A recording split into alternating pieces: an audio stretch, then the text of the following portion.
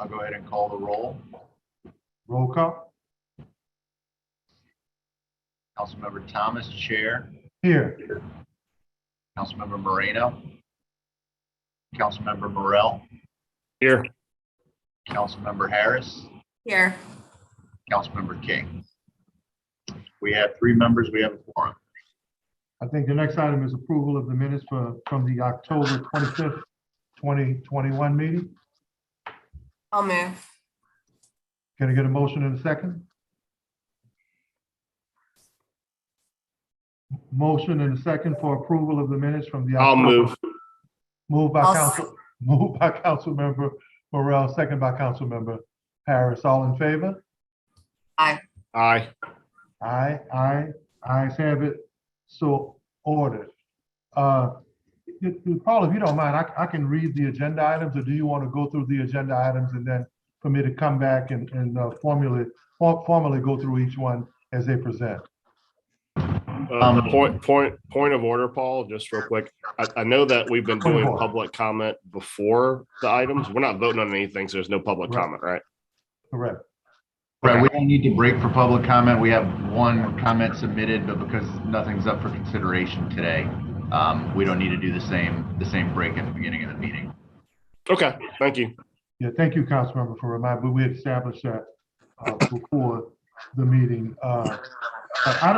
Item number 3 is a presentation, and our presenter is going to be State Representative Jason Hughes for his discussion about the state Rico statute expansion to address violent crime. And if I can read the titles, provides mandatory sentencing for persons who commit burglary of a motor vehicle or solicit juveniles to commit burglary of a motor vehicle. State Representative Jason Hughes, and thank you. We appreciate you participating in this effort, this endeavor with our committee. Representative Hughes. Well, good morning, Mr. Chairman. Let me first thank you for your leadership, and good morning to all members of the council and the public.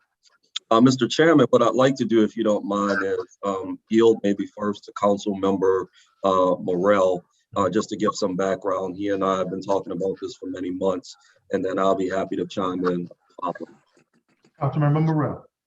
Thank you, Mr. Chairman. Thank you, Representative Hughes. So essentially, the concept that Representative Hughes and I have been working on for several months is that we are aware now from working with the DA, working with the police, that the vast majority of youth offenders who are perpetuating car break-ins and carjacking are actually done and recruited at the behest of adults. In particular, we know from our meetings we've already had that when it comes to car break-ins in particular, these kids are mostly looking for guns that they can then soft sell back into the black market so that they can have guns available for purchase. With carjacking, these kids do not stumble upon assault weapons that they have for carjackings. They're supplied with these assault weapons so they can do carjackings. So the idea was, the whole reason why adults are recruiting children is because it's very similar to what's been done for the last 30 years, where adults recruit children, luring them in with the idea that because they are a child, they will be held less culpable when they are arrested. For the adult, it creates a barrier, a level of distance from the crime itself, insofar as the existing criminal penalties for recruiting a child for a crime are pretty laughable. I mean, they're as low as contributing to the delinquency of a juvenile. So it creates this kind of environment where the adult recruits the kid does the crime, adult knows his exposure criminally is very small. The idea, the concept that Representative Hughes and I are working on, and with some other senators, is that we would expand the state Rico statute, which currently deals with the Racketeering Act. And we would expand to say that the recruitment of juveniles to perform felony offenses or misdemeanor offenses, or really any criminality, just recruiting children for crime, catches you inside of the Rico statute. Now, Rico is known by everyone, whether you are old enough to remember when the federal government created and used Rico to dismantle organized crime and the mob. If you're old enough, and this is kind of still too old for me, you're old enough in the 80s to remember when this was a tool that was used against organized gangs in the drug war to get the higher people in the gang, because basically the goal is you get the lower people in exchange for them giving you information on the upper people. You would create the organization, so to speak, to make Rico go into effect, where you capture everyone who touched that entire criminality. And now that this criminality has really moved in the city in particular regarding carjacking, property crimes, and violent crimes with adults recruiting children, we want to expand the state Rico statute so that it will be a tool that both the police, the multi-gang unit, and the DA can use, so that we can capture those adults who are involving children in crime. Because until you deal with the adults, if you pick up 2, 3, 4 kids and you send them to JJIC, that adult will just recruit 8 more.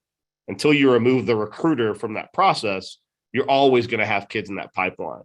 And not only will allow us to get back to the initial adult that recruited those kids, that adult, because now his exposure to time goes from a year or two to 35 to 50 years, he will be looking to expose other people in his organization or her organization that can also expand that web. We are pursuing the state Rico statute. The federal Rico statute we have no control over, and it does not have an expansion clause to deal with children. We're choosing to use the state statute because that's what we have control over. And I've had conversations, so as Representative Hughes, with the district attorney. This will be a tremendous tool for him as they restart up the multi-gang unit, the multi-agency gang unit. It'll also require us to possibly do some more investment because Rico cases are a bit more expensive, but they yield real results. And historically, Rico has been used to disrupt crime of the magnitude we're seeing right now. So I think that covers everything in our conversations, Representative Hughes. So I yield back to you. Yeah, thank you, Vice President Morrell. And, just echoing that, and just to stress, this is simply, we realize this won't solve all of our problems, but this will give all of our law enforcement and criminal justice partners another tool in the toolbox as we all work collectively and collaboratively to solve the crime crisis that our city is facing. So I am committed to filing this bill during the 2022 regular legislative session. I did, for the record, have a chance to reach out to Chief Ferguson just to give him a heads up that, this is something that myself and Councilmember Morrell had been discussing for months, and that I would be proceeding, because I want to be as transparent as possible with everyone. So the chief is aware, and I have agreed I will share a draft with him, the district attorney, each of the council members. Certainly get your feedback before we officially file it. But just really pleased and proud to work collaboratively with the council vice president and all members of the council on this issue. And finally, Mr. Chairman, just really want to give a huge amount of thanks to my Senate colleague, Senator Jimmy Harris. He's been laser focused on these issues for many years now, and certainly we'll be working collaboratively with him and all members of the Orleans delegation. So with that, happy to answer any questions, but really look forward to working with each. Councilmember Morrell and Representative Hughes, thank you guys very much. As chair, guys, one of the roles I play as chair is I act more as a facilitator. So if any of my colleagues have any questions for Councilmember Morrell or for State Representative Jason Hughes on this issue? Can I see a wave of a hand or? Councilmember Thomas, I don't have a question. Councilmember King. Then. No, Councilmember Harris, by all means, go ahead. I'll No, I called her name. Okay. Just because I was looking at her on the monitor. Councilmember King. I don't have a question. I just want to thank State Rep Hughes and Councilmember Vice President Morrell for working together to try to get this crime issue resolved. And I think I said it before, we've all said it before, the criminal justice system works best when everyone works together. So this is just another example of that. I want to thank those two gentlemen for their work. That's all. Thank you. King, Councilmember Green.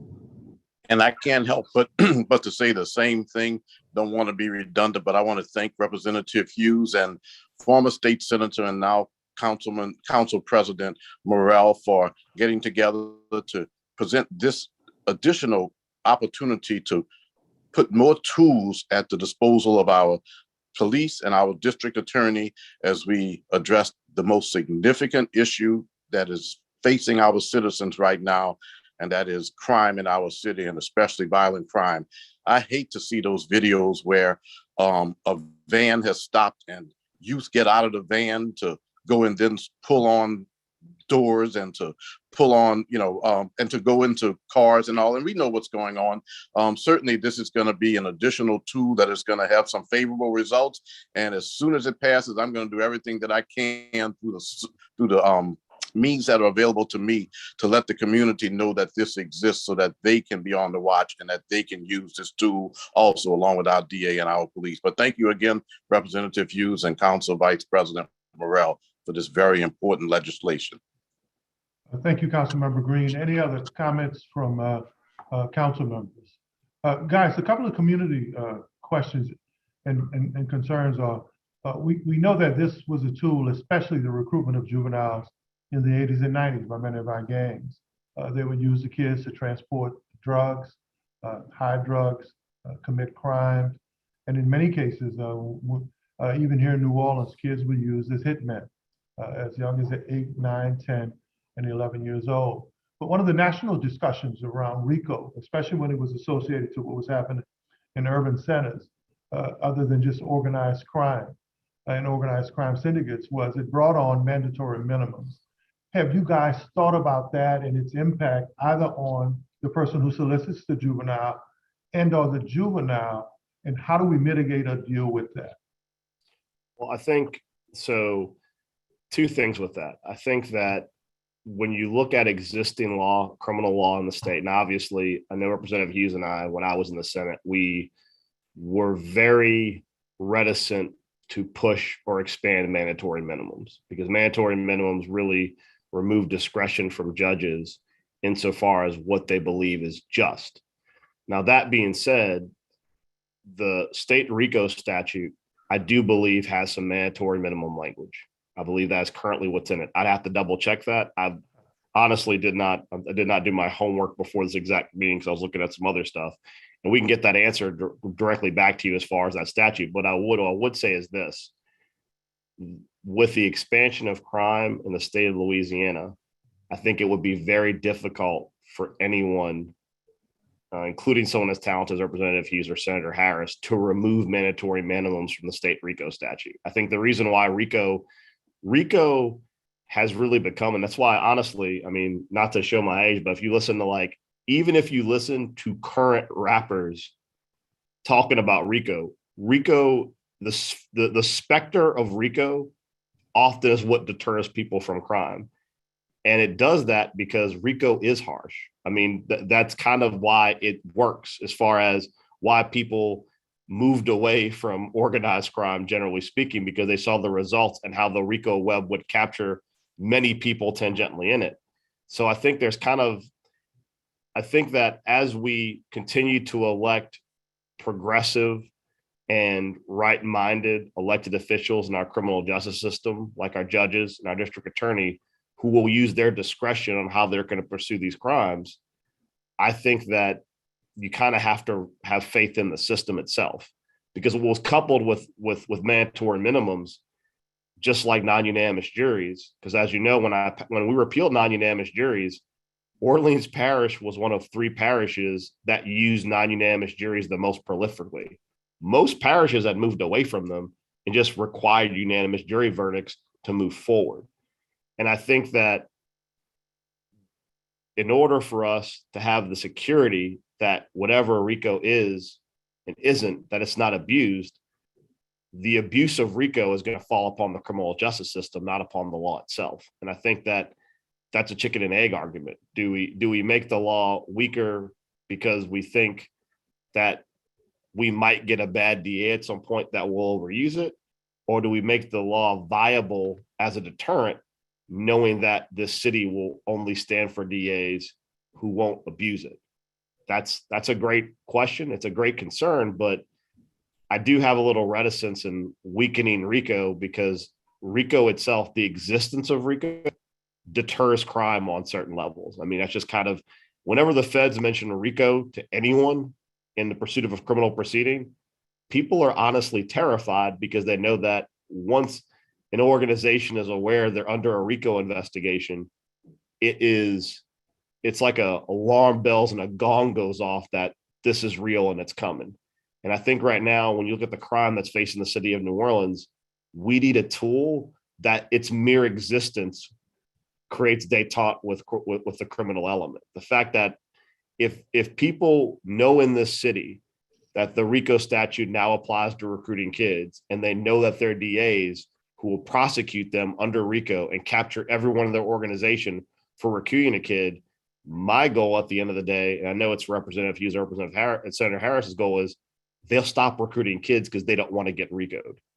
That's kind of the goal. So, I mean, I appreciate those concerns, but I think that Rico exists as it is. It's effective because of the way it operates. So I hope that answers your question.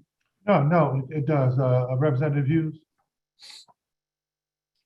Any comments on that concern that was raised? Yeah, no, I agree, and I appreciate it, Mr. Chairman. I think it's a really relevant and great question, but really, I think the Council Vice President has really captured it perfectly.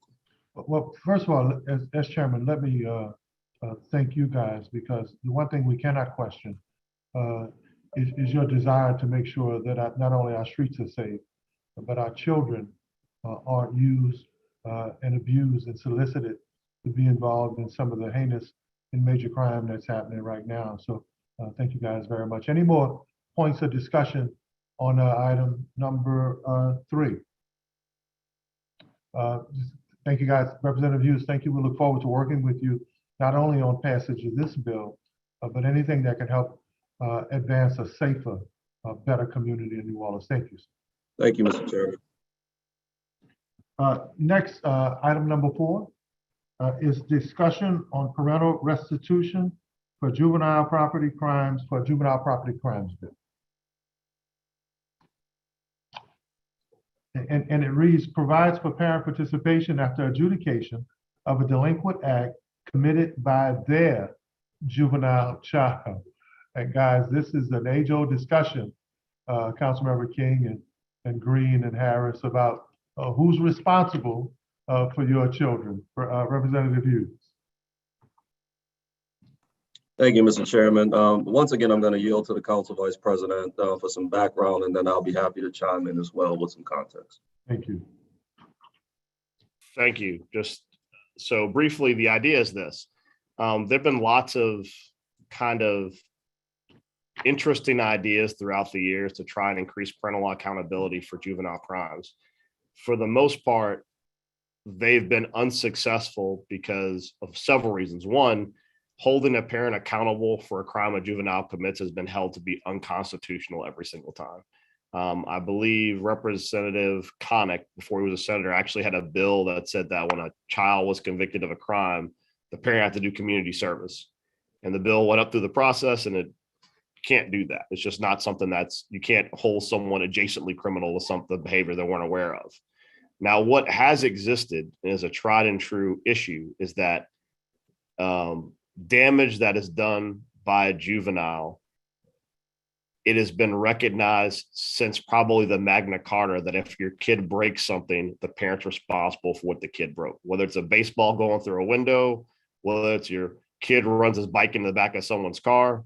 That is something that is pretty well settled.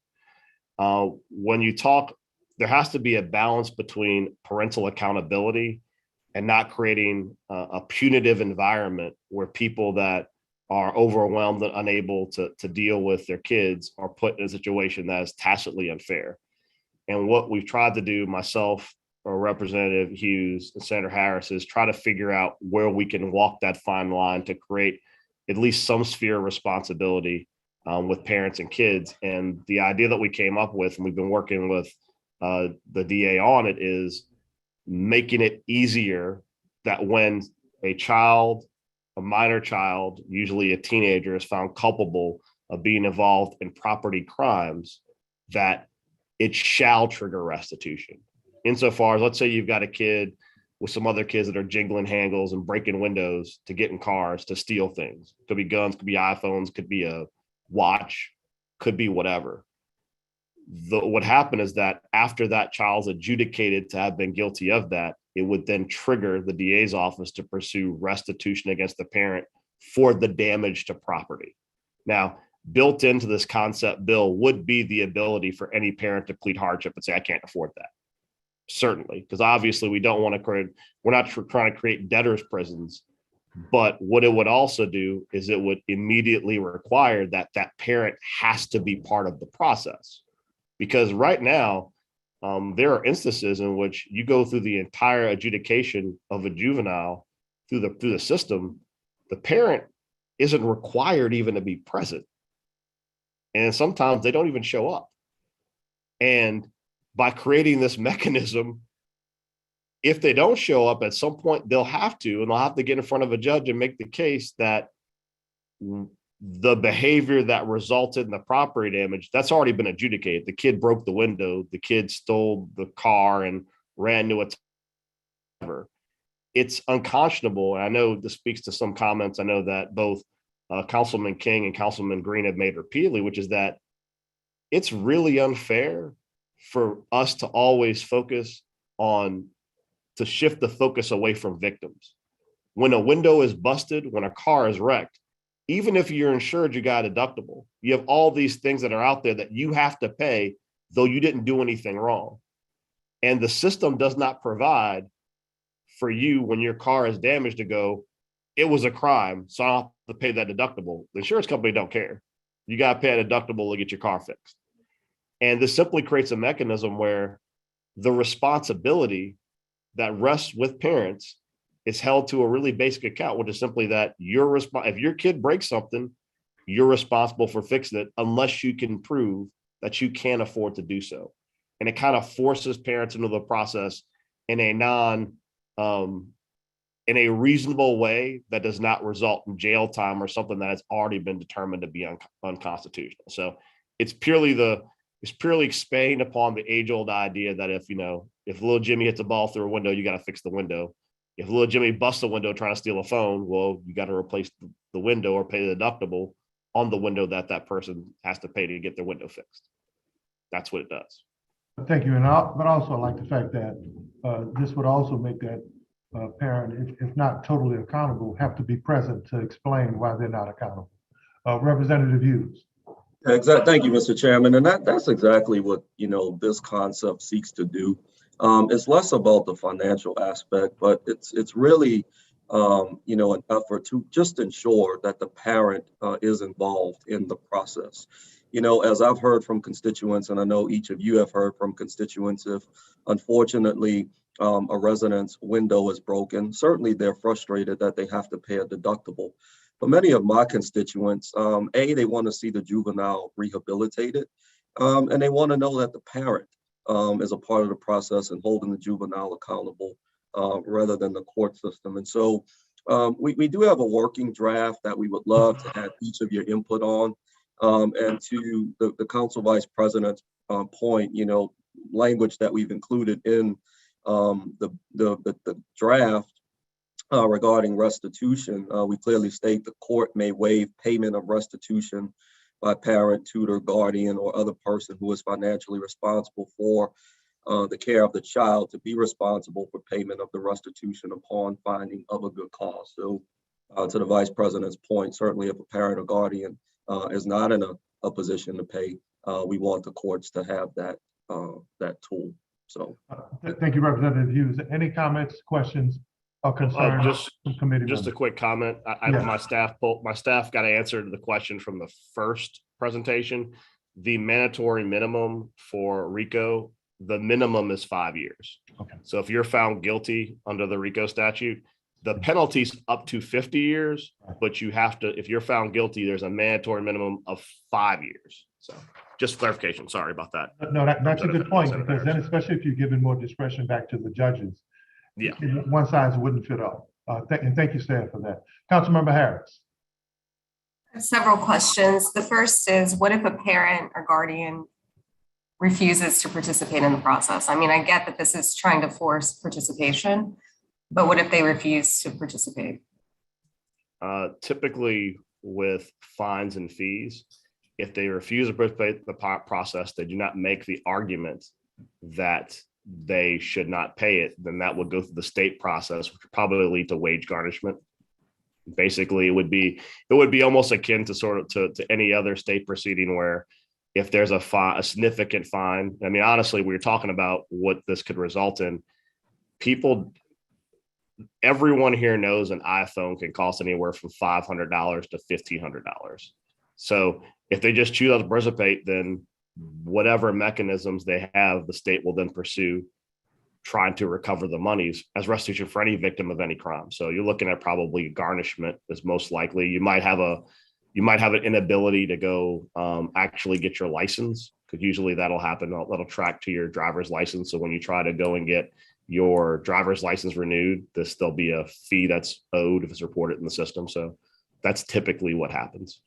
I think that would be important to communicate that as if this bill passes and as you go forward with it, just so the parents understand what could happen to them, so that they understand that their wages could be garnished or they couldn't get a license. I mean, I think that those are very significant impacts, especially in a poor community like New Orleans.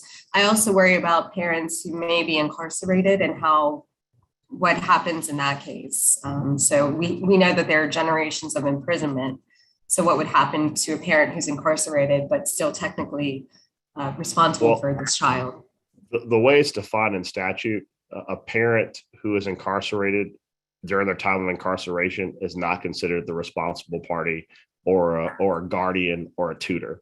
So they would not be included in this. It would be whoever the current guardian is of the child.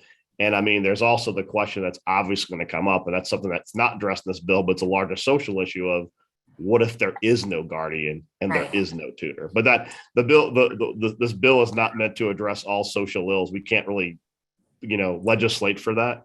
That's a whole separate issue. And honestly, depending on the status of that guardianship, that's also possibly a defense when you go in front of the judge. If you're someone who you have a child that is sleeping on your couch, but is not a child that you have control over, that you are exercising any kind of actual guardianship over, I think that would go a long way towards a judge deeming you not financially responsible for what that child does. Because as we know, in lots of houses in our community, you have kids that aren't in a traditional household where they're living with their parent or a parent, or even a lot of these kids might not be living like on the books with anyone. You could have someone just crashing the couch. I mean, typically the way that we track kids and figure out who is responsible for them in most instances is school enrollment. It's because when you enroll in school, they typically have an address and who the parental person is, and that is a certain part of the population. But as far as the kids who are not in the system, this bill doesn't address that. And honestly, I don't think there's any bill that could address that, because you get to a point where a finder of fact, a judge, gets in a very weird spot if there's no record tying this kid to anyone. So, I mean, I don't think the bill can address that or does address that. I appreciate that comment, and that's why we have judges, really, is to enforce the rules. I know that there's a voluntary juvenile restitution program offered by juvenile court, which involves some community service. Have you spoken with the juvenile court judges about how effective that is among kids? Is this actually working? We have not, and certainly if they do have an effective program, we would certainly want to modify the legislation to provide that as an alternative. Because if there is a program that is working, where children are doing or minors are doing alternative restitution, we certainly don't want to have the two overlap, because that would be punitive. So that's something we can work on with the juvenile court judges. And they've been pretty open on all the legislation that I've ever done to be pretty, especially Chief Judge Darensburg and Mr. Smith and Judge Anderson have all been pretty open on working on that. So we will certainly make sure there's no overlap in that. If that program is working, this is not meant to supplant it or move it out the way. And a final question. There's an existing statute, improper supervision of a minor, that imposes a $500 penalty on parents who either knowingly or through negligence permit a child to violate curfew or school attendance laws, or who enter certain dangerous premises. Do you know how often that statute is enforced, and how do you see restitution as being different? Could we combine these into one law, or do you see them being enforced independently? Honestly, that was a compound question. Sorry, Councilman. Honestly, I'm aware of that law, and I'm kind of surprised no one has challenged it yet for the same reasons I said previously, insofar as it's basically convicting someone of a crime by being adjacent to the crime. And part of the reason why we're pursuing this restitution piece separately is that it is a cleaner, definitive version as far as where responsibility lies, because the law already recognizes throughout the Children's Code and other portions that a parent is responsible for damages that occur by their child. That law is still there for now, but I feel like if it were challenged, it would likely be thrown out, because you have to, a finder of fact would be in a really weird spot to determine what constitutes exercising control over the juvenile and what constitutes like willing or knowingly being involved. I mean, you're kind of getting in that weird gray area of like, you're aware they're committing crimes and not doing anything about it. And it gets in that weird spot where if you've got a complicated household with several kids there, and there's no clear line of communication as far as who is exercising control, that statute, the way it's worded, is more likely to capture someone in that environment than what we're proposing. Thank you. I appreciate your comments. Any other comments from council members or questions? Representative Hughes. Representative Hughes, anything you want to add on this proposed bill? No additional comments from me other than, Mr. Chairman, we will certainly continue to circulate the draft to you and all of your colleagues, and would welcome your continued inquiry. Councilmember Harris, first of all, thank you. Very good questions. And one thing we know from criminal codes and laws that challenge the rights of juveniles and parents that have been around for quite some time, there'll be organizations that'll take a look at this. And I'm very hopeful, given the work of Councilmember Morrell and Representative Hughes, that we'll come out with a clean bill that not only tracks the law, but follows the rights of those children and parents, especially if they're in hardship. Thank you. Thank you very much, guys. Thank you. Representative Hughes, anything you want to close with before we move on with our order of business? Councilmember Green, you wanted to? Mr. Chair. Yes, Councilmember Green. Yeah, my hand was raised, but it was on me. I had trouble raising it right away. And I guess I know that no, that's okay. I know that the details will be provided later. And it's just based on the parent who is in charge, wrong words, and I'm sure that the attorneys will give me the right wording, but is it based on where the child is living at the time, or is it based on the biological nature of the parents? I think Councilmember Morrell tried to address that, but if you can give us some more clarity, Councilmember Morrell.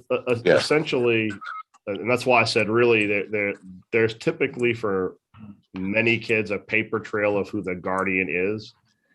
And when even just, let's say, for example, you got, I mean, I hate to like turn this in like a law school class. Let's say you got two parents under the law and they're divorced and the child lives, or two unmarried parents, and there's two people who are identified as the parent of a child.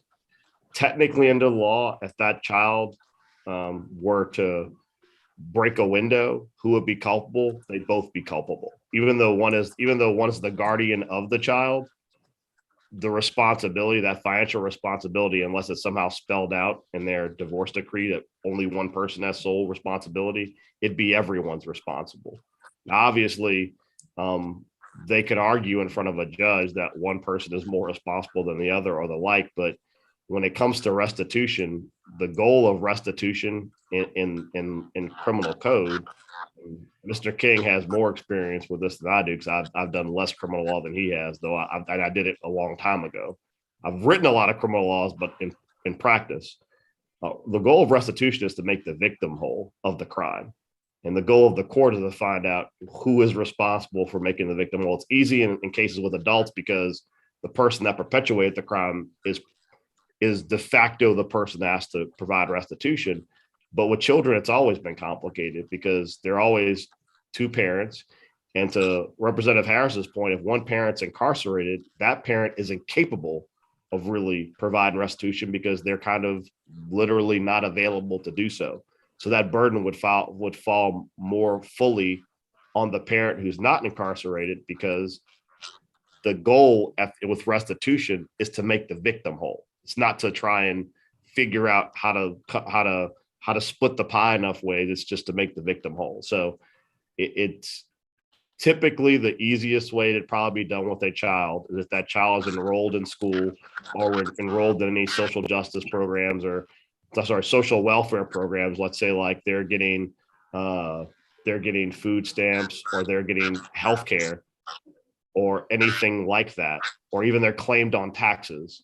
That's typically how you determine which person would be in charge of that restitution, but it's typically the way it's done. Yes, and I appreciate that, and I'm strongly supportive of remembering the victims and providing restitution for the victims. And I know that I will have a chance to read the proposed legislation. I was only asking that because I foresee a situation where, we were separated and she was in charge and she doesn't have any income and the like, but we'll address that when it comes. But I appreciate your answer to those questions, and I'll express concern as it comes in. But I see that happening, unfortunately, Yeah, I think that's certainly foreseeable. Like I said, with both these bills, the council will have a lengthy period to review them well before they're filed, because this is really, I do not see the sense of urgency on the local level other than this council to address these types of issues. So we're kind of self-generating solutions. And it's a cooperative effort. You guys will see all these bills. We're working directly with the delegation to try and address these issues. But this is going to be a work in progress. And everything y'all said today, these are all really good points that we have to incorporate and consider. And as we get closer to having a bill that's getting ready to be filed, we'll further consider and tweak those bills to address them. But I think that the public right now is looking for us to provide solutions to problems and to not simply wait for them to kind of fix themselves. And these are simply, neither of these bills is going to solve the crime problem in New Orleans. For the most part, we're simply giving our law enforcement agencies additional tools to try and address the existing crisis. Yes. First of all, thank you, Council Member Morrell, as well as Representative Hughes. Legitimate concerns. Councilmember Green, I've been around long enough to know that these issues aren't new. A lot of the concerns have been addressed before, as well as, I could have had a whole list of questions, like what happens if the parent or guardian isn't on government assistance? Is that assistance in jeopardy? But the good thing with these two former legislators, and now both legislators with Councilmember Morrell being on the council, is that they understand how important this is to the public. And the question about parental accountability and ultimately who's responsible will be answered not through this draft, but as this draft goes through the system and as it's challenged and worked on by our legislators to make sure hopefully that we come up with the best possible bill. Thank you guys very much. Absolutely. Next on our agenda is the New Orleans Recreation. Councilmember Green? No, that's it. Okay. I just said thank you to our presenters. Yeah, Councilmember Green, you're having some issue and some static with your with your mic. Every now and then there are a couple of words we don't hear, but your video is coming through really well. Item number 5 on Criminal Justice Committee meeting agenda, New Orleans Recreation Department Commission. Presenter Chief Executive Officer Larry Garabino Jr. A discussion on a high-level overview of NORD's 2022 summer programmatic plan for summer 2022. Talking about crime fighting. What we provide in recreation opportunity for kids is going to be equally as important. Mr. Garabino. Good morning, Councilman Chairman. Good morning, council members. I sent over a presentation. I hope they have the ability to bring it up. And just want to talk about at a high level what our plans for 2022, summer 2022 of Noaa. Next slide. So with Noaa Youth Summer Camps, we serve youth ages 4 to 12 years old. Noaa provides high quality youth camps with partnerships with schools, community agencies, churches, and nonprofit organizations. Youth are able to engage in both traditional and non-traditional programs, offerings, including academic, cultural, and specialty programming such as tennis, theater, golf, and canoeing. Our programs are designed to create lifelong memories, close the summer learning gap, provide both traditional New Orleans cultural exposure, and to create a safe environment. Campers are provided breakfast and lunch, weekly field trips, as well as social emotional curricula from long-standing partners and agencies such as Council on Alcohol and Drugs, Girl Scouts, LSU Ag for Health, Bamsey Baby for Mentoring, and STEM NOLA. We also have Strategic Thoughts, which is a chess program, and Junior Achievement, just to name a few. Our camps run from 6 to 8 weeks, and campers pay the most of $30 a week, with majority of our camps being free. Next slide. With our teen career camps in partnership also with Job One, we offer local teenagers ages 13 to 15 career exploration and job preparation skills, as well as financial literacy training and character development. They're also provided breakfast and lunch, and field trips are provided as well. Additionally, these teens earn a stipend up to $75 per week over a 6-week period. And also for those teens that are 15 and older, there are some employment opportunities through Job One. And we seek to have 1,000 teams participate in a teen summer program. Also, we have our Noaa Internship program, which was something that we started as a pilot program in fall of 2021. And that's where we take teens ages 13 to 17, where they can earn money while exploring careers in entrepreneurship, obtaining job skills, and receiving academic support. All participants must join our Noaa Teen Council, attend our upcoming teen events, and complete at least one community service project during the program. And registration is required for this, and the program pays $40 per day for 6 weeks to our kids. Next slide. With our Noaa Summer Employment opportunities for teens ages 16 and older are available during the summer months through our aquatics division. Our summer employment opportunities begin in May and run until early September, and that's for our lifeguards, which are 16 and older, and our junior lifeguards. We start with them at 13 to 15, and our teens can go to Noaa's website at noac.org/jobs to apply and see what positions we have open.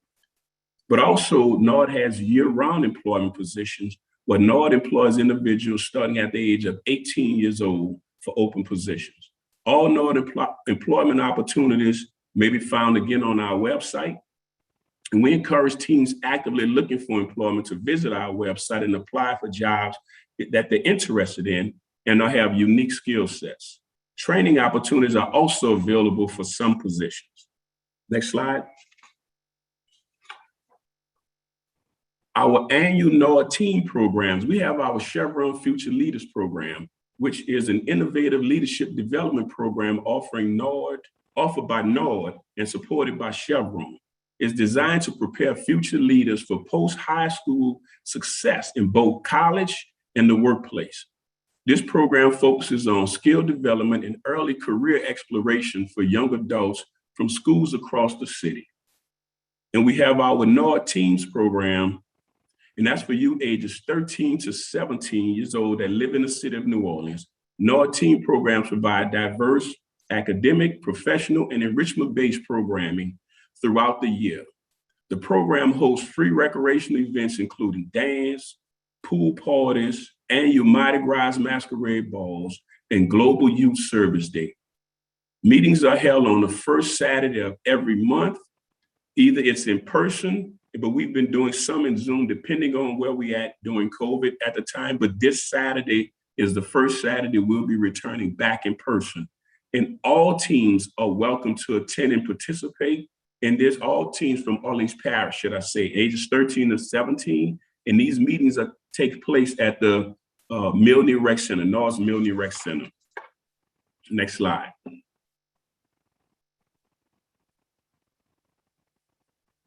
So our team programs also consist of ACT Prep. Noaa partners with Princeton Review, and we offer teens free ACT Prep classes. It's valued at $700 per student, sponsored by Chevron, and the classes are offered to high school juniors and seniors and are held year-round, utilizing the best practices and test-taking strategies to assist teens in acquiring college admission and scholarship opportunities. We also offer college tours, in person and virtual. Noaa offers college tours to all our Chevron future leaders and all of our active teen council members. We seek to expose teens to diverse colleges from across the country, including HBCUs, flagship universities, colleges for arts and design, and etc.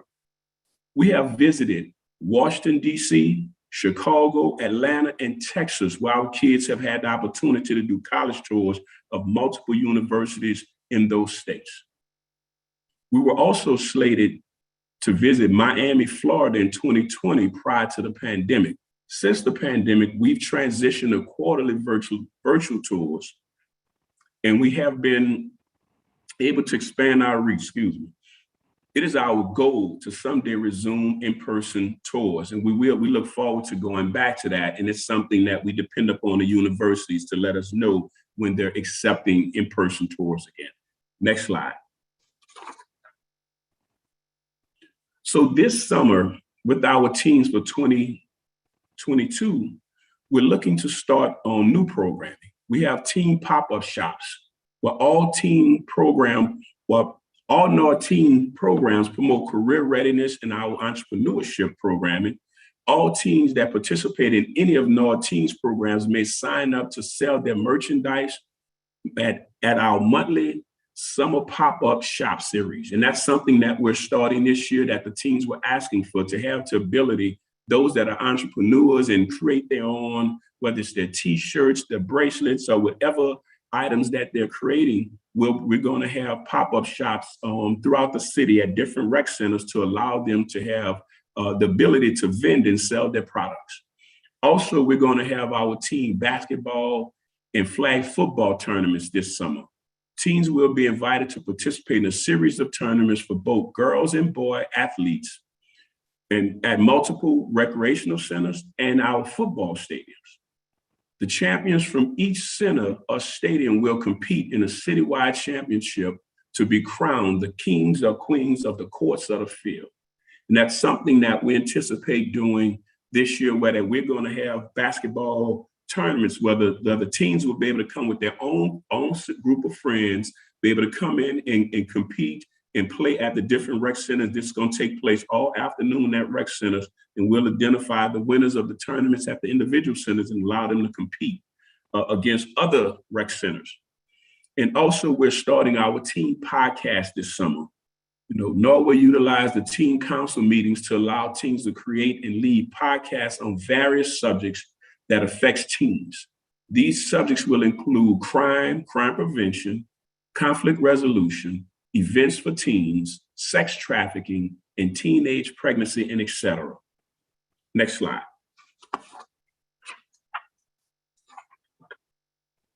Also, we're going to host our normal traditional athletic programs during the summer months, where Noaa offers baseball, softball, and our co-ed T-ball for youth ages 4 to 14. Regardless of their skill levels, it's going to be at all parks and playgrounds across the city. The season begins in early May and continues through the summer. We also partner with national programs such as Major League Baseball's RBI program and Little League Baseball to bring regional and national exposure to our athletes. And with our flag football, is offered for youth ages 4 to 14, again, regardless of their skill levels. And our flag football season begins at the end of May. And it seeks to introduce the necessary skills of football without contact to our players. And our tackle football season, that we serve youth ages 4 to 14, regardless of their skill sets. Again, our tackle football season begins in July and continues through the fall. This highly competitive sport is led by all our coaches, USA certified, and our volunteers. And also it allows our kids to compete for the citywide championship, but also we create all-star teams that will compete in local, regional, and national tournaments this year. Next slide. We also have our boxing program, and boxing is offered to all youth, regardless of age or skill levels, at our Milne Boxing Facility in partnership with Spartan Boxing. And boxing takes place Monday through Friday from 4 to 7, and on Saturdays from 9 to 2. And these athletes are taught the skills of boxing, discipline, and character.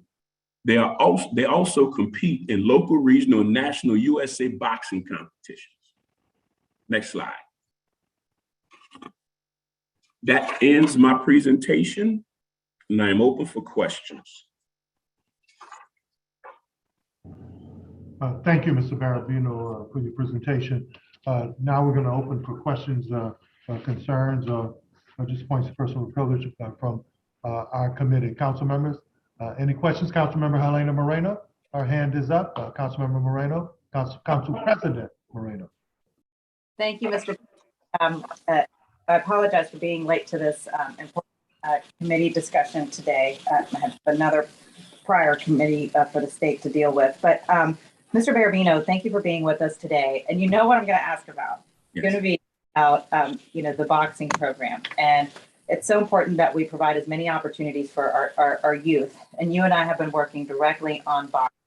Yes. Because as we know, over at Milne, I mean, there's so many kids who are interested in boxing. And what's really exciting too is that there's so many young ladies who are interested in boxing, including, of course, little Sydney, who we like to call Layla, who is just, an amazing champion at such a young age, who's trained at Milne by Coach Mo. So my question is going to be, you and I have been talking about providing another boxing facility for youth and adults in the city of New Orleans. And it looks like we potentially have a location identified. So what are the next steps as far as making this second facility a reality? What kind of update can you give me? Great. So I've spoken to Capital Projects. I've spoken to Vincent Smith. We've talked about the location on Lafitte Greenway, the old science station.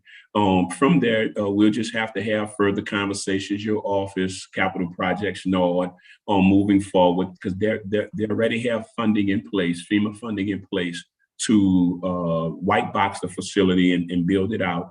I don't know the specific dollar amount that Capital Projects have for it, but they do have the ability to do so.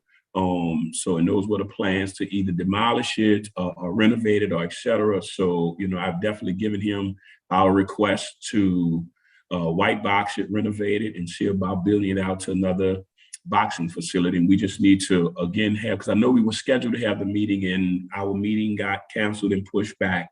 So we just need to go forward with that meeting with Capital Projects and see what are our next steps on their end, because again, it's on their end to build it out for us. Mm-hmm. Well, look, whatever I can do to help with that, I'm all in. And, I've really just enjoyed getting to learn about boxing. And I really wasn't, didn't know much about the sport until I met Coach Mo and her mother and started to get engaged and went to several of the matches to watch the kids as well, and was just blown away by how successful this program is. And whatever we can do to expand it to other parts of town so that more children and adults too have these opportunities, that would be great. Mr. Barabino, this is kind of a much larger question that I have, but it's been brought up so often, particularly as we've been dealing with the recent uptick in violent crime in our city, and as we've been having these series of meetings, the question that I've been getting is, overall in Baton Rouge, the funding toward their recreation services is much higher than it is here because of dedicated funding.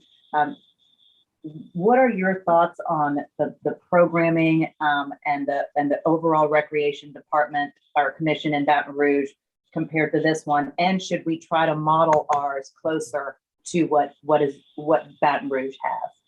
Sure. So to give you an example, the two agencies are totally different. Baton Rouge is Parks and Rec, but Baton Rouge encompasses everything that the New Orleans Park Partners consist of. Baton Rouge Recreations have a $100 million operational budget, but with it, they operate the zoo, the amusements, the golf courses, and recreations, and they have different components internally where that they're revenue generating entities as well. And here that consists of NORD, Audubon Institute, City Park, Parks and Parkways, makes up in the city of New Orleans holistically what exists in Baton Rouge. So it's definitely a difference. Now, also something that they do different than we do is they build facilities and allow outside entities to come and operate their programs out of it. Well, the city of New Orleans and NORD is recreations. We provide the programming, we provide the staff, and we take on the volunteer coaches to assist us in accomplishing the programming side of it as it relates to our athletic side of it. Even here at NORD, we partner with nonprofits and other agencies that's able to come into our facilities and bring programming in, such as our partnership with Spartan Boxing, with Coach Montgomery, such as partnerships that we have with different entities that come inside of our rec centers. We even partner with Dr. Kelvin Mackey with STEM NOLA and STEM NOLA Saturdays. So, and also we partner with Curtis Piaz with the Casa Samba classes. And it's a host of other partners that comes in to provide services with NOLA. So the two agencies are different in a sense. It would have to, for us to model that, it would be the combination, it would be combining all of your park partners. Thank you, Mr. Barabino. Thank you, Mr. Chairman. Thank you, Councilmember Morrell. Councilmember Morrell. Thank you, Mr. Chair, and I appreciate the opportunity to speak. Thank you for being here today, Mr. Barabino. We really appreciate you taking the time out today to come down here and talk to us. I appreciate that as a city, we all kind of have to pull in the same direction. And I think that these initial meetings we've had thus far have been very, very helpful. And I think it's important. I know that we just met just yesterday about trying to kind of expand the offerings that we have in the summer, because though we are kind of seeing a dramatic increase in juvenile crime in the city of New Orleans, I'm going to try and chop, but we've seen a dramatic increase in crime, in juvenile crime in the city of New Orleans. It's not the majority of all crimes, but we've seen an increase. That it's infinitely important that we support and expand NORD during the summer months, because when school is out, that is not going to, that will not translate well if the trend continues. And you and I, we met yesterday and we talked about a couple of programs we thought that we could bring back more robustly, about expanding some of the night offerings in particular. And we're working together, right, to try and figure out the cost of that, because obviously the council is going to have to find the money to do that. But it's very refreshing to work with you and to have a partnership where we're both trying to figure out how we can make the facilities more accessible more often, because when they are accessible across the city on a regular basis, to be clear, I'll be a little more frank. It was very gratifying to me to have Mr. Barabino kind of explain to me why midnight basketball worked at one time and didn't work at another. And I think it would be useful for this committee right now, Mr. Barabino, if you could kind of explain the difference about how it worked in the 90s and why it didn't work the second time around. Because when you explained it to me, I was like, that makes complete sense. And I'm surprised that no one else thought of that. So I'll come back and finish my question at the end of that. But I think that explanation would really help people. Sure. So back in the 90s, and I'm sure Councilmember Thomas would appreciate this. Back in the 90s, when you had high crime during the summer months, NORD opened up its rec centers for midnight basketball and strategically opened up rec centers in specifically low-income communities and particularly around housing projects, to where that when the rec centers close at a traditional time, 9-10 p.m., we then reopen the doors at 12 midnight. I was then the manager at North St. Bernard Recreational Center, and we had the partnership with the police officers that were stationed in the housing developments as their substations, where that we would open the doors and to allow the teams to come in and just play basketball. The goal was to give them a safe place, get them off the street and come play basketball. And it was successful. We saw that crime reduced, and it was successful. But then also what we saw was and then we allowed the kids to come in and they set their own teams. We didn't set the teams. We gave the rule. They set the teams. They competed in tournaments and they competed nightly and participated. And it happened at NORD centers throughout the city. Well, with the previous, most recent midnight basketball, it took place early in the daytime. And if it took place at North St. Bernard Center this week, next week it was across the river at Berman. And then it would leave Berman and go possibly uptown to Rosenwald. Well, those kids that you got to come out to St. Bernard Center one week and they wanted to continue with midnight basketball, how are they going to get to Berman to continue to participate in midnight basketball? And how those at Berman going to then come to Rosenwald? So that's why strategically, Councilmember, we were talking and I said, hey, listen, we're going to restart basketball, but we're going to allow the kids to come in, bring their own teams. We're going to restart it during the summer months at multiple recreational centers. And once those kids get in there and run the tournaments and run the leagues and participate, and we'll be able to bring some resources to the table as well.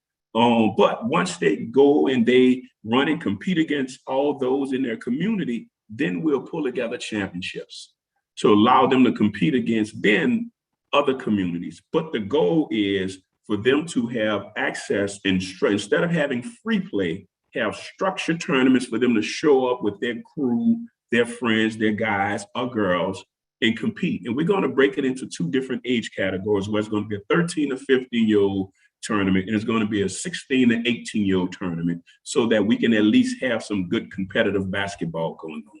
But that was part of the reason that the previous midnight basketball was not as successful as the original one, because one, it happened early in the day, and two, it moved from location to location, which didn't allow kids out those specific communities to go and participate and join in on that on a regular basis during summer months.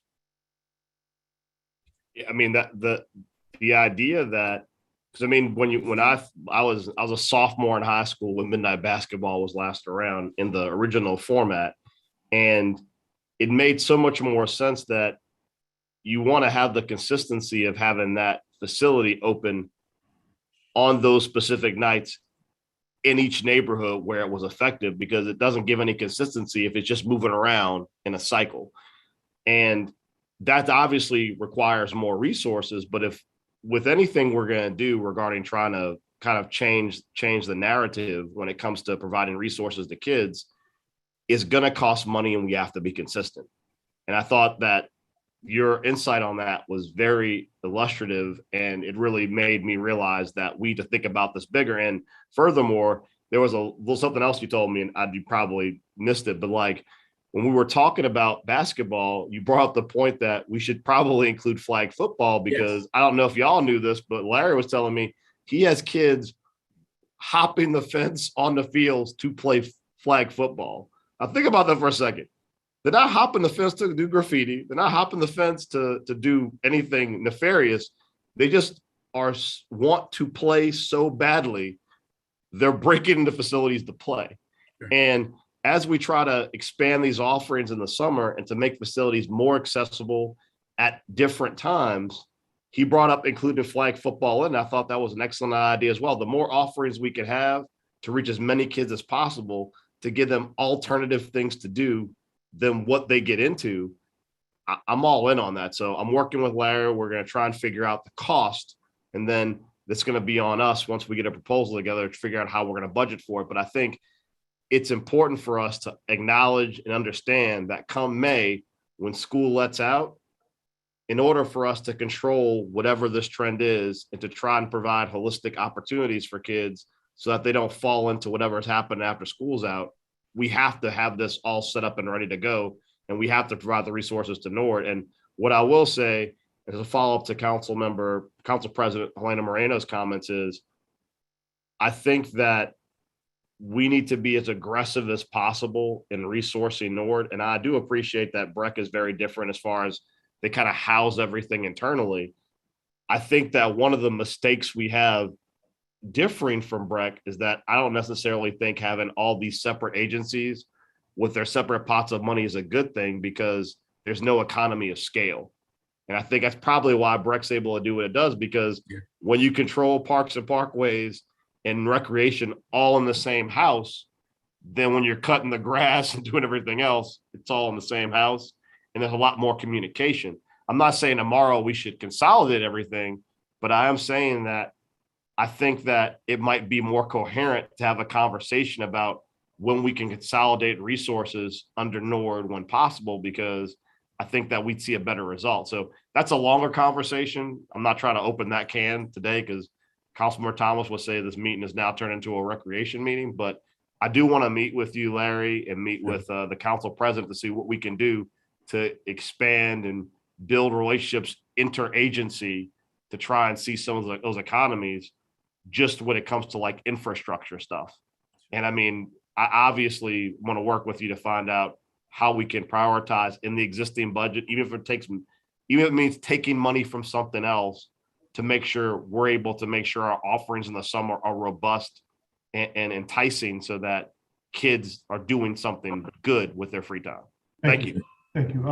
As chairman of the committee, I'm going to do my job mostly. I like to try to facilitate to make sure all my members get in. But at the right time, I'll take y'all from beginning to end of midnight basketball, some of the do's and don'ts and the whys, where the initial seed money came from, and some of the wraparound services that was attached to the original program. Councilmember Harris. I think this comment is apt, especially as we talk about funding, but we heard yesterday in the Economic Development Committee that we're number 4 in the nation for women and African Americans in tech. And I wonder, especially given the crime surge and the business community's interest in stemming the surge of crime, whether there are any opportunities for partnerships on the corporate level. I know you talked about Chevron and future leaders, but I'm thinking about some of the tech companies that are here in New Orleans, if there's any possibility of partnership there, where these companies, again, especially in the tech industry, can fund or partner with NORD to get some coding programs from age 4 on up.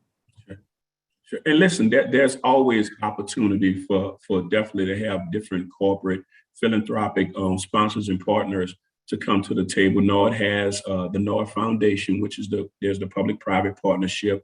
And with it, we do have the ability to receive those funds, but also we're always open to work with different entities about creating new programming, creating opportunities. As I indicated, we work with Dr. Kelvin Mackey, with STEMNOLA, with NORD, definitely a great partnership. But also we were looking to, right before COVID hit, we had a partner coming to the table where we were setting up esports. we were setting up to host esports programming, esports gaming out of different NOAA recreational centers. It was actually right before we had the cyber attack, because we were in the process of aligning different recreational centers with the internet access for it. And when the cyber attack hit, that kind of shut that down. And then of course, COVID came on the back end of that, but we definitely would love to revisit that. And we're always open to bringing new programming opportunities for our citizens of the city. So there is no to no programming. It's always a yes, and we're always open to definitely expanding in partnerships. Thank you. And one more question. On the college and university visits, I've heard so many local kids say that they've never been on the campuses of Loyola or Tulane. And I know you're taking these kids to HBCUs and all around the country, but I wonder if we could also focus on some of our local colleges. Sure. As Eugene says, there are 4 in his district, there are some in A, but I think it's important that these kids get on the campuses of local colleges so that they understand that there are opportunities here in New Orleans. Yes, and listen, we have done that virtually, especially during COVID. We've since COVID, instead of us having 1 or 2 major college tours, we've been able to have multiple college tours, specifically with not just local universities, but throughout the country, because they're virtual. So we've definitely had those with Tulane and Dillard, and we've at Xavier University, but also we look to expand our partnerships. We partnered with Xavier University to host a sports camp last summer, and we're looking to expand that this summer, partnering with Xavier University. And we always reach out to our local universities to provide partnerships, and specifically to see if we can get the volunteers to come in for tutoring and other things for our students at Noaa with our after school programming. So definitely looking to make sure that we're doing the college tours locally as well. Councilmember Harris, thank you. Councilmember King had his hand up earlier. I don't see him on the screen. I don't see the hand up, but Councilmember King. I'll let Councilmember Green go if you don't mind, Councilmember Thomas. Absolutely. Councilmember Eugene Green.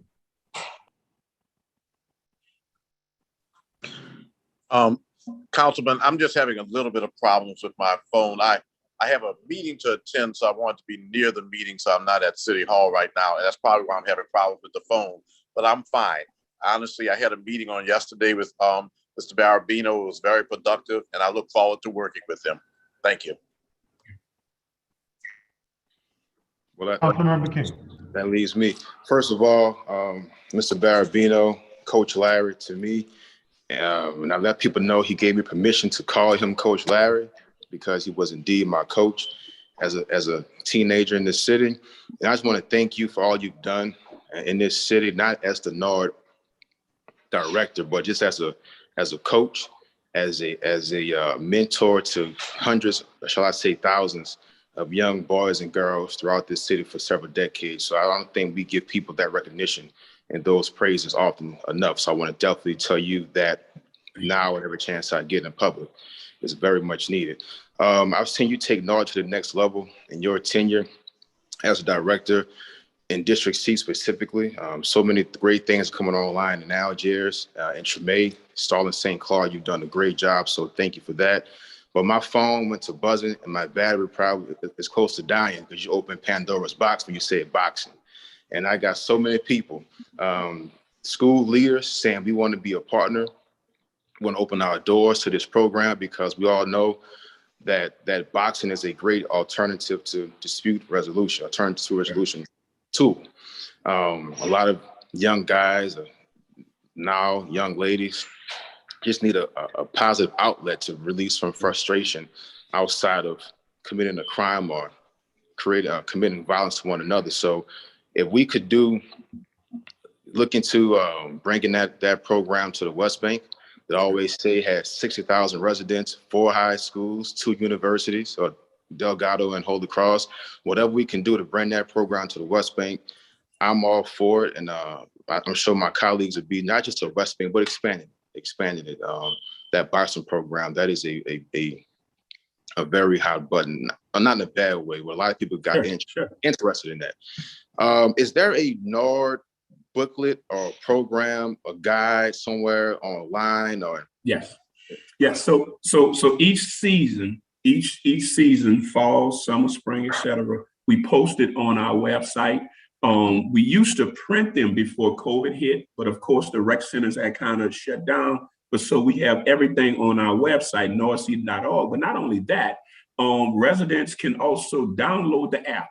There's the Noaa Commission app that you can download to your phone. It lets you know everything that's going on for Noaa. And also you can get notifications when different programs, events, and activities are coming up. So you can always go to the app, but all of the programs are on the website.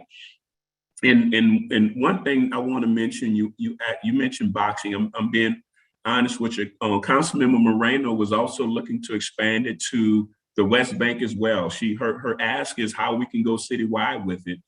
But the key thing about it is finding a facility, because it can't fit in existing rec centers, because then it would take away the space when you put a boxing ring in it. So it's about identifying a city property in your district that we can get built out to be a boxing facility, because when they renovated Milne just had the ability, because it had 2 gymnasiums. So we use one gymnasium solely for boxing, but we use the classrooms in there for educational and cultural programming. But there's a whole nother gymnasium on the other side. This is the only facility besides Joe Brown that have this. But you try to put a boxing gym in Joe Brown, and Councilman, you know that's a fight. That's a New Orleans East fight to take away that small gym. But it's about identifying another city property that we can build it out. And listen, we're open and interested in expanding the program. And as Councilmember Moreno came and said is, if you love watching these guys fight, you guys come and see Sydney fight. Sydney could beat up some of the best of the young guys her age here in the city. And it's great. It's great to watch. And one of my guys that I coach is turned professional. He's a pro boxer now, and I just enjoy watching this with these kids. Well, Coach, I appreciate it. I could say all the great things you've done for a couple of hours, but that task should just not be for you. If the people want it, we should work together with you to make it a possibility. So I'll challenge the listeners and the business owners and the schools, whoever want to get this boxing program to go citywide, to help locate some facilities that could have that program. So thank you for all you've done, are doing, and will do. Thank you, Coach. Any other questions, concerns, points of privilege for Mr. Marabino? One more question, if that's okay, Mr. Chair. Councilmember Moreno, Council President Moreno. And Councilmember King, even though, there may not be a current facility where, let's say, a new boxing program can be put into it, I will say this, though, that tournaments can come to different facilities. Like at Joe Brown, for example, there was a big youth boxing match, and I think it's also for adults too, a couple years ago. Before Hurricane Ida hit, we were working on potential plans to have a boxing match at Joe Brown for women, because the sport for women is growing so fast. And what we've seen in other parishes is that they're having these boxing matches at their facilities and then generating these dollars as recreation dollars. So dollars that they're making either go back to the clubs or go back to the recreation department to assist with additional programming for that particular sport. So there are opportunities to I believe, to have matches in different parts of the city. And what we've seen in Atlanta, oh my goodness, they have a boxing match now for women in Atlanta, that the registration is just so many people that they always have to cut it off with like the first 100 or 200 women who sign up. But that also is drawing in people from across the Gulf South and the country to come to that city to watch these particular matches. And these are really all being put together by the recreation department in Atlanta. So anyway, so just a lot of different ways to look at this and find new ways to expand and to bring to different neighborhoods. But But first and foremost, Larry, I'm going to continue working with you on identifying properties so that we can have, another facility on the East Bank, and then also another facility over on the West Bank as well. So we'll have to identify the West Bank property also. Yes. And listen, council members, I want to publicly thank Councilmember Moreno, because she not only supported, she put her money where her mouth is. With her Harrison and Cox grants, she ensured that Noaa had funding to support boxing and also to support additional programming that we're doing here. And I just want to ask you all to put that on your mind, when those times come around. If there's certain things specific in whether your district or you want to help out with, those are opportunities to do so as well. So I just definitely wanted to publicly thank you, Councilmember Moreno, for that. Thank you. If there are no more questions or concerns or points to be raised by council members, Mr. Barbino, first of all, thank you. I think the last time there was a program for boxing, that they actually had teams that came from out of town. I brought my son and my family. I was a guest of Miss Alicia Plummer and many of the coaches who were training kids out in the East. And the competition was actually at Joe Brown. It was very well attended. They had participants not only from this community, but from cities throughout the region. Anything we do here that's successful, I think, needs to be duplicated on the West Bank too. Yes. One of the biggest problems we have is that you'll have a successful program in one community that's needed, Councilmember Green, in another community, and we either use the excuse that we don't have the administration or we don't have the funds to do it. Well, if it works, it's on us to find a way to make it work for everyone. I'm going to raise just a few points, I think, hopefully not to educate anybody, but just to share what's in my little brain. During the late 90s and early 2000s, the Recreation Department was a critical and essential partner in the battle to fight crime. Mr. Barabino, you remember during that time, we had the greatest reduction in violent crime of 60%, double the national average. The NORD budget was almost tripled, doubled, almost 2.5 times. And guys, listen to me close here.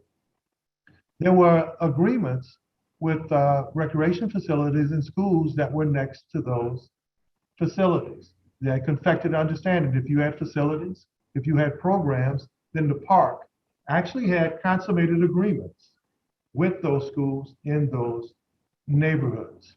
Now, the other thing that happened was with Midnight Basketball, $250,000 grant from Tom Benson and the Saints in partnership with the Drives YMCA that actually seeded that program.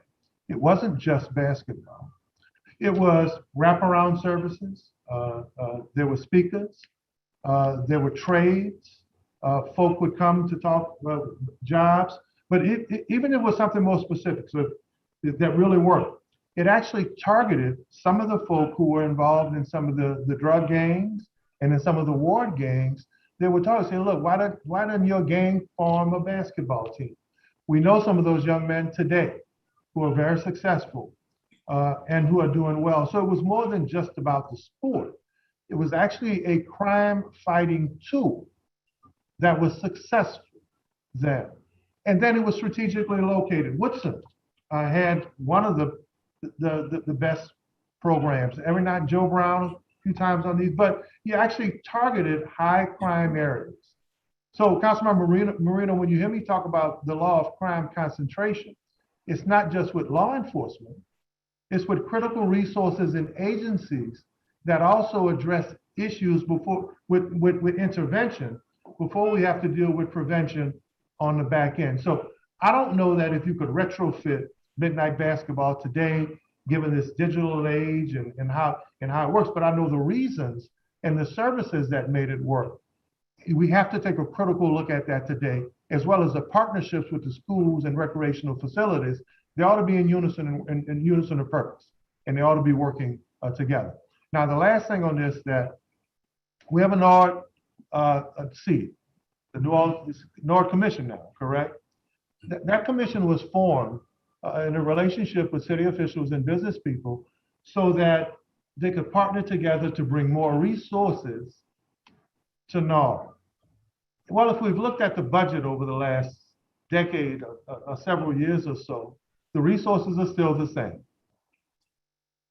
The resources still come from the same source. So for my friends out there in business who are watching this criminal justice committee, we still need you. And not to disrespect you, but had you not walked away, had some of those resources that were put in the beginning had been maintained, maybe some of the things we're seeing now with this population that actually grew through and out of the North system, maybe we wouldn't be having some of the responses and some of the reactions in juvenile crime and delinquency that we're having right now. We appreciate everything, but you can't want to be a partner just to stop crime and lock them up, and not want to be a valuable all-in partner on the front end to make sure that they're not. I've reached a point in time in my life where it is what a TI is. And the realities of the history and what each of us do are extremely important. So if we're going to be partners, and this is for everyone in the community, it can't be partners just for your benefit or when you want us to be. Let's be partners for life. The last part I'm going to address is the whole volunteer. There are people calling us, and maybe some of my colleagues may not want to say it, but everybody's calling y'all and all of us out. They want to help and be a solution to work with the council and work with the mayor and work with the police chief. Well, here's a solution. Find a gym, a park, a school, a nonprofit in your community. Find some kids that are wayward in your community. And I say that that's important because we need to be able to marshal and take advantage of your need and your want to volunteer. But everybody's not going to be able to be attached to the city council, attached to the police department, attached to the mayor's office, but you can be attached to a school. You can be attached to a park. You can be attached to a family that you've identified in your community that needs your time, your resources, and your love. So while everybody's scrambling to how can they officially be a part of fixing this, you already can. You already can. So I'm talking to my colleagues, maybe we might want to put together a master list of all those people who've contacted us who say they want to be part of the solution, and find out what's operating within their neighborhoods so we can attach them to a program in their community so they can be part of the solution. And we'll talk about that at another point. But the beauty about this group that I tell folk, I can really sit down and not say nothing because everybody on this council asked a critical question that is important to where we are and where we want to be. It's the beauty of working with this group. You guys, I'm so proud of y'all. Y'all are very, very thorough. So hopefully a little historical perspective, not just on why we need NORD, but why NORD was a part of the solution when it did work. Mr. Barabino. I see. Council Member Morrell, please, before you close. Well, I think, and you provide interesting perspective on this because I think that, Larry, is there a nonprofit organization tied to NORD-C? Yes, it's the Noaa Foundation. Yes. Okay. Because I'll tell you, from my perspective, when I was coming up, everyone was aware of Friends of NORD. Yeah.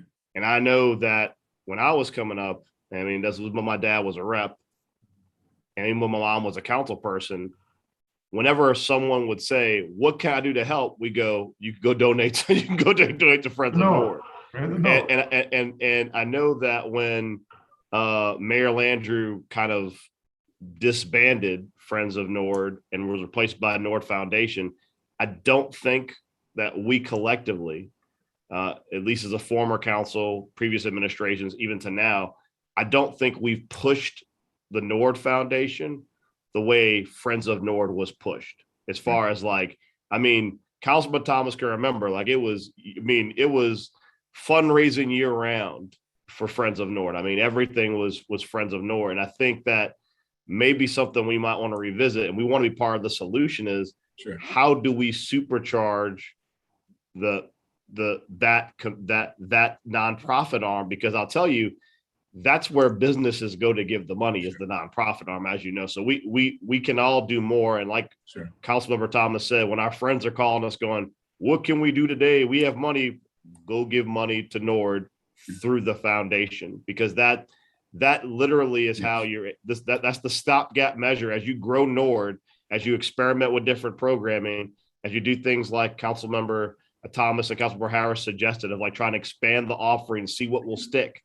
That is where all that money comes from. And we need to do a better collective job of pushing organizations and community partners to do that. And it needs to be institutional donations, not, oh, there's crime, here's some money. It needs to be, here is our commitment to fund that organization over a 10-year period, not over this 2 months right now where things are hot. So we're looking at you, Chairman Thomas, because you were there when Friends of NORD was immensely successful, to provide some leadership for the rest of us on how we can make that nonprofit arm of NORD-C more successful. Thank you. And I'm glad you mentioned that, Councilman, because NOAA celebrates 75 years this year. And I want to make sure that I personally deliver the commemorative pin to all of the council members that I'm wearing. But NOAA celebrates 75 years. It came into existence in 1947. But with that, we're looking to do great things this year, specifically around fundraising to support NOAA with meet and greet with the business community. NOAA will also be hosting its first golf tournament this May that we'll make sure you guys are definitely informed of and involved in. And we're looking to host a NORD alumni picnic at Joe Brown. We're going to take over Joe Brown with everyone that participated in NORD from 1947 to current. We're going to do some great things over the summer months. But also with that, we're going to have an end of the year celebration as well, to commemorate and honor NORD and honor those that have made NORD what it was and is, such as the Morris FX Jeffs and all those persons that have come before me, those giants whose shoulders I stand on, those persons who have stood there to make NORD what it is.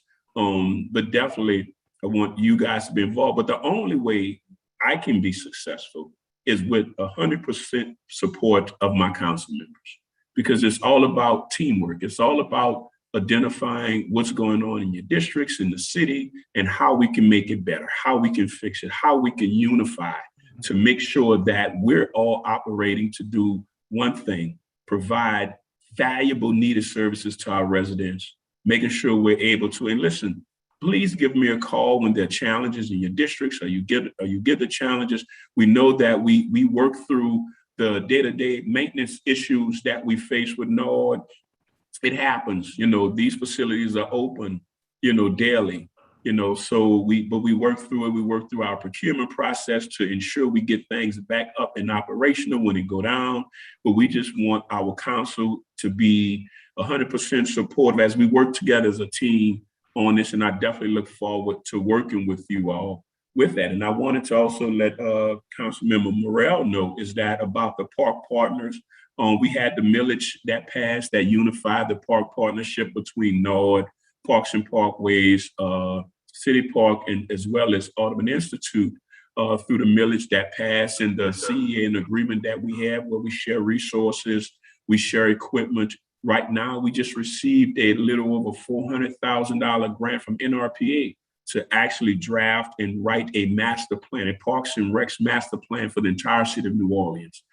So we're moving as partners. We're definitely moving in the right direction. Also, Office of Youth and Families is definitely involved in it, because it was Office of Youth and Families in NORD that actually wrote the grant to get it for the park partnership. So we're definitely working together in a unified capacity as the park partners, which I can't say if it happened much in the past, but I can tell you it's definitely happening now.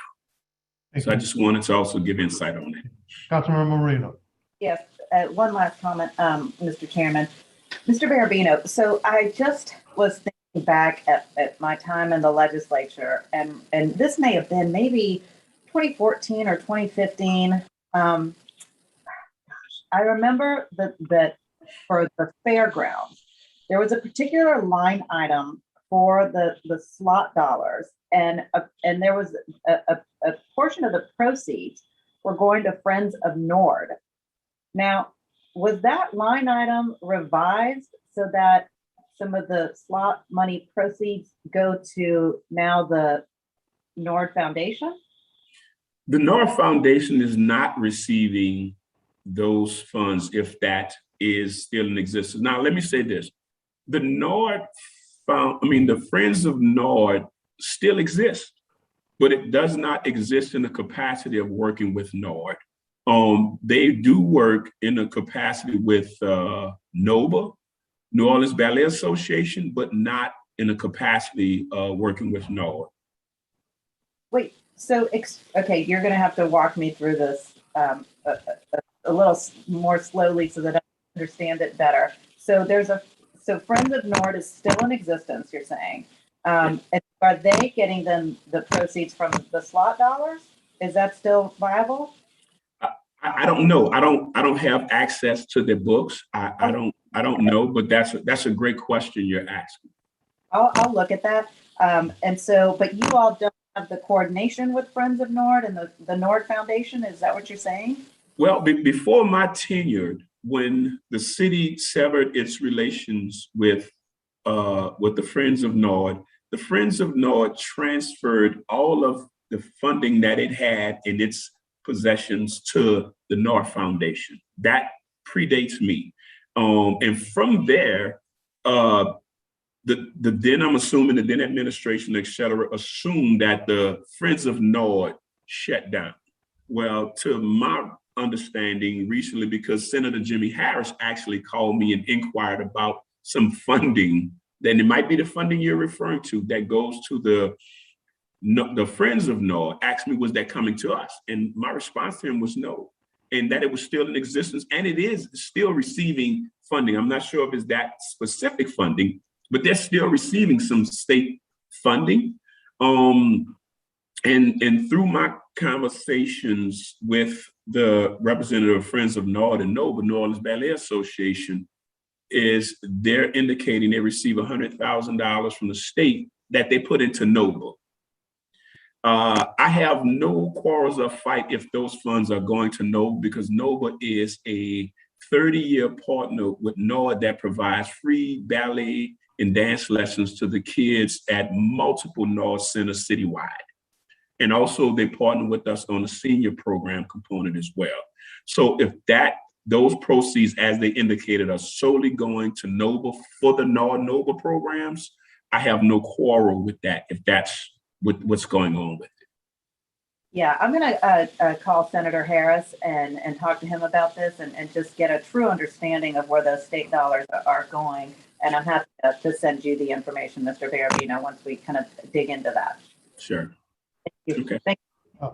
Any other questions or comments from my colleagues or council members on the committee? Mr. Barabino, you don't have to comment because I don't want to belabor this, but we have several members of this committee that are also on the budget committee. Send us some information about what you think you really need to have adequate services, especially in some of those high areas of concern, as well as how do we begin to get more money into the pockets of some of those coaches, those men and women who are dedicated to maybe entice more, not just volunteerism, but more folk who have some of those professional recreational skills to start getting back and getting back to service with the recreation department. Thank you. Thank you, Councilman. Thank you all. Thank you very much. And Mr. Chair? Yes, Councilmember Green. I'd just like to say happy birthday to Mr. Barabino. I think your birthday was yesterday while you were meeting with me and with Councilman Morrell and maybe others. So was it yesterday or today? It was yesterday, but thank you. Thank you. You had a busy day yesterday during your birthday. So happy birthday. Thank you. Happy belated. Thank you all. Thanks, Councilman. Appreciate it. Okay, thank you. Next, and first of all, thank you guys. All important points raised by the committee. Next, we have the Louisiana Center for Children's Rights. Our presenter is Rachel Gassert, an effective response to juvenile crime in New Orleans. Rachel Gassert. Thank you so much, Chairman Thomas and committee members. for having me here today to present. I am Rachel Gassert. I am the Policy Director for the Louisiana Center for Children's Rights. We are the Public Defender's Office for kids in New Orleans. We also do policy advocacy here in New Orleans and statewide in Louisiana, and that is my role in the organization. I have a PowerPoint. I'm not sure if that is up on the screen. I can't see it, so I'm not sure. Okay, thank you. Okay, so that's just the intro. So if you could go to the first slide, I would appreciate it. Thank you so much. So I want to be clear that I'm here not at all to minimize the problem. I take very seriously as a resident of the city and as someone who really cares very deeply about what is happening both to the kids who are involved and the victims of crime, as a person who really wants this problem to stop, that this is a serious problem that warrants serious solutions. And that's why I think that it is really important that we be incredibly thoughtful about what we're doing to address the problem and really think about whether we are investigating as what the approaches are that we're taking and ask questions about whether we are doing the same thing we've done over and over and over again. And if we do that, why we are going to expect different results. The stakes are too high to keep doing that. And I think that is why it really this time warrants doing something different, which is an approach that really puts our communities first. The other thing I really want to emphasize, and this has been said before, but I think we really need to remind ourselves that this is not a New Orleans only problem. It is a national problem that we are experiencing across the country, a spike in violent crime. It's not because we elected a progressive district attorney. Baton Rouge has seen its highest number of murders in years, and they have the same district attorney they've had for years. This is happening all over the country. And that's not to minimize what we're experiencing at all, but it is to say that we can learn lessons from experts that are studying this problem around the country and that are coming together to look at what kinds of solutions should be implemented. For example, the Council on Criminal Justice just released a report, Saving Lives, 10 Essential Actions that cities can take to reduce violence now. So I think it's a really good idea for us to not just look internally and say, what are people here saying we can do, but also what are people all over the country coming together and saying that we should do. The other thing is just to say, of course, we've talked about this idea that the house is burning and we've got to put the fire out, but we have to remember that focusing primarily on the immediate responses of policing, prosecution, and incarceration is really like trying to end the pandemic by calling for a war on coughing. We have to stop. We have to look at root causes, or we're just going to be cycling through the same problems over and over and over again, because we'll never end this cycle. We can never take all of the people off the streets who are going to potentially cause harm to others. And the reality is that really shouldn't be our goal. We've seen that doing that only sets up new cycles of more criminality. And of course, my presentation here is about kids because, well, certainly that's a major concern for the community, but especially we need to be really careful about what we're doing when it comes to our children. And of course, when young people are engaging in dangerous behaviors, they need to be held accountable. That's how we teach our children right from wrong. But we as a society also must be held accountable for how we treat our children. And I say all this because I sat through the entire discussion with Chief Ferguson on Thursday, and I sat through all 14 hours of the meeting on Monday. I listened to all of the presentations and all of the questions. And I have to say, it was really refreshing to hear this discussion with NORD, because the vast majority of the presentations and the questions I heard really have focused primarily on law enforcement.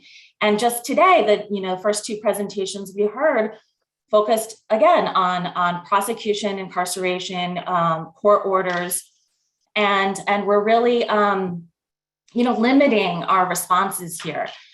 And for example, a bill mandating restitution is counterproductive because all of the evidence shows that putting a financial hardship on primarily Black parents here in New Orleans who are struggling financially is only going to make things worse.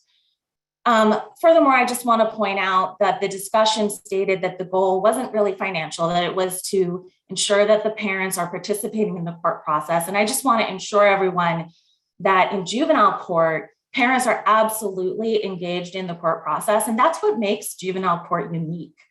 Parents are actually, unlike in adult court, they are actually entitled to and expected to participate in the court process. On Monday evening in the juvenile court presentation, Judge Anderson pointed out that although the finger gets pointed at parents a lot, that they have a lot of very engaged parents.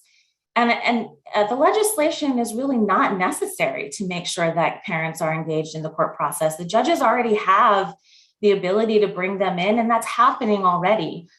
And as Councilmember Harris pointed out, they have the ability already to order restitution be paid.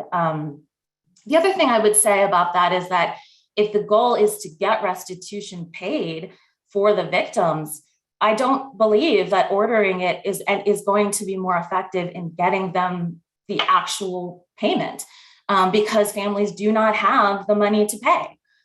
We know that the families that are involved in court are mostly poor families that cannot afford to pay the restitution.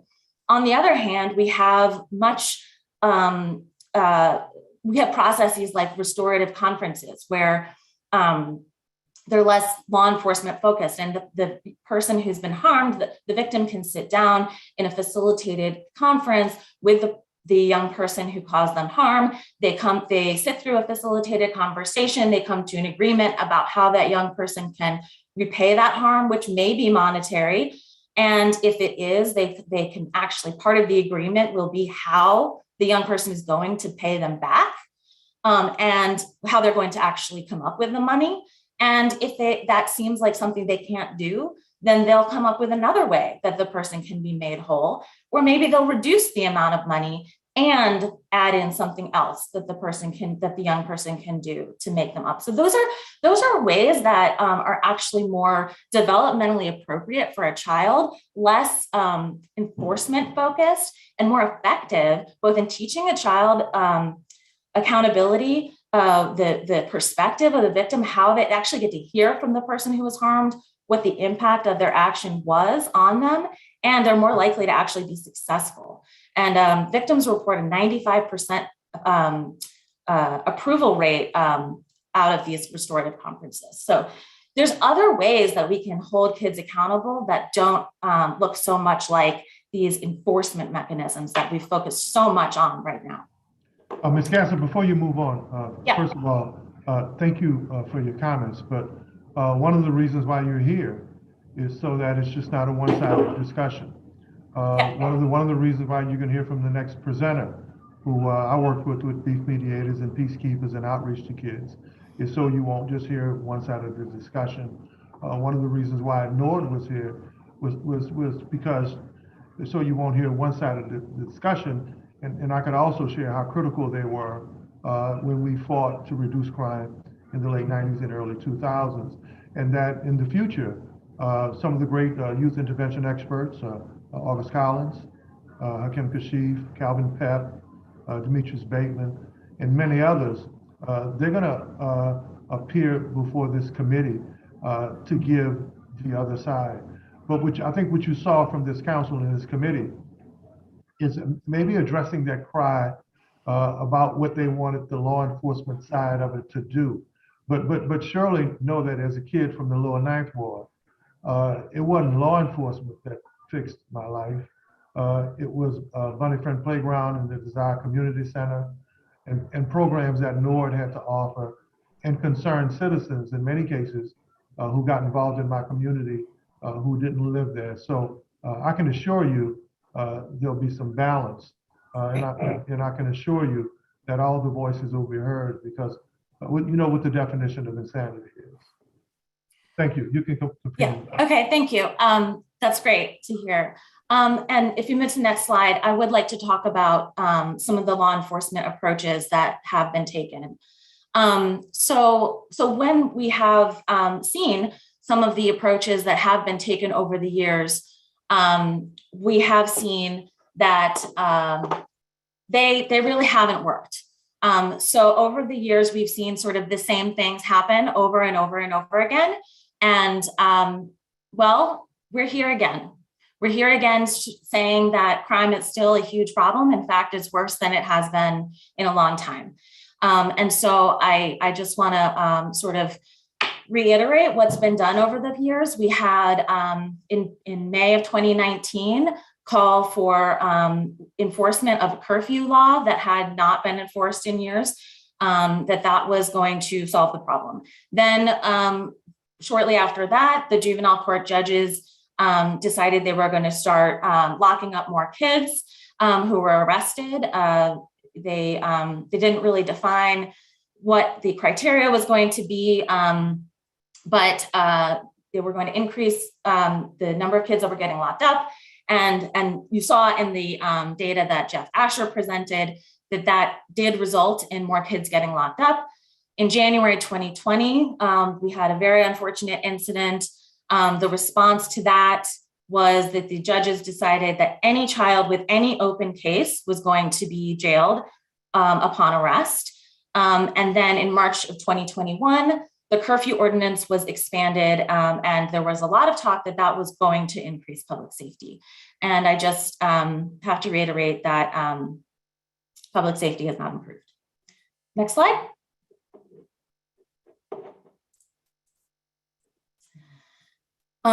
This is not surprising because there is zero evidence that locking kids up, or the curfews also have zero evidence that they do anything to increase public safety.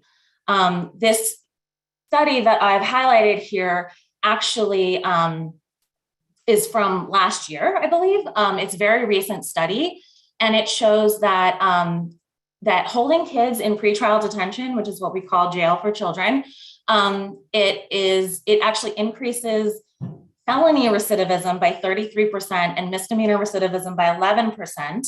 What's especially interesting is that they found that any pretrial stay, regardless of how long, increases the likelihood of recidivism, and that every additional day a child spends in jail increases the risk of recidivism by 1% per day. And I think you may recall from the Juvenile Justice Intervention Center presentation that the average length of stay in juvenile jail here in New Orleans is 123 days.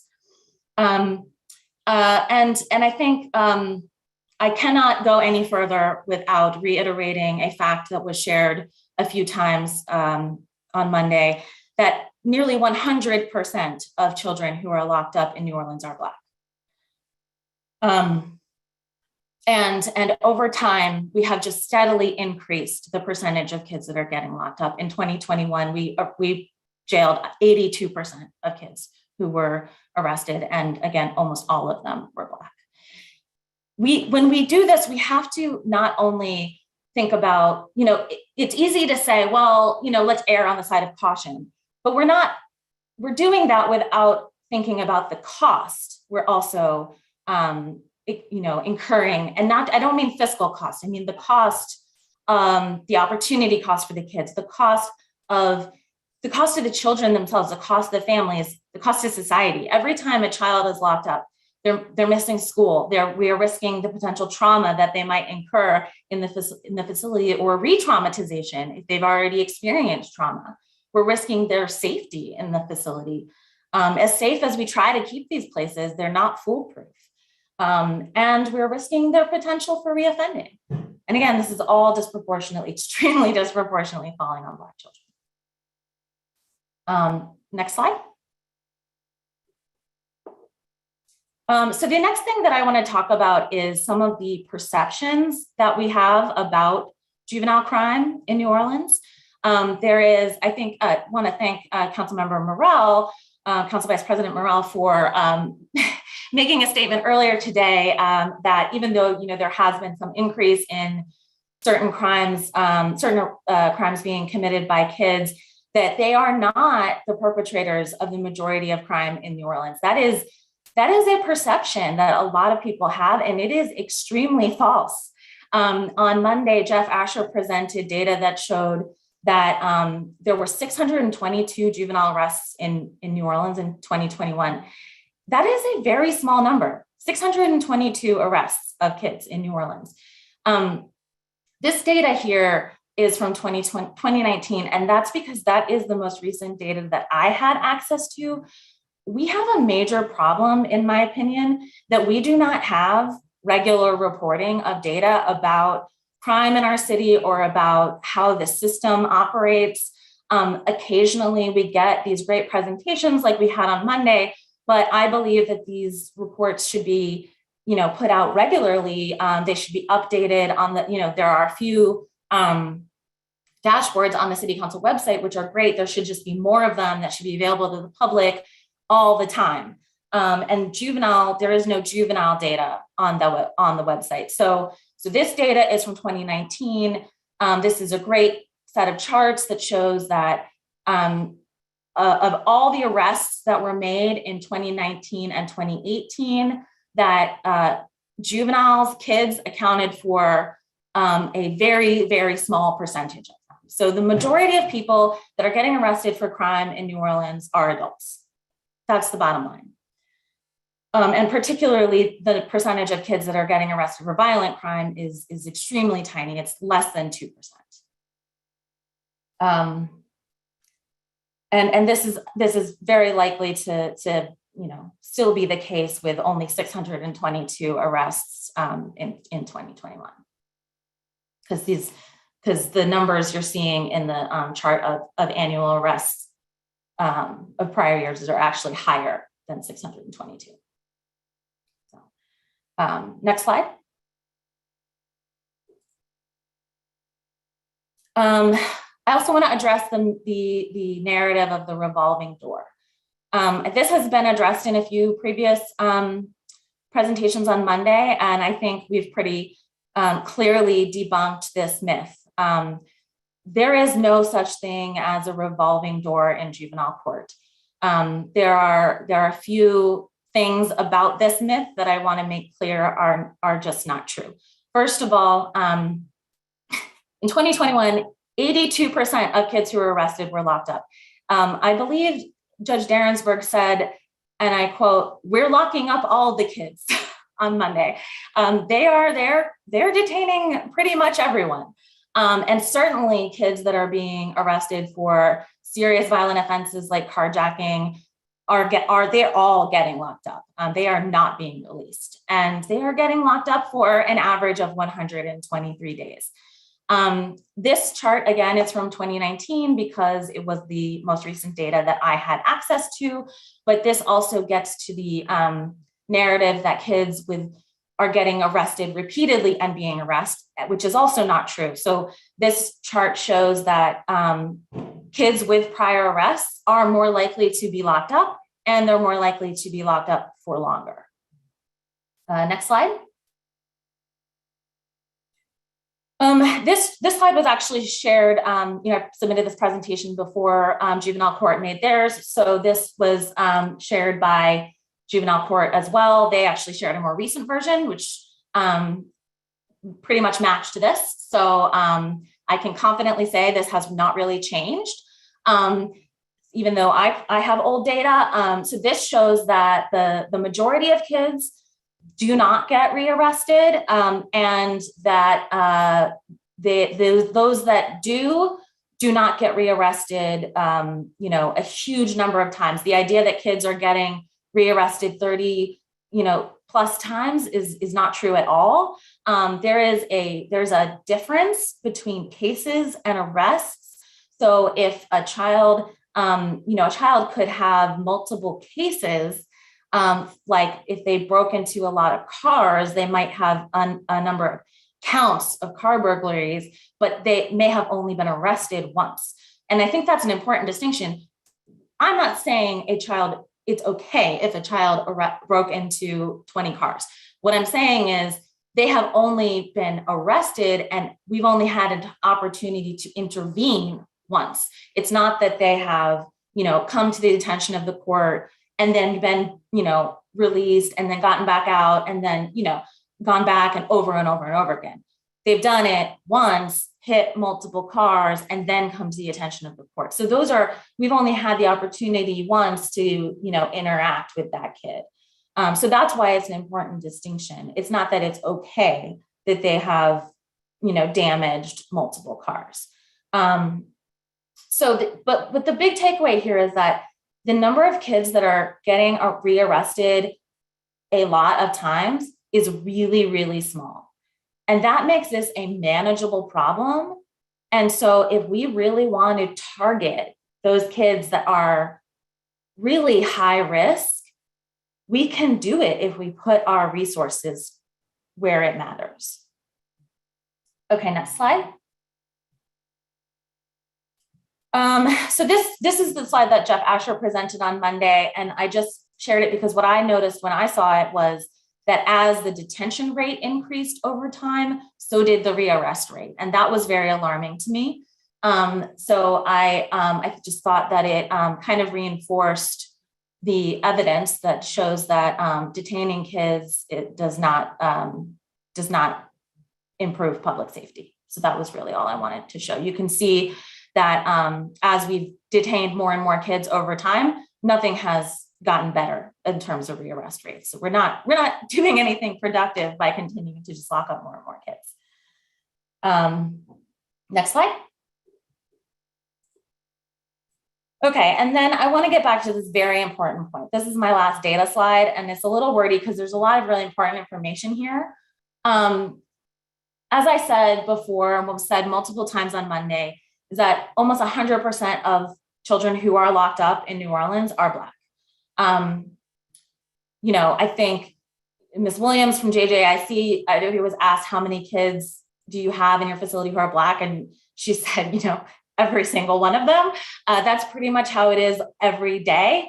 But when you look, I did go back and look at least LCCR's internal data, which I can't vouch for the, perfect accuracy of it, but at least as far as like the numbers that we keep track of, I looked back over 7 years to count how many kids, came in who were Black and were detained, and how many white kids came in who were detained.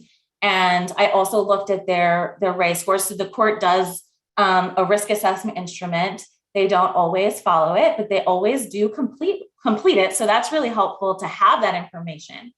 So from our data, we had about 6,000 intakes of Black children over the 7 years, and about 3,000 of them resulted in detention. That was a 52% detention rate. And during that same period, we had 138 white youth, with 53 of them being detained.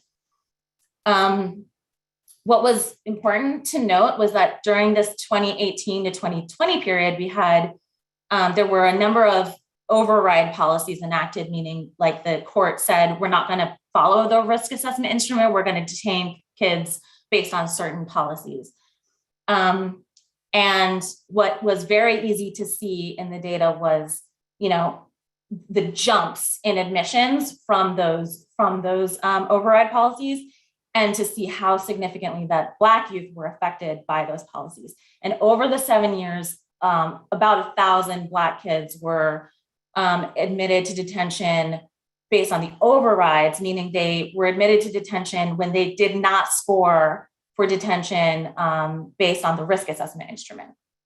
If they strictly followed the risk assessment instrument, the detention rate for Black youth would have been 34%, which is a lot closer to the detention rate for white kids, which was 38%. Next slide. So what should we do?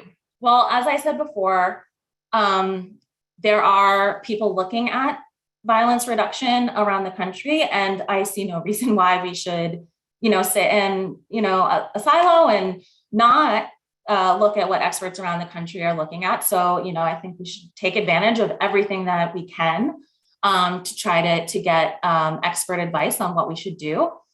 I think we need to do, like I said, more data-driven evaluation of what we are doing and what we're not doing. I don't think we use data enough. We've decided what the problems are. We've decided that the problem is the revolving door. And I think that the data here, we've decided that the problem is juvenile crime. We've decided that the problem is the revolving door. And I think what the data here shows is that maybe those aren't the problems, right? And if we aren't using data to identify the problem, then we might be missing the opportunity to intervene where it really matters. We don't evaluate the programs that are in existence to make sure they're working. And that when we also don't look at where the gaps are, we don't use data to identify what we need. So we have no idea what really is necessary to work. Other jurisdictions have taken really comprehensive approaches with really broad ambitions too. So King County, Washington has launched this initiative called Zero Use Detention, where they're aiming to reduce crime, but also eliminate the jailing of youth in their detention center. And not only have they reduced detention, they've also, their juvenile crime has gone down. They've reduced referrals to juvenile court overall by 47%, and felony referrals are down 12%. So maybe we can look at what they're doing and take some information from them. And I think when we look at, what are the kinds of things that other places are doing, what I think we need to really think about is not just, what are we doing, but are we doing it to a large enough degree? Does the solution match the size of the problem? Does the investment match the size of the problem? And then next slide.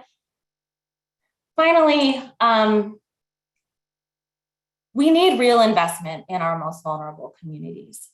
We have a serious child poverty problem in New Orleans. This is not news to any of you, but it is something that we see every day with our clients. Judge Anderson said very clearly on Monday that by the time kids come to juvenile court, they have been struggling a great deal. And there are so many structural barriers that we think there are all these programs out there that they can access, free things that they can access, but they really can't, because poverty creates all these additional barriers that make it really difficult. A lot of our kids, they just want jobs. And I am telling you that they would not break into cars if they just had jobs. And but they can't always get jobs because they need an ID. And they can't get IDs because they need a parent to go with them to the Office of Motor Vehicles to sign, to be present actually when they get the ID. And they can't always have a parent go with them because their parent may be working multiple jobs. Their parent, and getting on the multiple jobs, that means that kids are unsupervised. Parents can't afford childcare. I mean, you guys know all this, but it's it is so prevalent in the lives of these kids that we work with. Additionally, trauma is a major, major issue. And the ability for kids to access treatment for trauma is really, really difficult. But the numbers of kids that have experienced serious trauma are staggeringly high. And that's all setting aside the pandemic. The pandemic has created whole new challenges for kids. And on the poverty and trauma front, just the other day, news came out that a study done here in New Orleans showed that giving pregnant mothers just $333 a month while they were pregnant actually changed the brain chemistry of their babies a year later. I mean, there is just these, that's pretty small. I mean, it could be large when you aggregate it, but our children are worth that investment. And, if you look at our budget, Only 3% of our city budget is spent on supporting children and youth 0 to 24. That's $344 per young person in our city, less than $1 per day per child. We have to invest in our children if we want them to thrive, and children cannot thrive in a jail cell. If we want to reduce juvenile crime in this city, we cannot put all of our money into policing, prosecution, and courts and prisons. We have got to invest in our families and our children in the community so that they can be in stable families, stable homes. Children that are in stable homes don't commit crimes. They just don't. And so a group of advocates put together a platform for youth justice that I really encourage you all to check out. It has a number of recommendations. These are the 3 platforms. It talks about how we want our justice system to operate, but it also talks about these issues that we really want to see this broad and robust investment in kids and families, because we really truly believe that that's what's going to change things for our city. You can see the full platform at platformforyouthjustice.org. And this is the ask. This is what we really think is going to make a difference. So that's the end of my presentation, and I will happily take any questions. Thank you, Rachel Gassert, the Louisiana Center for Children's Rights. Thank you very much for that presentation. Councilmember Marino. Thank you, Mr. Chair. Ms. Gassert, really great presentation, and appreciate all the data points that you put together. I have several questions. I'm kind of going to touch on different things that you mentioned in your presentation.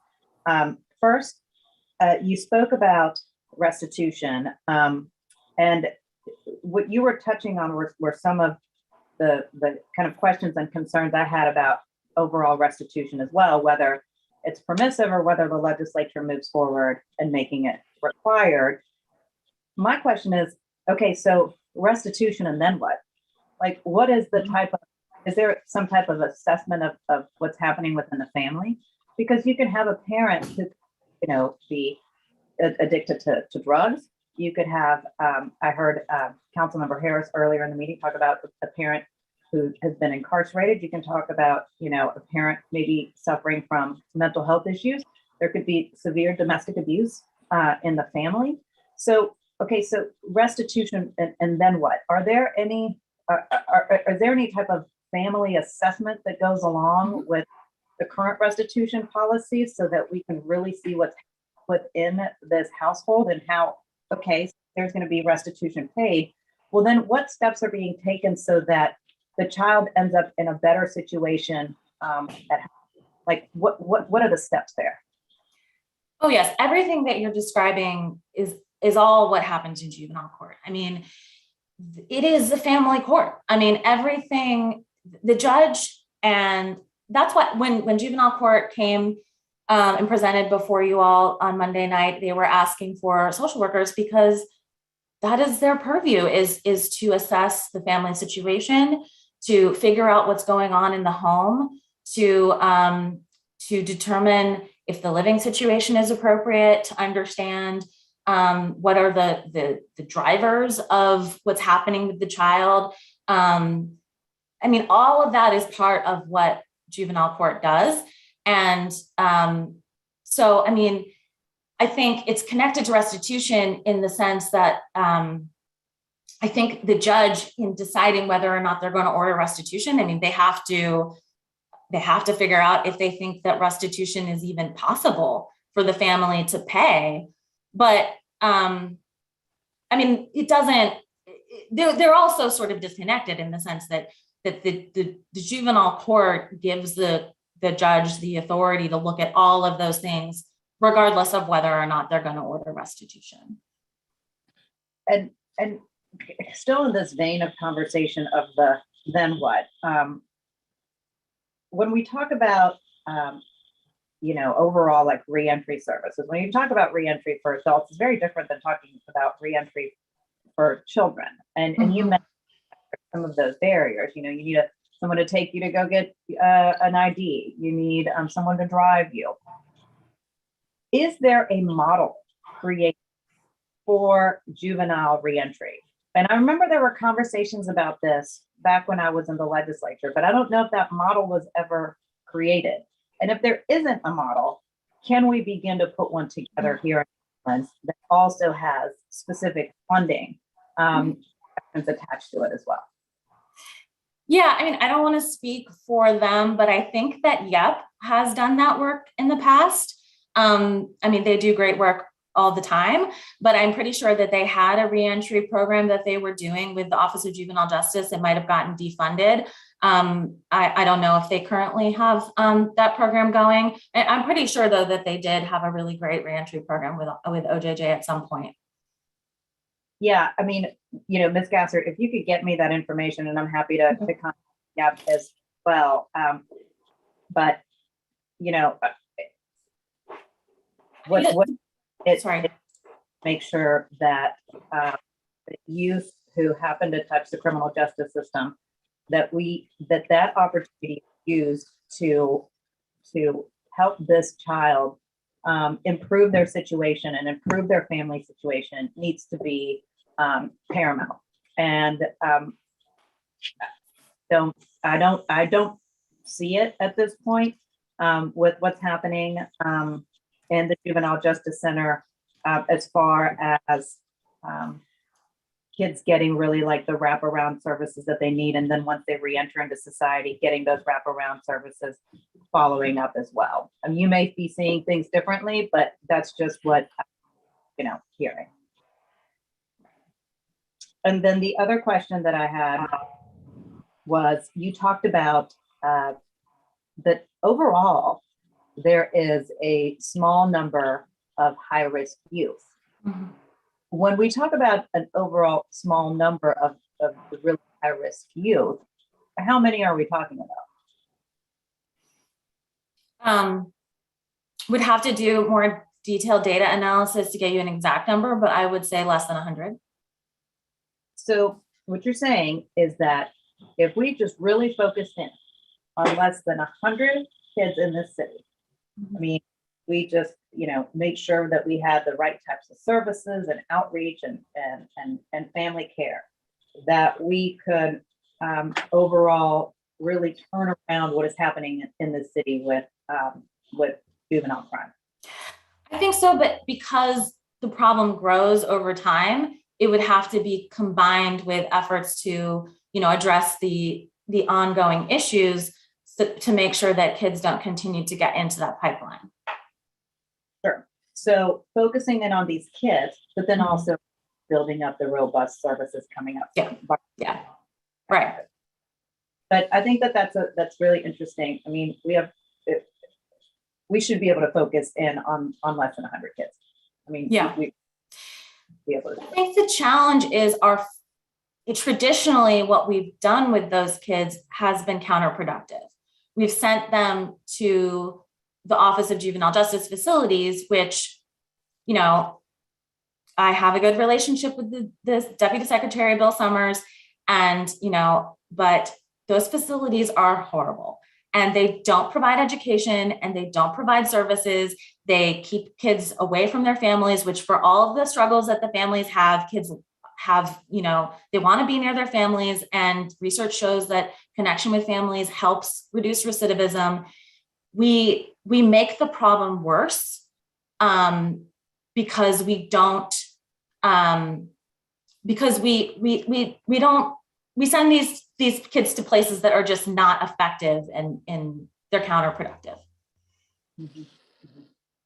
Thank you, Mr. Chair. I didn't want to interject. I usually like to let my colleagues chairing the meeting get that stuff out the way first. But are we trying to tell the public that there are 100 or less kids, given the 36% kids that live at or below the poverty level here, in the Black community, the 69% that go through the Juvenile Justice Center that are functionally illiterate, given the poverty statistics for Black women here that are some of the highest in the nation, given the post-Katrina disparities where the lives of children are impacted in terms of social ills, you're saying that we line up 100 kids, we can fix this issue with juvenile delinquency and juvenile crime?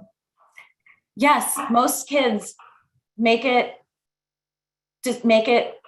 most kids, I won't say like this, despite all they're going through, most kids do not get on this really destructive path. And it is a credit to, you know. Well, Credit to them. look, I grew up in one of those neighborhoods, right? Yeah. Family still lives there.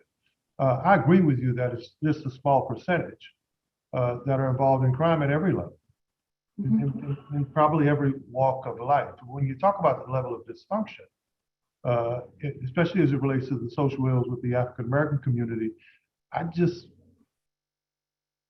maybe you and I can have this discussion next time. But to tell the public that we can line up 100 kids, I can go up there and line up, I know 100 kids right now that we deal with, the programs that I talk to, the ones that we engage with.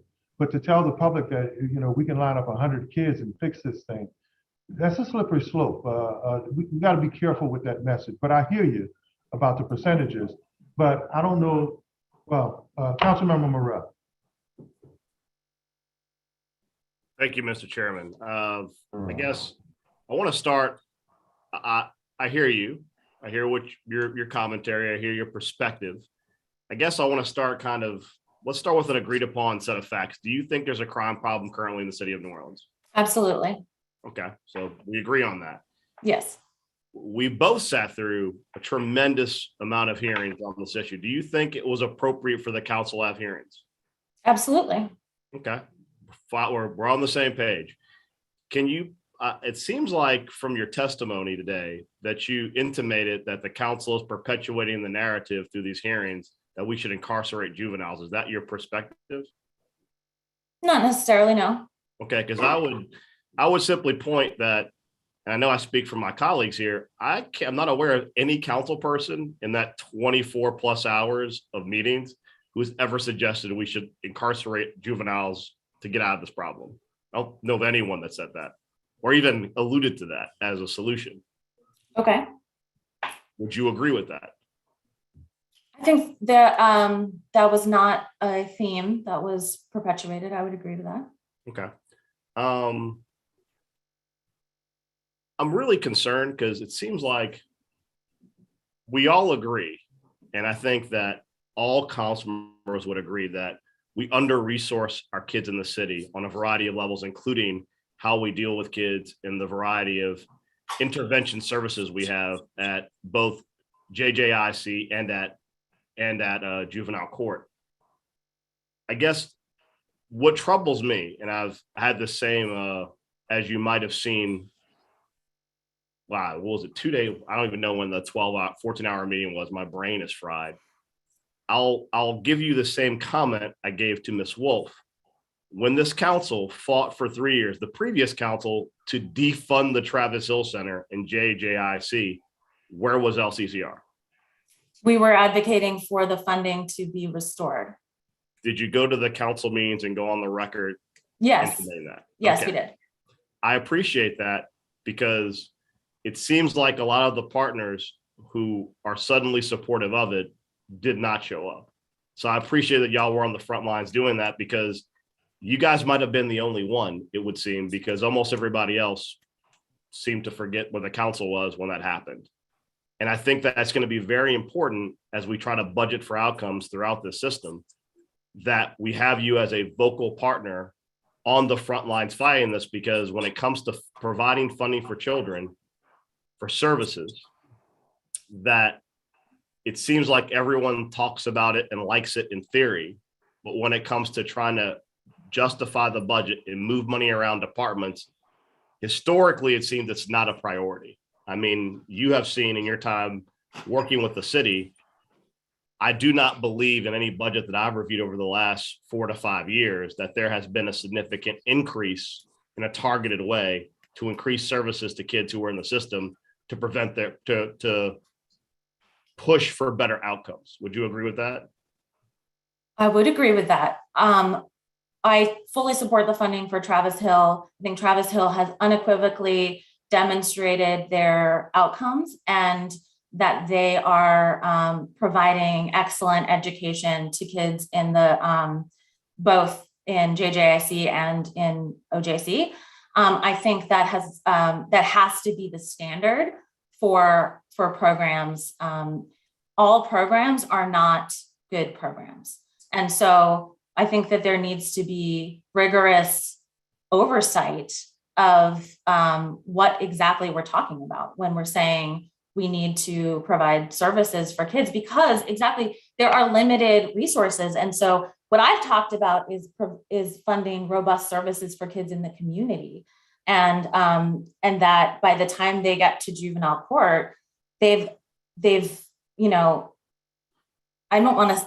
not too far gone. That's not true. And I reject that characterization, but I think that we are better off spending our resources prior to that. And so I want to be very careful that when we look at, funding services in the system, that we're being very careful about what kind of services that we are funding. No, and I agree with that. I think part of the biggest problem we had with the way Travis Hill was defunded is that when the money was taken from Travis Hill to go towards early childhood education, and I say that because defunding taking $2 million in resources from the Resiliency Center in Travis Hill is like throwing like a pebble into an ocean to deal with the problem as early child education. Right. And it sends the message to people, the wrong message, that if you're taking money from Travis Hill in early childhood, you're saying the message that these kids are too far gone. Yes. Let's go deal with early childhood. And I think that was really what was troubling for me, because they're two different tracks. The city needs to spend more money on early childhood.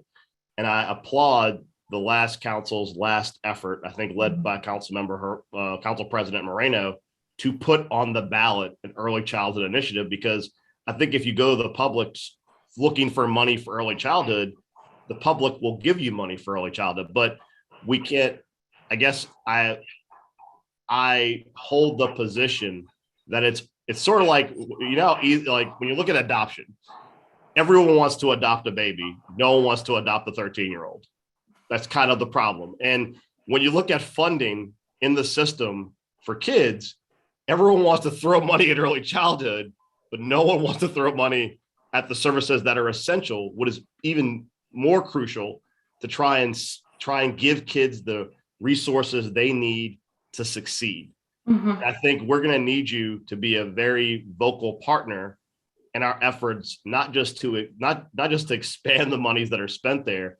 And I agree. I mean, Youth Empowerment Project, part of that nuclear exchange I had with some of the people on the other side of this building was, there are programs that exist in the city that do a fantastic job. And I viciously, obviously reject the idea that we should create kind of a half a version in the city that's not successful, not proven, to compete with them. And when I look at programs like YEP, and I look at their accountability, I look at their product, I look at what they do, and it's not just this. They're not a think tank, and they're not a random camp or an after school program. They are a holistic approach to trying to reach kids where they're at. And I feel like part of our role as a council is to support programs like that with funding, because they do what they do, getting basically no money from us. And if we were able to work with groups like that, or like Youth Jobs NOLA, all groups that have a proven track record of actually getting to kids where they're at and helping them find a better path, rather than kind of letting politicians create random departments as a checklist to say, look, I created this department, it exists, but it doesn't functionally do what we need done. We're better off spending that money directly on programs that are going to help kids, because these programs are proven. And like, I will talk till I die that, Youth Empowerment Project has been around for 16 years, 16 years of proof positive of what they do. And groups like yours who interact with a variety of these programs, you're essential in helping us identify other programs that are like YEP, that with additional funding from us.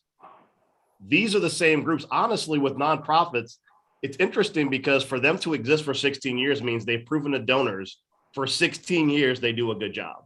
I mean, they have a harder job proving to donors to keep giving hard-earned money than some departments do just getting their annual city money. And I think that that's really important, and I appreciate your support on that.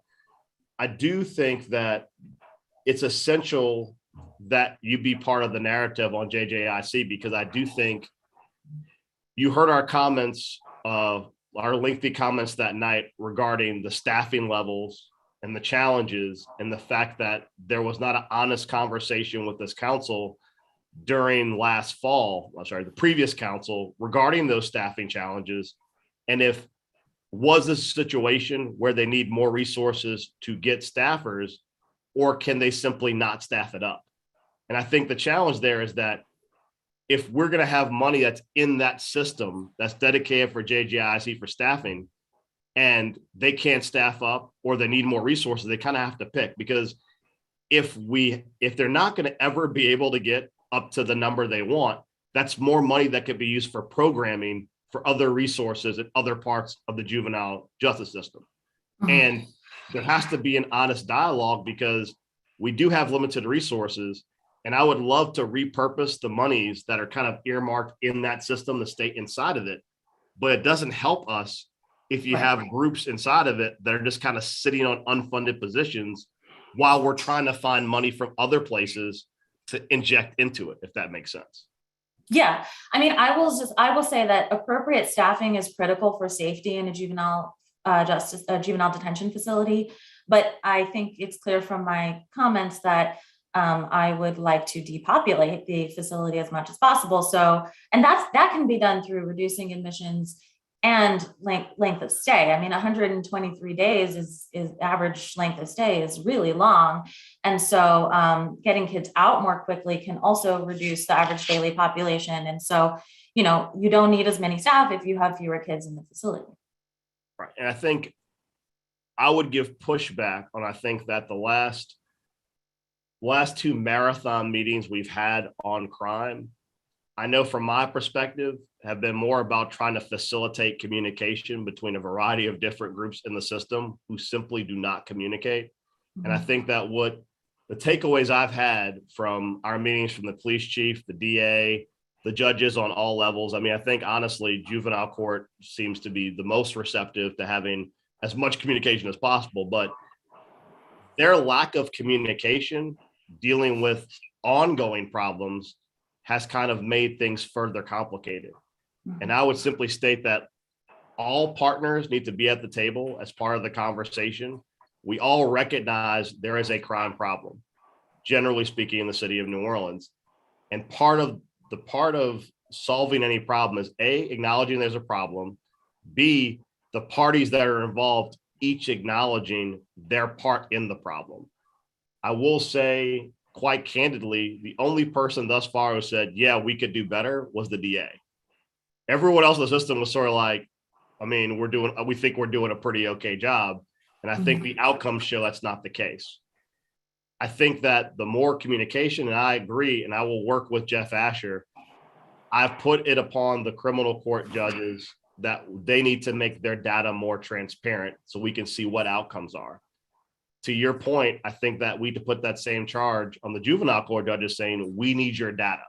We need your data. We need your data to be publicly available so that groups like yours and the public itself can see what outcomes are. Because the challenge you're always going to have is that when you're not transparent with data, you kind of invite the QAnon effect, which is people just start giving their anecdotal data of, I heard the story of this thing. And when you say, well, when did that thing happen? When did that kid who shot 6 people get $100 bail? Well, I couldn't tell you exactly the name, but it happened. Well, if all the data is available and it's all transparent, I mean, like you said, the fact that 82% of the kids that are incarcerated stay incarcerated, that is a direct counter argument to the narrative that kids are like the revolving door narrative. And I would certainly say also, as far as clarification, I'm not aware of anyone on this council that has endorsed the revolving door narrative, because the revolving door narrative is In fact, I think the only person that said revolving door was the police chief. I think he said the revolving door narrative, but I don't think anyone else in criminal justice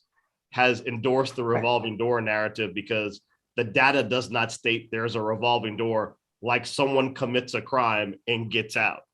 Mhm. As far as bonding issues, that's a whole separate thing that we're going to get into as far as tracking that data. But as far as this general idea that someone does a crime and just walks into jail and walks back out, there's no data to support that particular narrative is correct.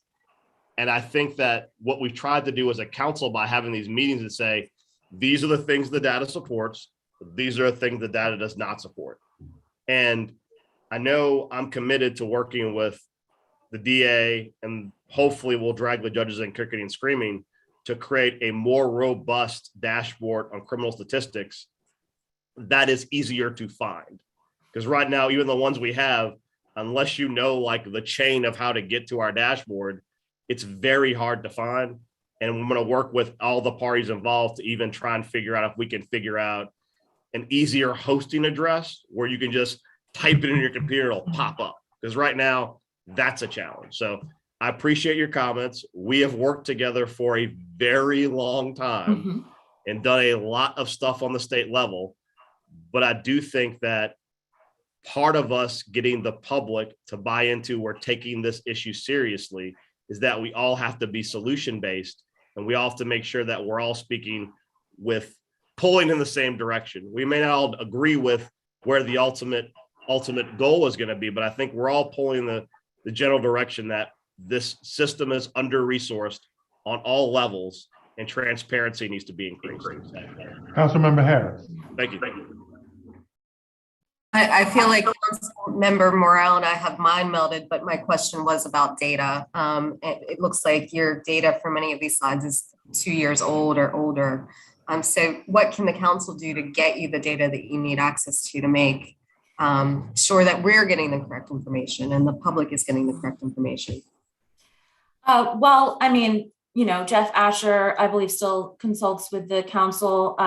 He created most of these slides. But my understanding is that he needs authority from the council to produce new data. So, you know, I think just making sure that the data is available to the public on a regular basis and not every 2-3 years is really the main thing. And I also, on the topic of YEP, have been in communication with somebody who is a friend who works there. They do have a reentry program, Councilman Thomas, and so maybe I would suggest that we get YEP to present at one of these meetings, not only about the reentry program, but other services that they provide. I'm a huge fan. They're in District B, but I'd be a fan even if they weren't in my district. I think when I mentioned August Collins earlier, he's the intervention specialist. Yeah. Wonderful. Yeah, wonderful. So if they could present during one of these meetings, or even the quality of life meeting that I chair, it would be wonderful for the public to understand how important they are. But beyond YEP, Ms. Gassert, what are some other organizations that are effective in your mind in diversionary programming or really helping our youth find opportunities? I hear you about the jobs. I hear you about the IDs. Again, is there some organization that can help kids and facilitate the process of giving them an ID so that they can get jobs? Yeah, so, well, you know, I think that kind of stuff is, the ID thing is kind of a challenge because, you know, I'm saying what the point there is that there isn't really a program that could do anything about the fact that a parent has to go with the kid and the parent can't go with the kid and then the kid can't get the job without the ID. I think it's about actually taking the time to look at what are the barriers that are keeping kids from doing the productive things that we want them to do. You know, the kids want to do. I think we make a lot of assumptions the kids don't want to do the things we want them to do, and they actually do.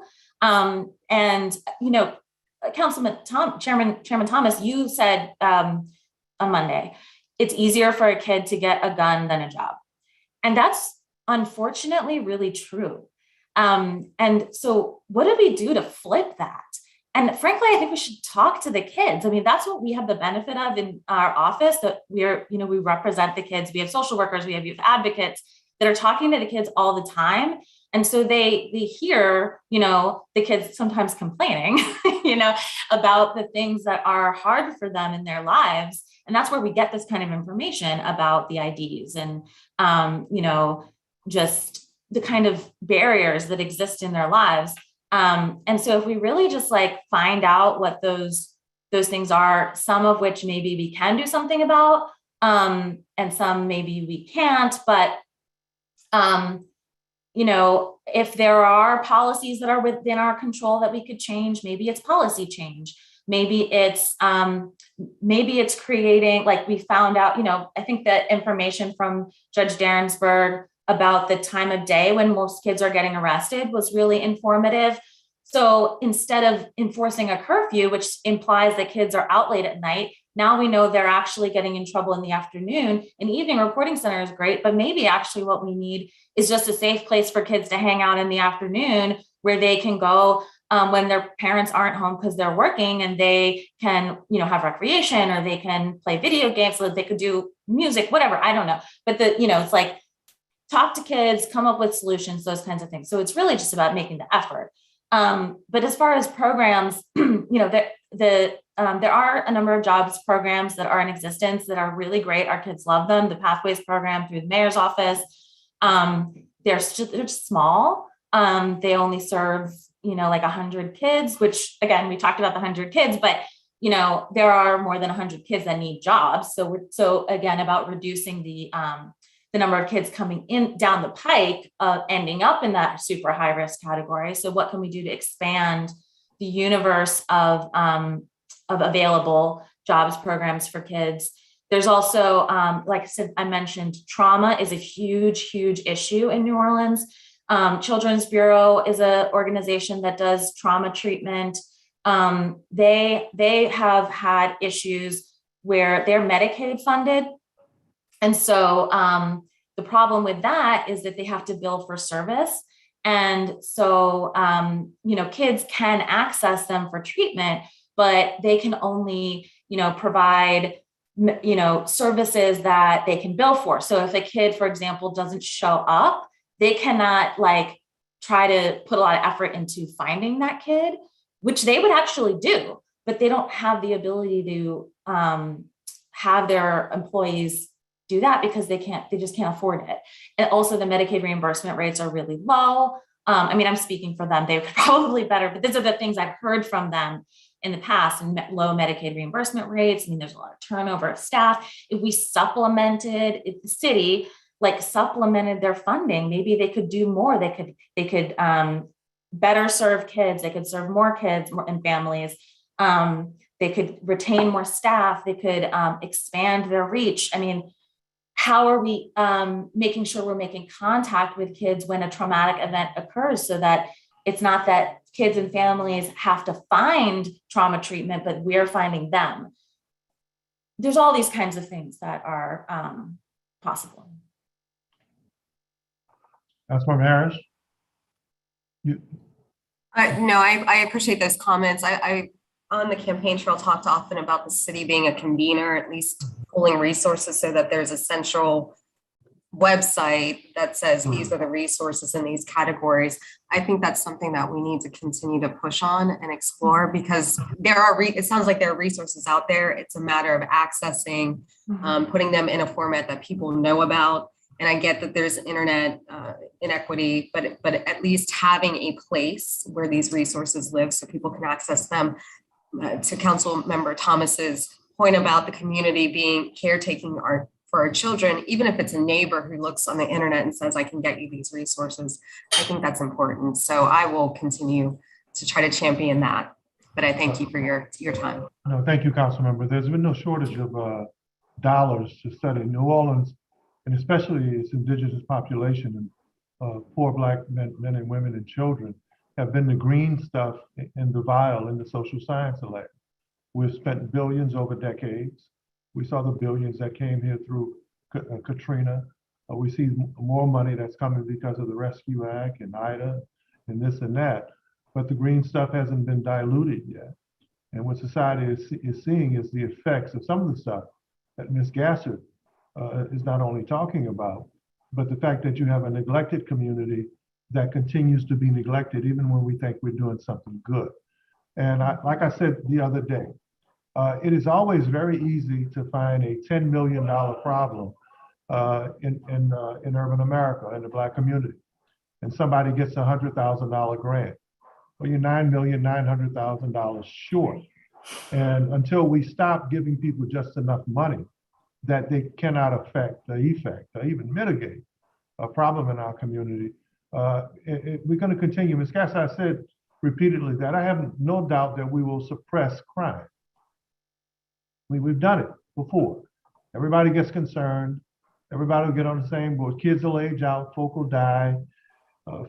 People will change their lifestyle. They get arrested, they'll go to jail. And we'll think we'll have a downtick in crime, but not the ingredients and not the stuff that creates crime. So, Councilman Harris, you're right on. Great to have a partner like you who thinks like that, especially with your legal mind and with your resume. And Ms. Gassert, anything you want to add before we close out this segment? Well, I just thank you for those comments. That is exactly what I'm trying to say, is that we have never addressed the problem to the extent that it needs to be addressed. That is such a great way of saying it, the $10 million problem and the 10 or the whatever you said, the $10,000 grant.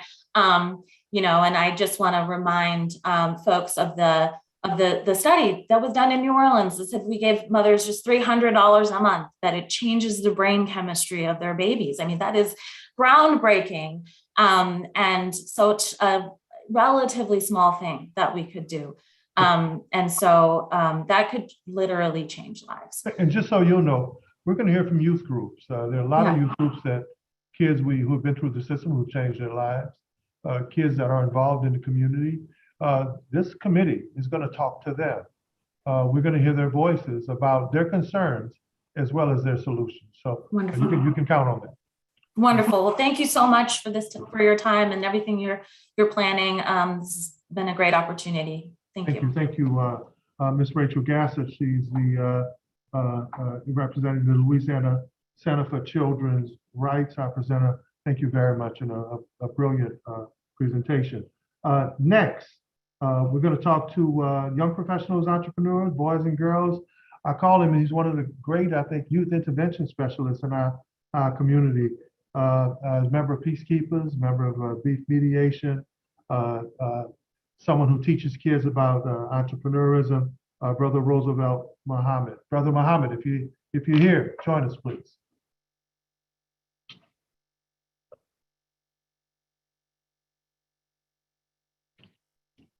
Paul, is Mr. Muhammad available for his part of the agenda? I believe he's connecting. Okay.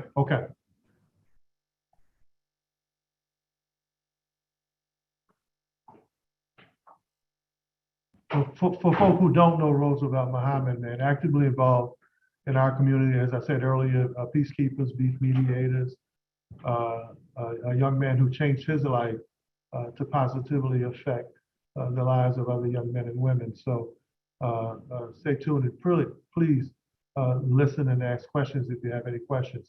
He's been extremely successful at kids doing a 180, especially if there was a life of crime and violence and delinquency. So we look forward to hearing from him.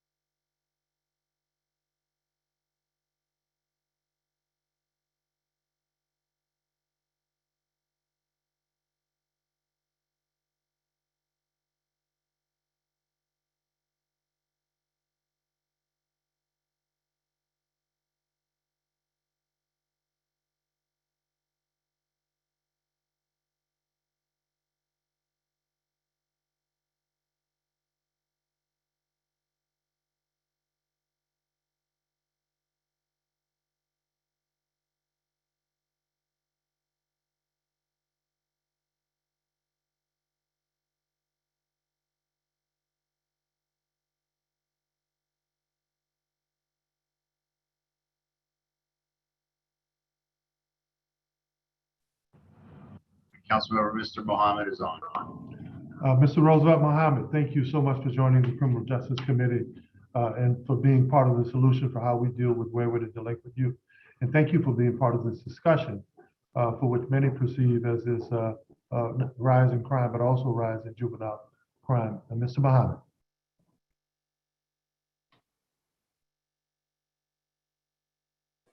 I think you guys Yes, have sir. presenters. I'm Yes, on, Mr. my brother. Yes, Mr. Mohammed, thank you. Yes, sir. I was regular, that's it.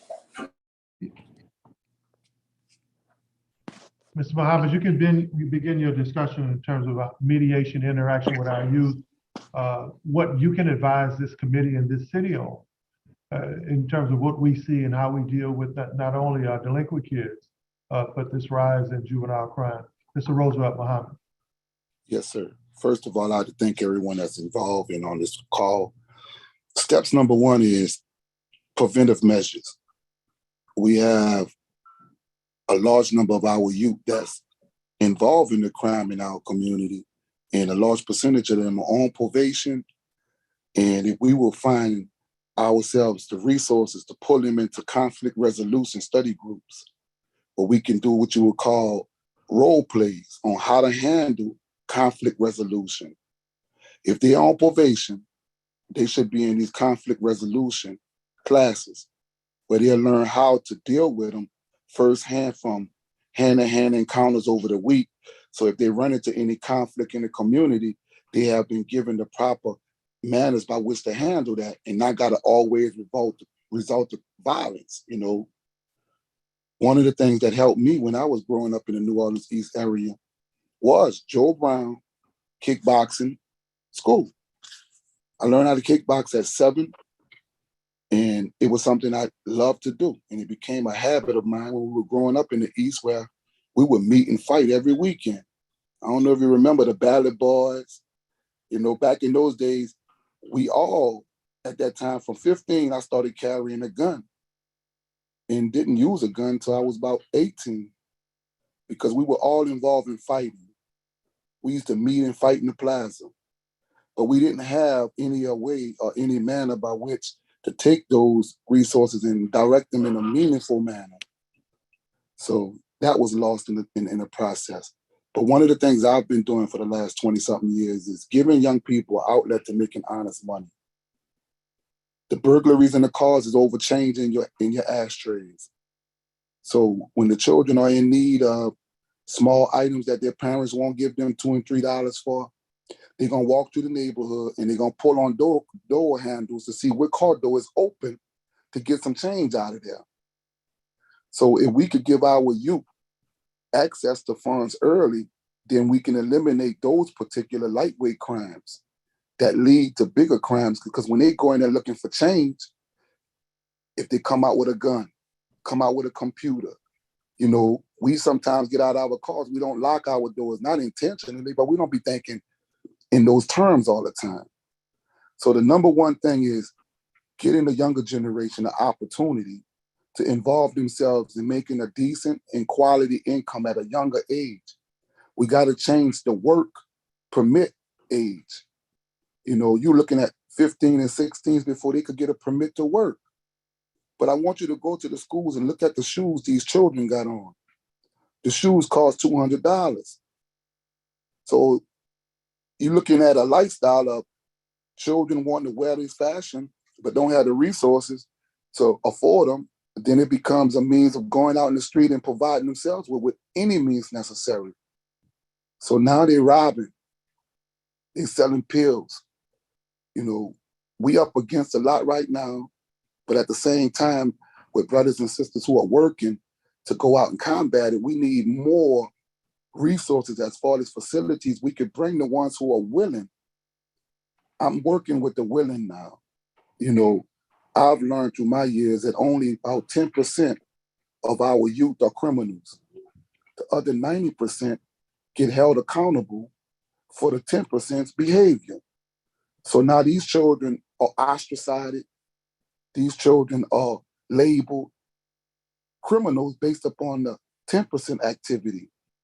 So one way of being able to change that is give to our youth immediately access to some decent funds. The programs they've been having in place as far as they're paying the stifling fees for the children to come and be involved in the programming. That's good. But if you, like right now in my program, I might have at least 40 children with TWIC cards. I got welders, I got plumbers, I got a certified body of men that's a part of this network that can do the work in our community, but our community refuse to work within our own resources. They'd rather deal with a Mexican than deal with their own. And then when they do higher hours, they try to lowball them on prices. They do all sorts of madness to discourage them from applying their skill. So the first thing is building a network, brother, that can be held accountable to participating, not in the sense of fussing at them, but when I say held accountable, to giving our community a new outlet. Let's start a new campaign. You know, I remember observing what the city was doing with ceasefire. You had ceasefire signs everywhere in the city, every community. You had them all in front doors on people's homes. Well, that same campaign can work if we go and put in place eyewitnesses are not snitches. If you want to stop the crime, the eyewitnesses got to be empowered to stand up. And then we need to raise funds or go after the DA's office for protection of the eyewitnesses. If we don't do these things and put these things in preventive measures, we just really having a wasteless conversation, because this community won't stand up. New Orleans is notorious for killing eyewitnesses. You know, so the first step is seeing if the DA has the resources, or if not, let's find, I know how to do it.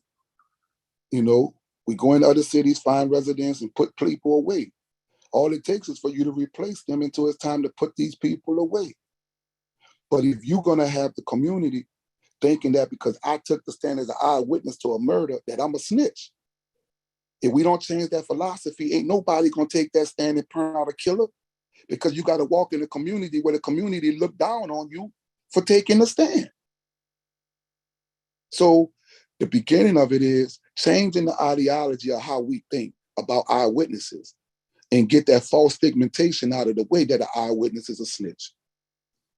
If we don't do that, then you can forget about eyewitnesses, you know.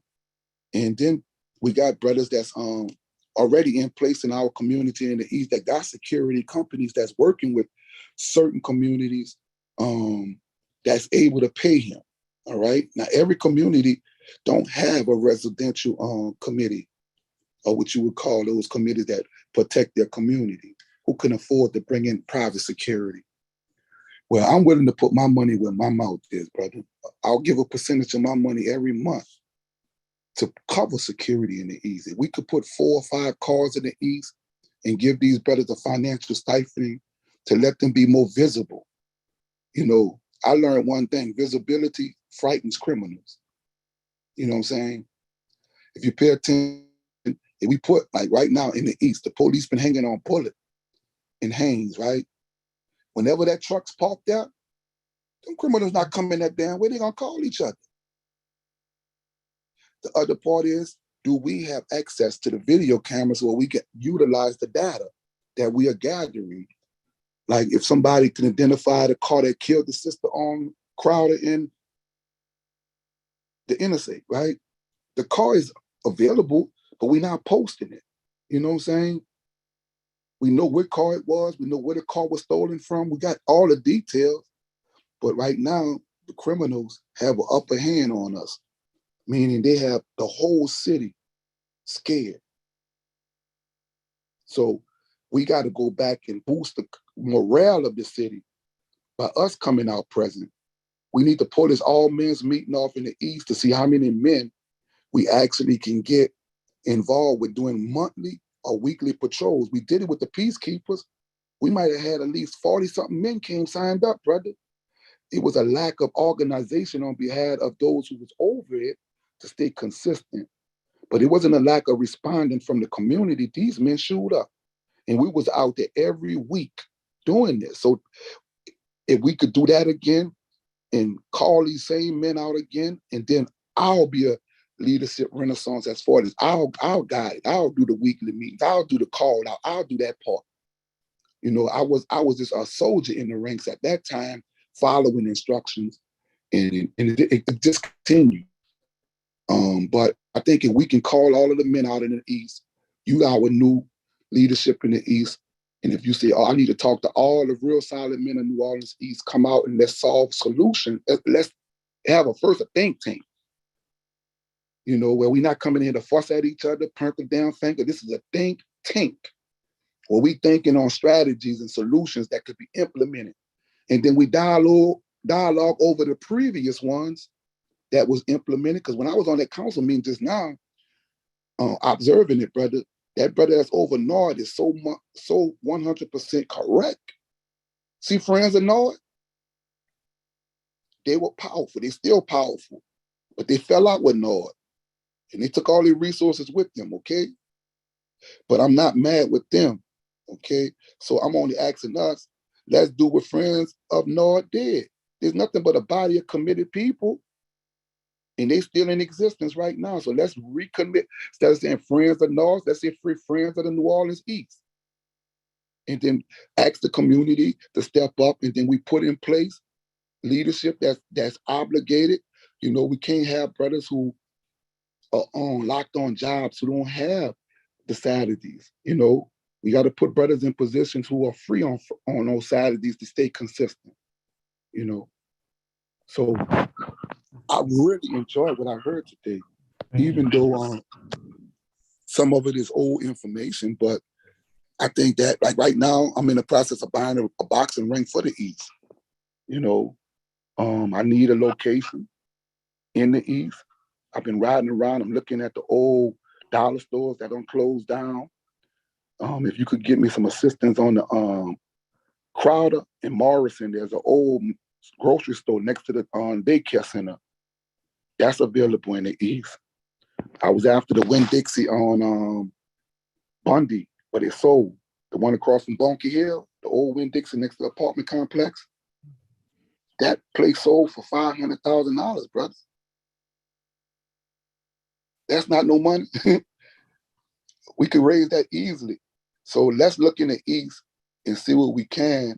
What I've been looking at right now is on Shelf. I found a whole bunch of lots for sale, and it's going to cost me about $110 to build up the building on the grounds. So it seemed like it might be my best route, unless I can find something that the city own and partner with the city. If not, we're going to go for Chef Endowment. Remember the old Tropical Plaza? Yeah. Used to be a business center. Well, that's for sale. And actually all of the piping, the water, all that stuff's still there. And then it runs all the way back to the back of the community. So it's not just that little spot, that land runs all the way back. That's for sale.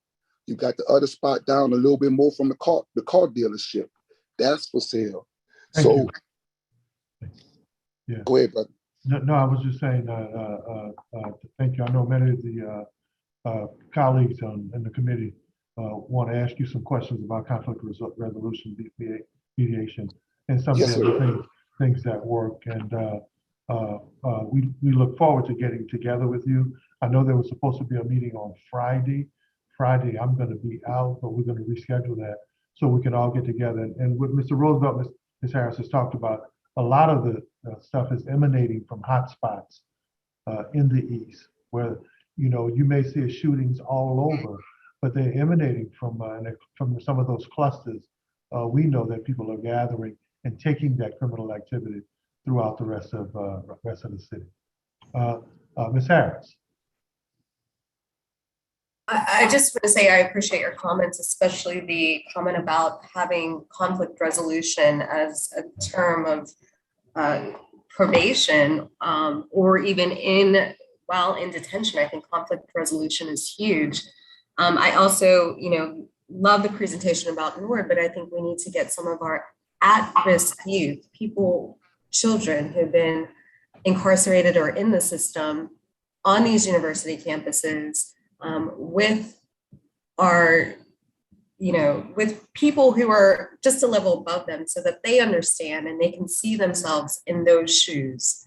And so I just really appreciate your comments about the conflict resolution. I think there's so much more that we need to do to make sure that our kids are seeing us in the community, are seeing what the possibilities can be. And I don't want to speechify more, but I just really appreciate you and your comments today.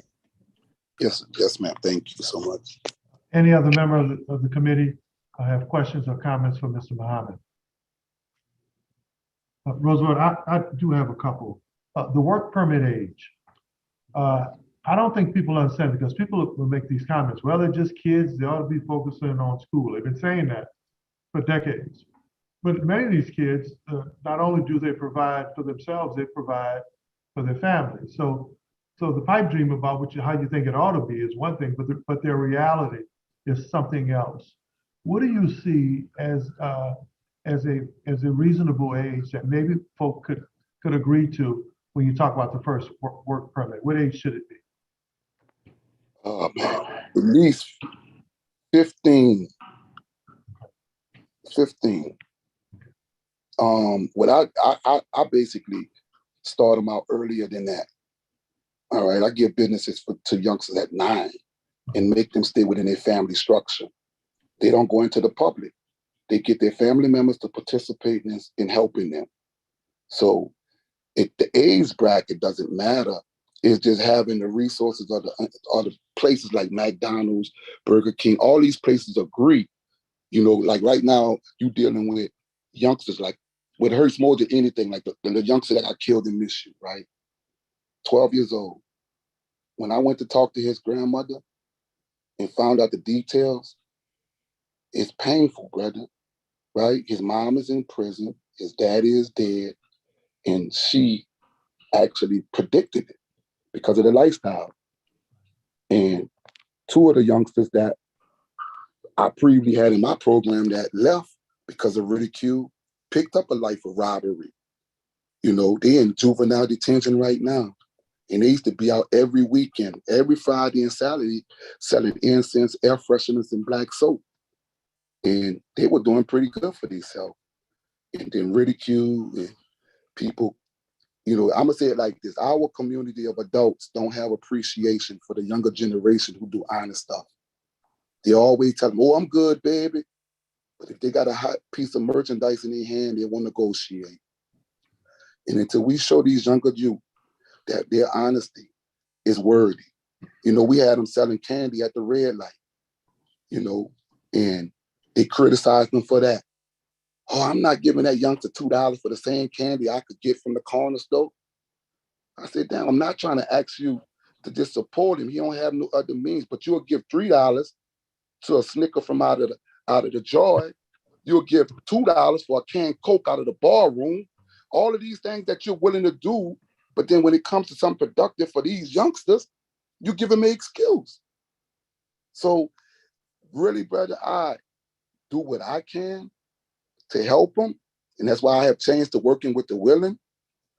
And a lot of the youngsters that come into this way of striving to do it right, they're easily frustrated because this is not an easy path, of constantly being rejected, constantly being told no. It's a difficult factor attached.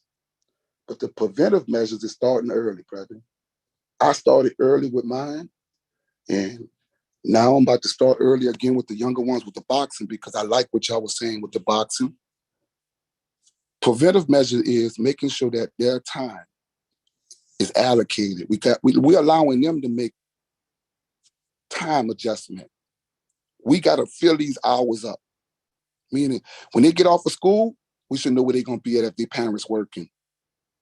Assigning, in my club, each person as a captain is assigned to 12 young men. And they got to be able to tell me where these 12 young men at any given time. Period. I need to know where they at. If they're not at their house, they need to know if they by their grandma, their auntie, wherever they at. If I call you and ask you where your soldier at, you should be able to tell me that. And that's accountability to resource, knowing where these children are at. Now, the ones whose parents don't want that type of supervision, there's not much I can do. But we should know our children's whereabouts at all times. So in the East, brother, you have a lot of help for yourself. It's just you got to tap out to them and let's do it. The East needs to be rebuilt. The crime can be broken down, because if we're willing to go after the particular ones, you know, and me personally, some of them, I know. Well, we're definitely going to convene and we're going to have that meeting. Any other council members, any other colleagues that have any comments for Mr. Muhammad? And first of all, thank you, because you know what you didn't say is, what I know is all of your own personal resources, the thousands and hundreds of thousands of dollars you put back into this community. You never talk about that, but you've done it for decades now. And I want you to know we appreciate you, man. Man, yes, sir. I appreciate y'all for this hard job y'all up against. You know, something. Look, when I was ignorant, I would fuss at city council. You know, but when I started getting heavy into work, I learned to take my hat off to y'all. You know, so many of us could fuss at y'all with the lack of resources y'all have. You know, so I'm one brother that won't fuss. I will strive to make myself available for you. Thank you. And anything else I can do, you know, to do. Thank you, Mr. Muhammad. We will be definitely reaching out. I know the men and women on this council, especially the men, we're going to convene that meeting, and it's going to happen before you know it. And you'll be one of the first person to reach out to. Thank you. All right, and then listen, I want to say this. If y'all would like to implement the conflict resolution in the juvenile facility, I would be willing to help do that. Because a lot of what they're doing is responding to, you know, one youngster that was in that juvenile city didn't want to leave out of that place because he knew what he was coming home to. You see what I'm saying? And now right now he's in HOD over there on a murder charge.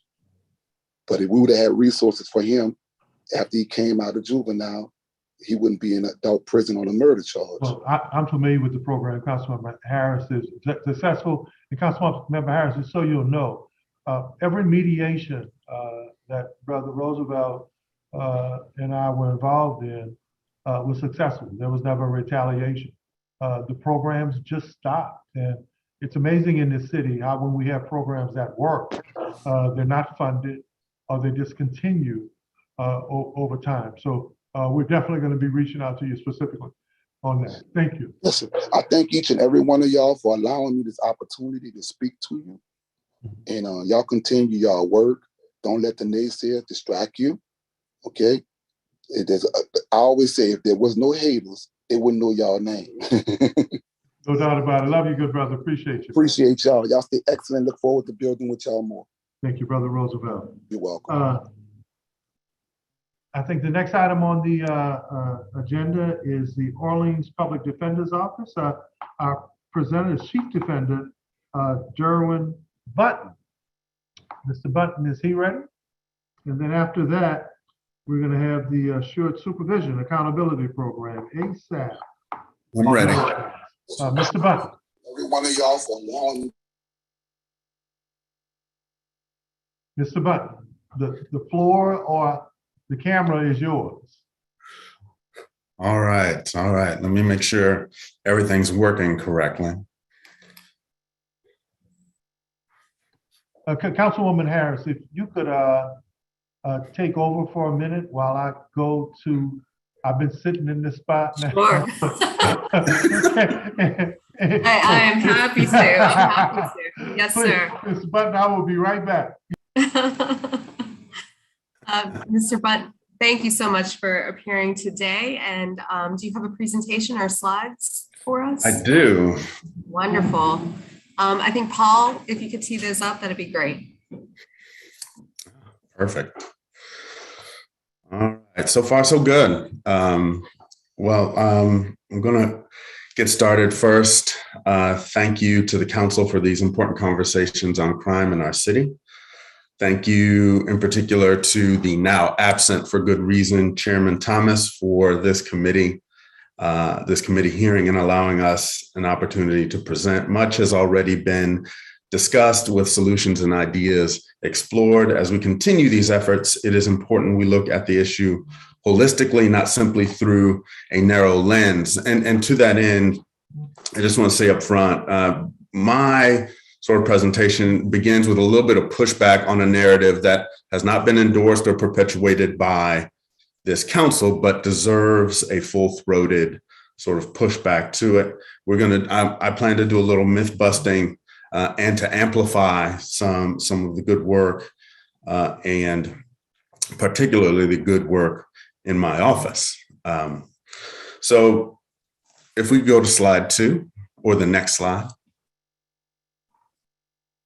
All right. First, New Orleanians deserve a safe city. We deserve a safe city. The response to crime, however, cannot include a return to the mass incarceration playbook of the past. There are no answers there. The definition of insanity is repeatedly doing the same thing, but expecting different results. For decades in the past, we fashioned, imagined, and implemented policies and practices which were costly and ineffective. These so-called tough policies destroyed communities, making us less safe. It never worked. It is concerning that a lot of the conversation so far, and by that I mean a lot of the media narratives, is still revolving around many problematic mass incarceration tactics of the past. The arrest and incarcerate first, ask questions and seek justice later approach dramatically increased the prison population, making New Orleans the incarceration capital of the world, and radically destabilized our communities and families. Such responses only widen the inequities in our system for poor people and communities of color. Our community continues to demand and consistently supports reform that is meaningful and lasting. A safe and healthy community must be inclusive of all New Orleanians and prioritize community investment, not just harmful and ineffective punishment strategies. Next slide, please. Policing, which relies on profiling and bias, is what brought the NOPD under federal supervision with the current consent decree. The DOJ put it this way: NOPD's failure to ensure that its officers routinely respect the Constitution and the rule of law undermines trust within the very communities whose cooperation the department most needs to enforce the law and prevent crime. As systemic violations of civil rights erode public confidence, but policing becomes more difficult, less safe, and less effective, and crime increases. The Justice Department sought to resolve the allegations of police misconduct, but its statement proved prophetic. The DOJ's report showed how over-policing and a focus on numbers and heavy-handed enforcement, especially of minor offenses, actually made our community less safe and made police less able to focus on violent crime. Such aggressive, racially biased policies led to unfortunate and countless deaths across the country, including George Floyd, Eric Garner, Philando Castile, Sandra Bland, and Trayford Pellerin in Lafayette, and Wendell Allen here in New Orleans. Bottom line, tough on crime policies are generally ineffective and too often result in biased and racist outcomes and applications. Next slide, please. Data, not fear, must lead our conversations and ultimately our decisions. Jeff Asher's data presentation Monday dispelled some of the myths around crime. Phrases like revolving door and catch and release are misleading and not supported by the data. Such talk dehumanizes our clients while simultaneously dismissing or minimizing all of our rights as citizens. This does not increase our safety, well-being, or overall community health. The fact of the matter is the court continues setting bonds and people continue being jailed. There simply is no data-driven connection between bonds, pretrial release, and violent crime. For those who bond out, it simply means they could afford to buy their freedom. This is the fundamental flaw with money bail. It punishes poverty. Another concern we've heard is about incarceration time. The length of stay in the jail has actually increased over the last 2 years. Fewer people are being incarcerated because of changes in policy around misdemeanor and low-level arrests. No credible evidence suggests any connection to jail size and an increase in violent crime. And in fact, the jail population continues to creep upward, mostly because of the inability to transport people who have already been sentenced to DOC custody. Myself and the district attorney, along with folks from the Office of Criminal Justice Coordination and the MacArthur Safety and Justice Challenge met on this very issue about a week ago. It is also incumbent upon us to remind the public that everyone arrested and/or in the court system remain innocent until proven guilty. It is problematic to hear Superintendent Ferguson talk about a case being closed simply at arrest. Our colleague Robert Jones can speak personally to the problems with that narrative. He was an innocent man cleared by arrest. It cost him decades of time lost. It also cost our system millions of dollars in litigation and settlement costs. New Orleans leads the nation in wrongful convictions with an exoneration rate 8 times the national average. We still remain at the top of incarceration per capita. We must remain vigilant lest these conversations today could result in policies that will return us to the injustice and incarceration capital of America. New Orleans is unfortunately not unique. Could I get to slide 4? Next slide.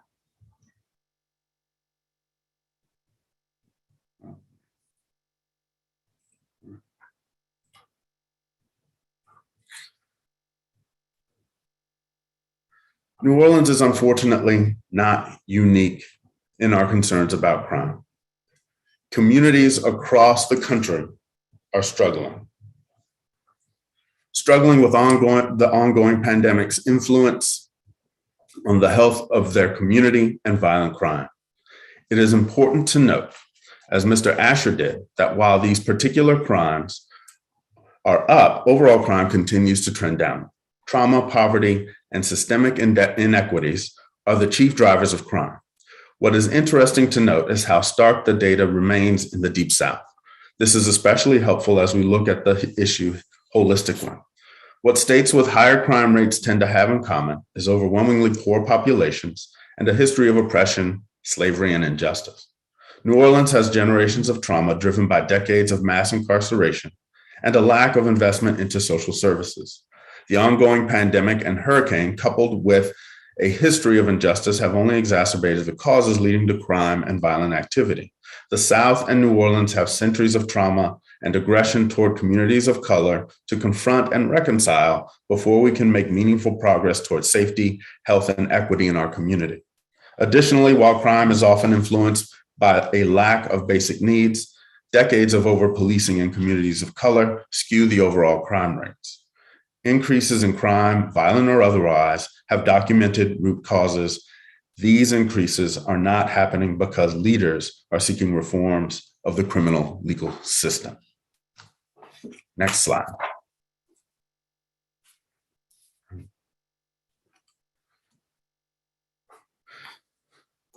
No client comes to us with one discrete legal need. There is most often a complex and compounding web of existing external concerns. Some of the struggles our clients face include many have employment, but living wage remains out of reach, or they are boxed out of meaningful jobs, lack access to safe, affordable housing, suffer with some level of mental illness, mental health problem, or substance use disorder. We frequently see clients with a co-occurring substance use disorder with serious mental illness. Social services, particularly mental health services, remain insufficient and difficult for or impossible for our clients to access. Responses to crime need to be tailored to the survivors of our criminal legal system, both the people engaged in criminal activity and the community harmed by the same. Post-Katrina, OPD began a client-centered, community-oriented practice, utilizing a holistic approach that works to help the entire person, not just support their criminal case.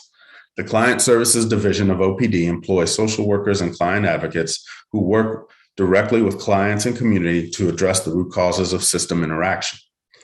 In 2020, CSD served 633 clients. Almost 85% were Black or Brown between the ages of 25 and 42. CSD clients spent an average of 96 days in jail. The top 3 social service objectives were substance use treatment, mental health treatment, and housing. the lack of adequate, appropriate mental health treatment facilities, as well as permanent supportive housing, remain consistent and significant barriers. Additionally, OPD successfully connects clients with government social service benefits, including retrieving birth certificates, state IDs, Medicaid and Medicare enrollment, as well as Social Security, unemployment, and SNAP benefits. All of this seeks to stabilize our clients and address the myriad barriers to their overall health, well-being, and success in the community. We must remain smart in addressing crime and not abandon proven approaches.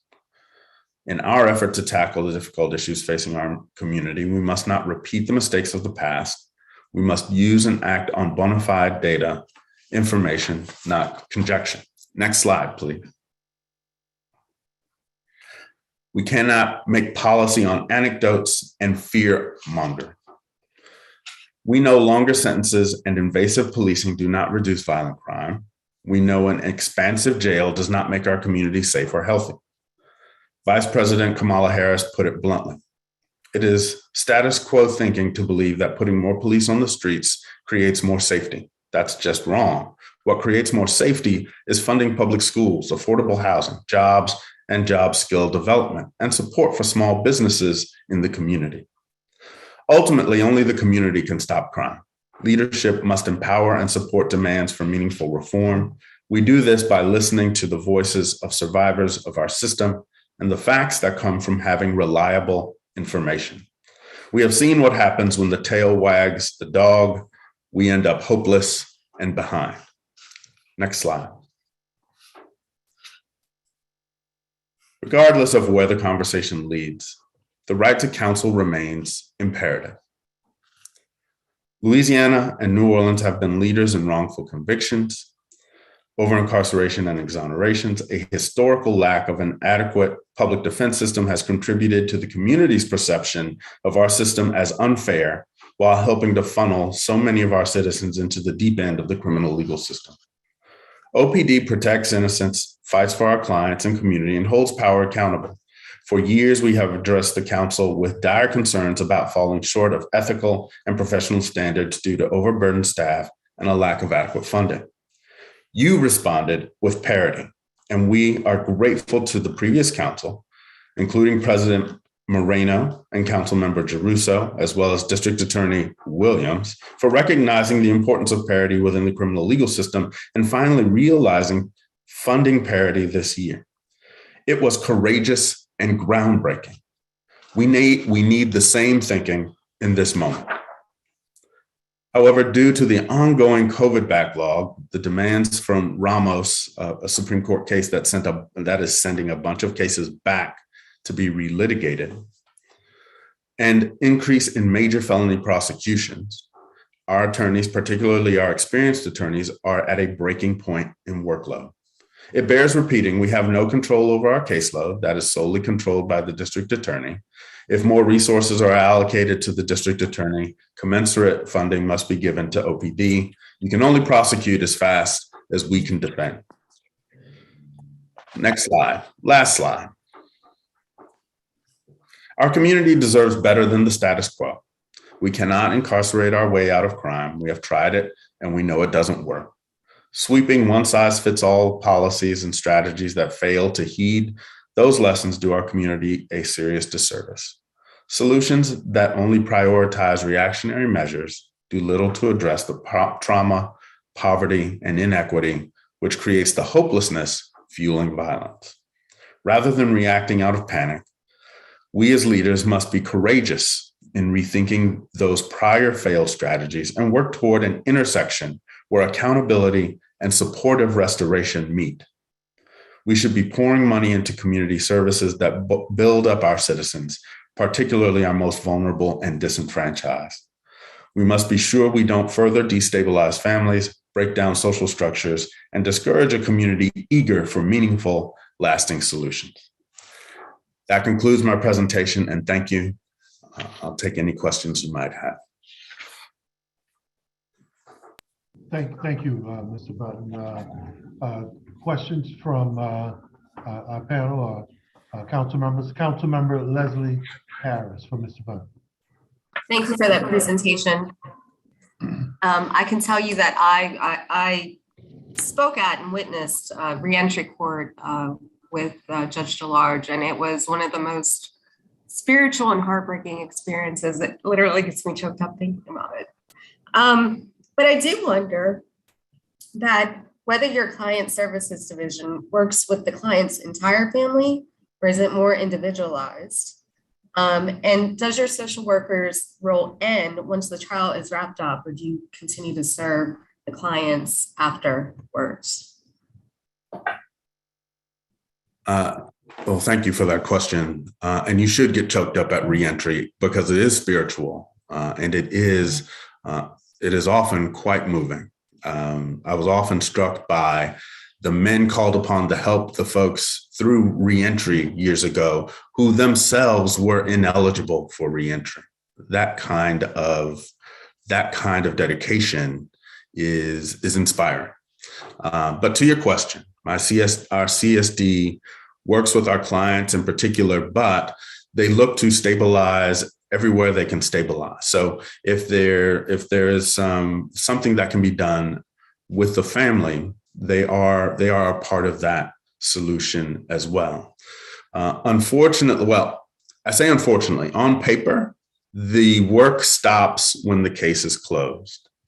In reality, our clients come back over and over again looking for help, and we don't turn folks away. And there's, I see Meg in the corner, and so she can attest to some of the stories we have of clients who come and sit in our lobby, sometimes because they don't have anywhere else to go, and will simply fall asleep on the couch in the lobby, waiting for one of our social workers or CSD or their lawyer to show up and provide them with some help. Or we'll have Mr. Harris, who I don't believe is any relation to you, who would show up and would want to shine folks' shoes and would show up and have in his hand, I don't know, half a dozen to a dozen pairs of shoes, because we know that's how he makes a living. And some of our folks would hand him shoes, even if they didn't need them shined, or I'm not even sure some of them were shineable,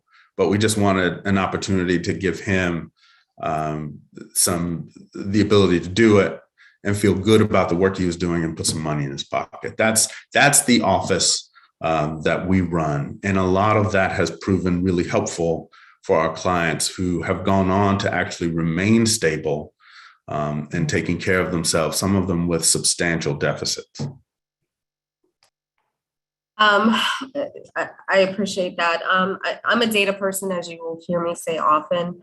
Have you run any data to see a correlation between root causes, whether it's mental health, homeless, insecurity, substance abuse? Have you ever tried to figure out what the root cause is for some of these rearrests that you're seeing? Well, one of the things all of our clients have in common is poverty. And so when you look at jurisdictions that have lower crime rates, you'll see lower poverty rates. But what you'll also see is lower disparities between folks, between the haves and the have-nots. So certainly poverty correlates. In fact, you're only a client if you're too poor to afford an attorney yourself. So that's certainly correlated. One of the other things we see, and which I talked about a little bit in the presentation, is a lot of substance use disorders in our clients, in the folks we represent. And that ranges from prescription drugs to some of the tougher sort of drugs that you find on the street. Another thing we find in common is either untreated mental health problems, full-blown mental illness, or in the moment mental health emergencies, and trying to find treatment for those folks, because the symptoms of those are going to express themselves like crimes. If you have untreated mental health problems, you can find yourself violent, you can find yourself involved in trying to self-medicate. All those things will lead you to be in our system. And the things we have to deal with that, the criminal legal system is still largely a punishment system. And so we are ill-equipped to really treat it, and finding those modes of treatment can be very difficult. So those are the things we find that are sort of correlative. On the parity issue, my understanding is you're at 85% parity with the DA's office. Is that correct? That's correct. What would 100% parity look like for you and the resources that you provide?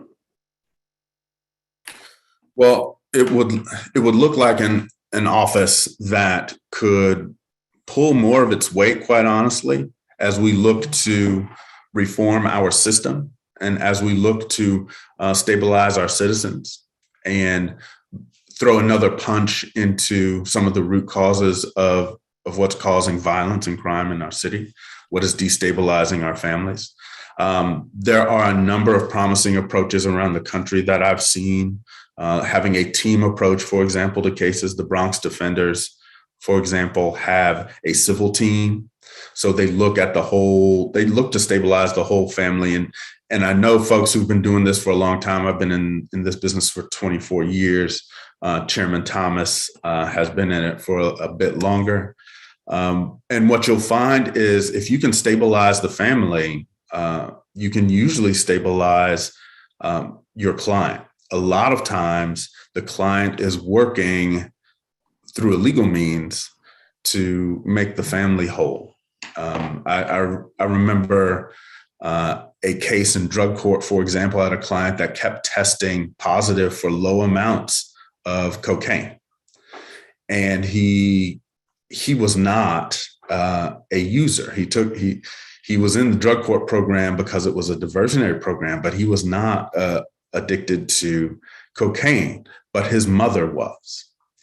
And so what he did was he worked for his mother to get cocaine from him because he was afraid for her out on the streets at night, trying to get it herself and the things that she might be called upon to do to procure it. And so once we got into that, we were able to wrap some services around him and his mother, and he stopped testing at those low amounts and was able to graduate through the program. So those are being able to participate in people's lives at that level on a consistent basis. That's what full parity would do for us. Thank you. I appreciate your work. Thank you, Councilmember Harris. You finished? Thank you very much. Councilmember Vice President, JP Morrell. Councilmember Morrell.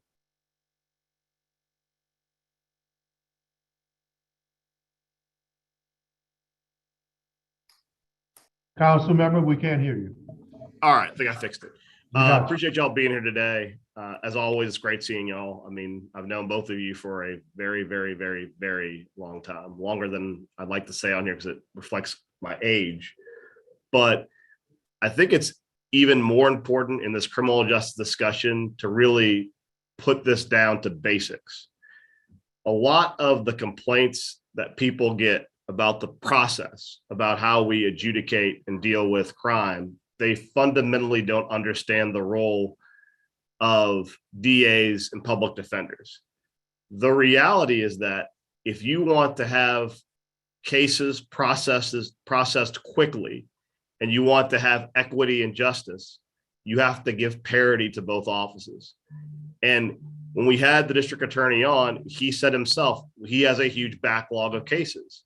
There are many cases where the case is stalled because there is not funding for the public defender to adequately represent people in that case.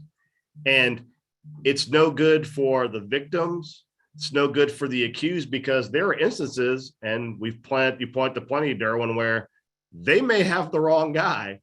And if we can get to a point where we realize that the wrong guy's been picked up, then it restarts that process where the police and the DA look for the right guy instead of the wrong guy being in the system for an inordinate amount of time because they can't make bail, not getting their day in court timely because the public defender's office is simply stretched to the limit and basically clogging the entire system. A well-run system is one where both sides are equally resourced and where you can work together towards justice. That is the nature of how the system works. They advocate on behalf of the state. You make them prove the case and advocate on behalf of your client. And when there's an inadequate funding stream being given to y'all, the system breaks down. And I mean, you inherited that when you came in the first time, that the system just wasn't working. And it's very important for people to realize, because I mean, as a former public defender, we are often cast as the villains. Defense attorneys in general are cast as the villains when it comes to criminal justice. And what I always said is, if the district attorney does his job and he's got the right case and he's got the right evidence, he'll win his case. Our job is to make them do their job, because when you take away someone's liberty, it's supposed to be hard. That's the way the whole system's designed. That's taking away someone's liberty is the final step. But all that being said, as you stated quite eloquently, the case law, the Supreme Court law, the law is clear that everyone's entitled to representation. And when you cannot adequately represent people, the system stalls. And I think it's really important to stress to people, no matter how you feel about public defenders or criminal defense attorneys, they're part of the system. And we have to respect them and give them just as much funding as DAs so that the system moves like it's supposed to. So I appreciate y'all being here today, Derwin. I appreciate you and Meg and your ongoing efforts to fight for parity. And you know, from our end, I've committed to y'all that I'm going to continue to fight for parity as well. But it's just, I think sometimes people forget that personification of justice is a blind woman with a balanced scale.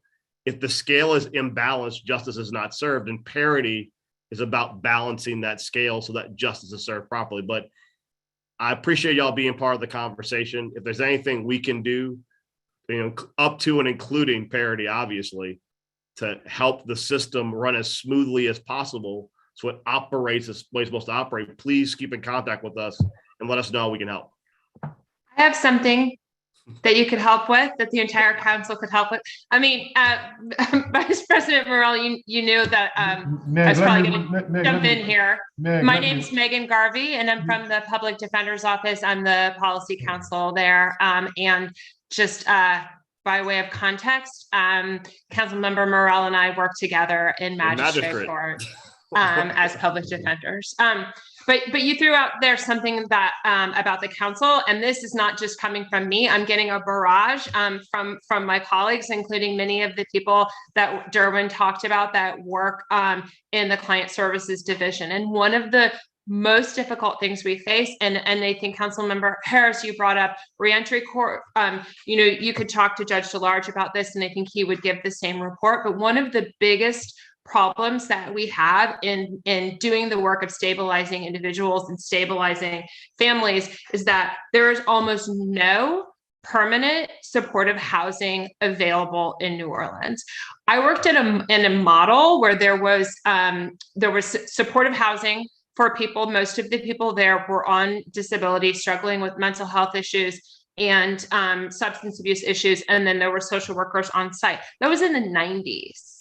And it was out of state, but we don't really have that here. And so what you see is not only do we have people kind of cycling through, but what it creates is further destabilization of families. I can't tell you how many wives and mothers and husbands and sons call and say, like, I'm actually not afraid of this person. They're my family and I deeply care about them, but like, we can't have them living here because we can't manage all the things that they need, but then we keep having them come back. And then it's the cycle that goes around and around and around. Or we have people that do come back, right? Because it's crimes of opportunity. They're just trying to survive. They have no place to be, nowhere to go. And those are the people that you see, you know, that break your heart, just kind of wandering around town, making people feel uncomfortable. And so I really am just pleading with y'all, because I'm getting all these messages from my colleagues. Right. Like, that is an area where this council could work and use a lot of your expertise in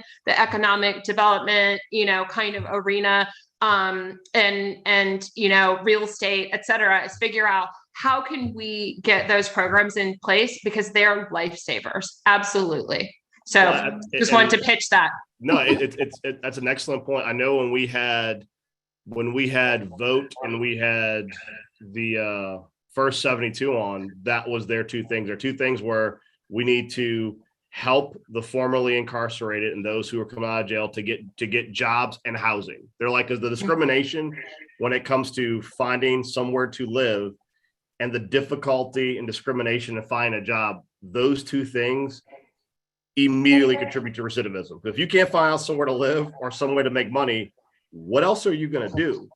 And the commitment I made to them, I talked about working with them to expand the definition in our DBE policy to include, I consider a business that started and run by a formerly incarcerated person or for the formerly incarcerated to be a disadvantaged business, because it's very difficult to try and get clients and work in that capacity. And a lot of businesses are discouraged from hiring the formerly incarcerated because they feel like it makes it harder for them to operate their businesses. So we have to deal with on the front end, deal with helping grow businesses by those people who are formerly incarcerated or employing them. And the housing piece is critical, because you're 100% right. I mean, there are plenty of people who are like, I would take my cousin back in, but my landlord would evict me if I let someone who was formerly incarcerated live with me. So, I mean, there's layers upon layers of discrimination that we have to deal with. And I think the council is really empowered in that as we look towards having a more incentive-based affordable housing model, we need to include in that not just workforce housing, but housing for people who are formerly incarcerated or disadvantaged who desperately need housing. So I hear you on that. We're going to work with y'all on that, but it's a key piece. You're right, because if you don't solve the housing and you don't solve the job piece, you really don't have an option left. If you can't find a job or find work, what are you supposed to do? Yeah, no, and I mean, perpetuating this sort of disenfranchised underclass is something that we absolutely do at our peril. It's scary. So, well, thank you, Meg. Appreciate it. Thank you, Jerwin, and thank you, Meg. As wonderful as you guys may think my life is now, but I think I may be the only one who went through the 100-day pre-release period. The only one who had to sit down with a case manager and say where he was going to live and how he was going to live. The only one who had to prove to a case manager that you had a job and pay back into the system. Probably, and not to slight anyone else, but the only one who said at his acceptance speech victory night was that you can't call me honorable and look at other brothers and sisters of men and women who've gone through the system and tell them they cannot have an opportunity now. So folk may not want to recognize that, but it's the reality of my life, and I'm not ashamed of it. I'm proud of it. And I think what we've shown is where you can come from no matter what you go through, Ms. Garvey, that if you continue to fight, if you continue to believe, and if every time you get knocked down, you get back up. But the first thing you have to do is believe in yourself. Because as someone who went through the system, and the brothers and sisters that I talk to every day, since I've gone and since I've been home, the ones that I work with every day, even with all of the advocacy and all the advocates we think we have out here, in many cases, the only thing we have is each other. Because even with all of the reform, it hasn't reformed enough to consider us citizens again, to give us all of our rights back again. And there's still those barriers again, but the one thing they will accept is our taxes and our payments within the system. So, I may not be that special, but the one thing I am is representative of a group that understands what it means to be locked up, locked out, and in many cases left out. So let's hope that everybody begins to recognize the fact that we all have value. And once you paid your debt to society, that you did just that. You paid your debt. Any other council members? Councilmember Thomas. Councilmember King. How you doing, Mr. Button? Good. Thank you for the presentation. As people may or may not know, I'm a former public defender. I'm a former intern. going back to my college days, my law school days in '09 with the public defenders. So I've been a part of that family for quite some time. So again, I appreciate your work that you're doing. I just want to let people know the desperate need there is for balance. Councilmember Vice President Morrell said it has to be balanced. I talked to a public defender and he said, man, I have 100 felony cases. 100. He said, unfortunately, my clients cannot get the best of me, cannot get the best of my services because there's no way I can talk to 100 people and just live my life. So I think it's very important that you all be fully funded so you can hire more investigators, more attorneys, and people get more justice. So I think you have the commitment, you have my commitment, and I know you have commitments of other council members when that time comes to make sure you get more funds to make sure the wheels of justice spins equally for everyone. I can remember my time as a public defender in municipal court, where you would have people in jail for crimes they committed because they were not properly treated mentally. And once they get their treatment, they're a totally different person. And sometimes don't remember what the crimes they committed. I think that's a huge problem that we have to address in this city. And with this council's help and others, we are beginning to, or continuing to address that problem. But I want to say this, and I'll let anyone answer. So I often talk to my constituents and non-constituents in a barbershop or in the gym, wherever, and there's this conflict that I feel like I'm in the middle of. You have people say, I don't feel safe. Every time you turn on the news, open your phone, look at the newspaper, it's another this, it's another that, it's another person shot, this, that, and other.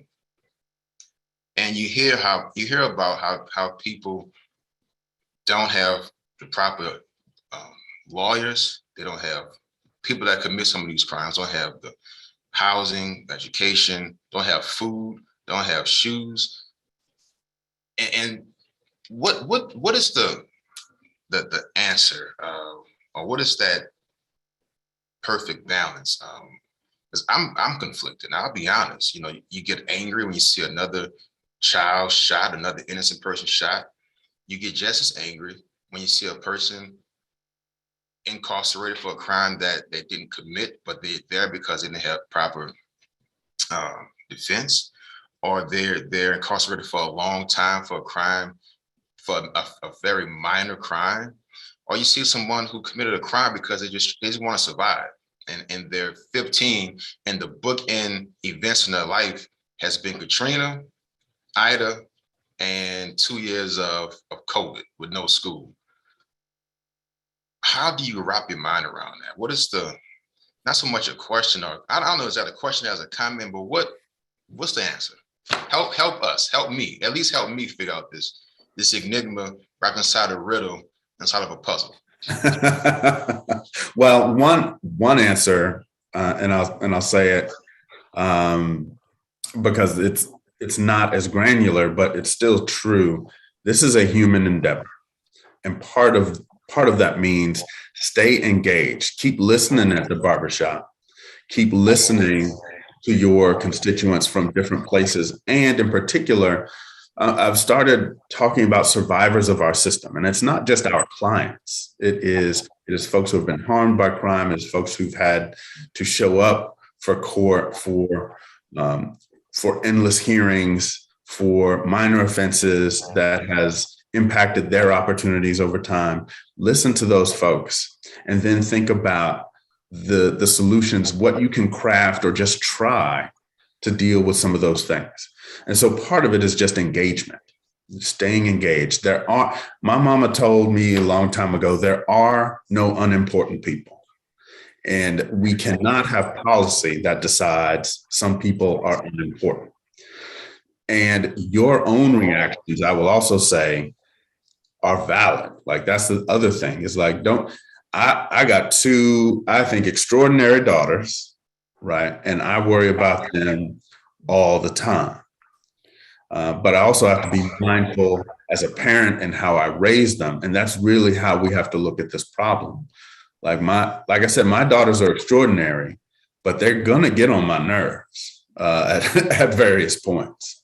And how I respond to that is going to have lasting consequences on what kind of women they're going to become. That's what this moment is. We're dealing with these spikes, and how we respond will set the stage for what kind of city we look like years to come. So being thoughtful, staying engaged, and making sure we don't abandon principles like the rule of law, constitutional rights, and stay looking for innovative practices that we know work, and not relying on those practices of the past that don't. So that's not a not very granular. I can't tell you, go dig a hole 6 feet deep, fill it with cement, and put I can't give you those kinds of things, right? Because our work is a little more complex than that. But to me, that's it. A bottom line is going to be engagement and looking for those solutions. Thank you. Councilman King, that was an honest response. That's how most people feel. And I think it's obvious you haven't been in politics long enough to kind of mute or be particular about what you say and how you say it. But most 95% of the people out there, they feel like you. They don't want to see injustice, but they also want to make sure that their families are safe. So then the question comes from all these experts in criminal justice is, and just like they expect of us to do our role, then what are those components of the criminal justice system doing to make sure that people on both sides feel like there's justice and they're safe, but also that innocent people aren't being funneled through the system. Right. And thank you for representing everyday people, because at the end of the day, sometimes I think experts forget that there are people on the other side who just want to be safe. And there are people on the other side who just want to make sure their son or daughter gets real justice. Derwin, anything you want to add before we close out the segment? Well, the one thing I wanted to say is thank you again for this opportunity to present, and thank you all for these conversations. I want to give a specific shout out to Councilmember King. He is part of our OPD family. That tree is growing and thriving. Remember, you can always come home. I will say the same thing to Vice President Morrell. He was there during some tough times. It was like both of them took on a practice under our supervision that is like drinking from a fire hose in terms of the work they had to do and trying to keep it all together. And they stood there and they did it all for the right reason. So I want to give a specific shout out to those folks. But again, a general thank you for these conversations in this moment. Look forward to this continuing discussion about how we create and actually maybe create for the first time justice in the city of New Orleans. Thank you, Mr. Bunton. Thank you, Ms. Garber. Next item on the Criminal Justice Committee meeting agenda is Assured Supervision Accountability Program, ASAP. Our presenter will be Jill Dennis and Matt Dennis. How not to only fix the past issues that the city of New Orleans faced with GPS, but also make ASAP the release program, the GPS program, who is both accountable and responsible, not only to the courts, but to the city of New Orleans and the citizens of the city. The Dennises, it's your platform now. Well, thank you. First of all, thank you very much for giving us this time. We know that the city is very busy and you guys are very busy. Interestingly, tomorrow marks exactly 6 months to the day since the last time we gave this presentation to the Criminal Justice Committee, and we were able to see some success from it. What we're hoping today is maybe we can finish that off. So real quick, I'm just going to read a brief statement, and then Jill is going to walk you through what we think is an answer for the city that could help you. ASAP operates at a local, state, and nationwide level. State and federal laws regulate our arrest powers. We are a program that exists in the city with or without a public-private partnership. It is our hope that we can work together to unlock the total accountability and resources our program provides. In the old days, our jail held 7,000 people. Now it holds 1,200. Currently, there are about 200 people enrolled in what we're calling the Orleans Parish Digital Jail through our Assured Supervision Program. This jail has an unlimited capacity. It costs the taxpayers $0 and has stopped in its tracks repeat offenders. It has full arrest powers nationwide. It demands personal responsibility. It is the foundation of our program. And it has been safely protecting New Orleans since 2015. The ASAP release program also ensures that no person is stuck in jail simply because they cannot afford their bond through what we call our smart bail process. Our partnership with NOPD has provided proximity reports real time, which has given the local PD a tool they can rely on to keep track of every person enrolled. This is a type of teamwork and communication that is needed. Every NOPD district has commanders with the ability to run these proximity reports. ASAP is a supervision program. It's a truly accountable solution. The bail agent is 100% responsible for those released to their custody. The failure of the court to utilize this authority in the past was just one reason why the taxpayer-funded version of GPS has not worked. The arrest powers of the bail agent are key to creating an accountable solution. Lower bonds are possible and intelligent when coupled with accountability. This process does save money, but not at the expense of public safety. Every single judge in the criminal court has had an opportunity to test our program. All have realized the value and necessity of the bail bond arrest powers and have utilized these powers in times of non-compliance with court's orders. Those enrolled in this program are now offline, no longer repeating their mistakes. Those who refuse to accept personal responsibility are easily identified and returned to the brick jail. This extra jail capacity is the solution. It's the middle ground between incarceration and free to roam. We can expand our capacity instantly and with full capacity, accountability. And we are a nationwide provider of supervision solutions. An important part of our job is to create solutions to problems. The typical problem, as it relates to GPS, is no accountability. However, the solution is standards. ASAP Release operates under 3 basic rules that fix responsibility with those tasked with supervising persons released pre and post trial. Even though the court itself has not issued a set of standards, ASAP Release operates under reporting and performance standards that should be incorporated as the court standards at a minimum and enforced for all who wish to provide release supervision to the criminal justice system. With that, Jill is going to go into your the standards that we have provided you guys a copy with. I think you have a presentation that looks like this, some slides. Yeah, that was the white paper. There's another thing that they should have that should be able to, that looks kind of like this.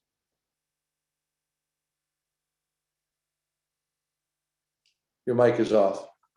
Yeah, I'm looking for it now because I think whoever we emailed it to has this.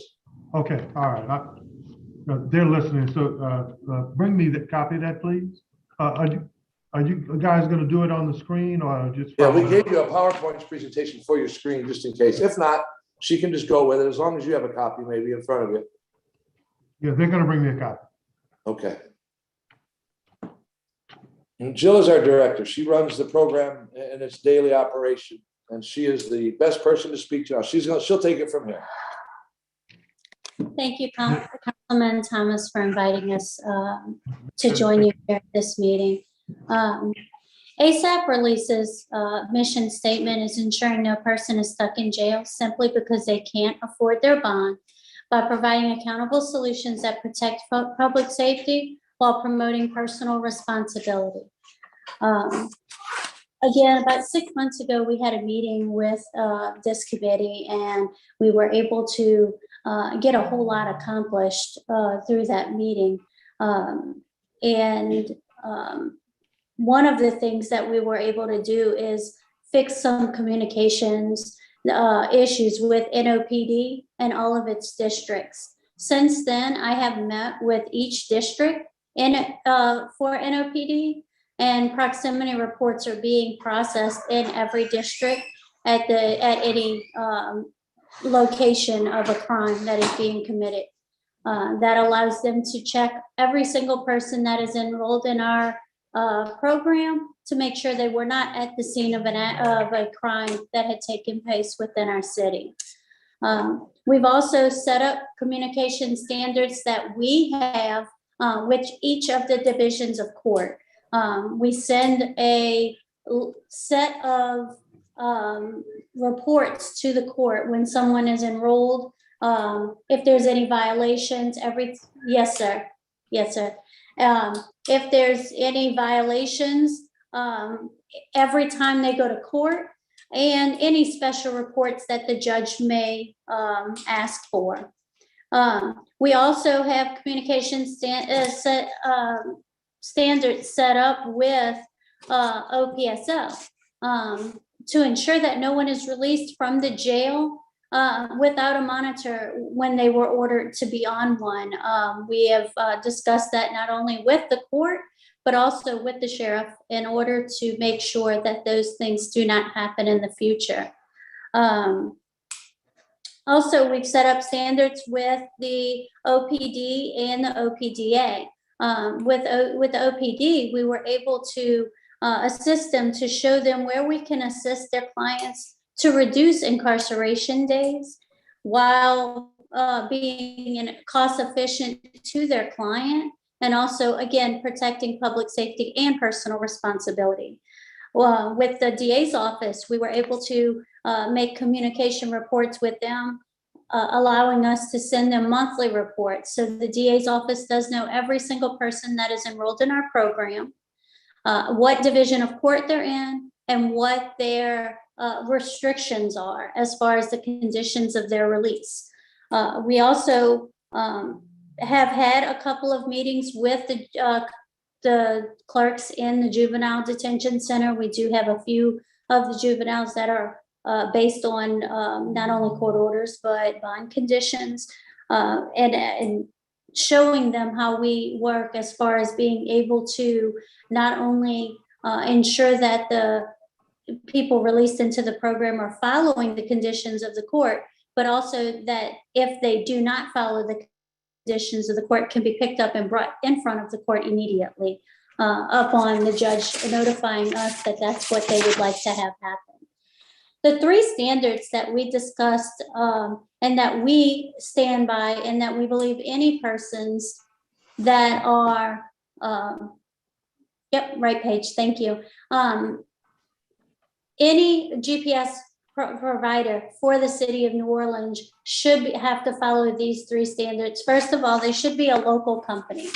In order to respond to violations and serve the court properly, they need to be available at a moment's notice.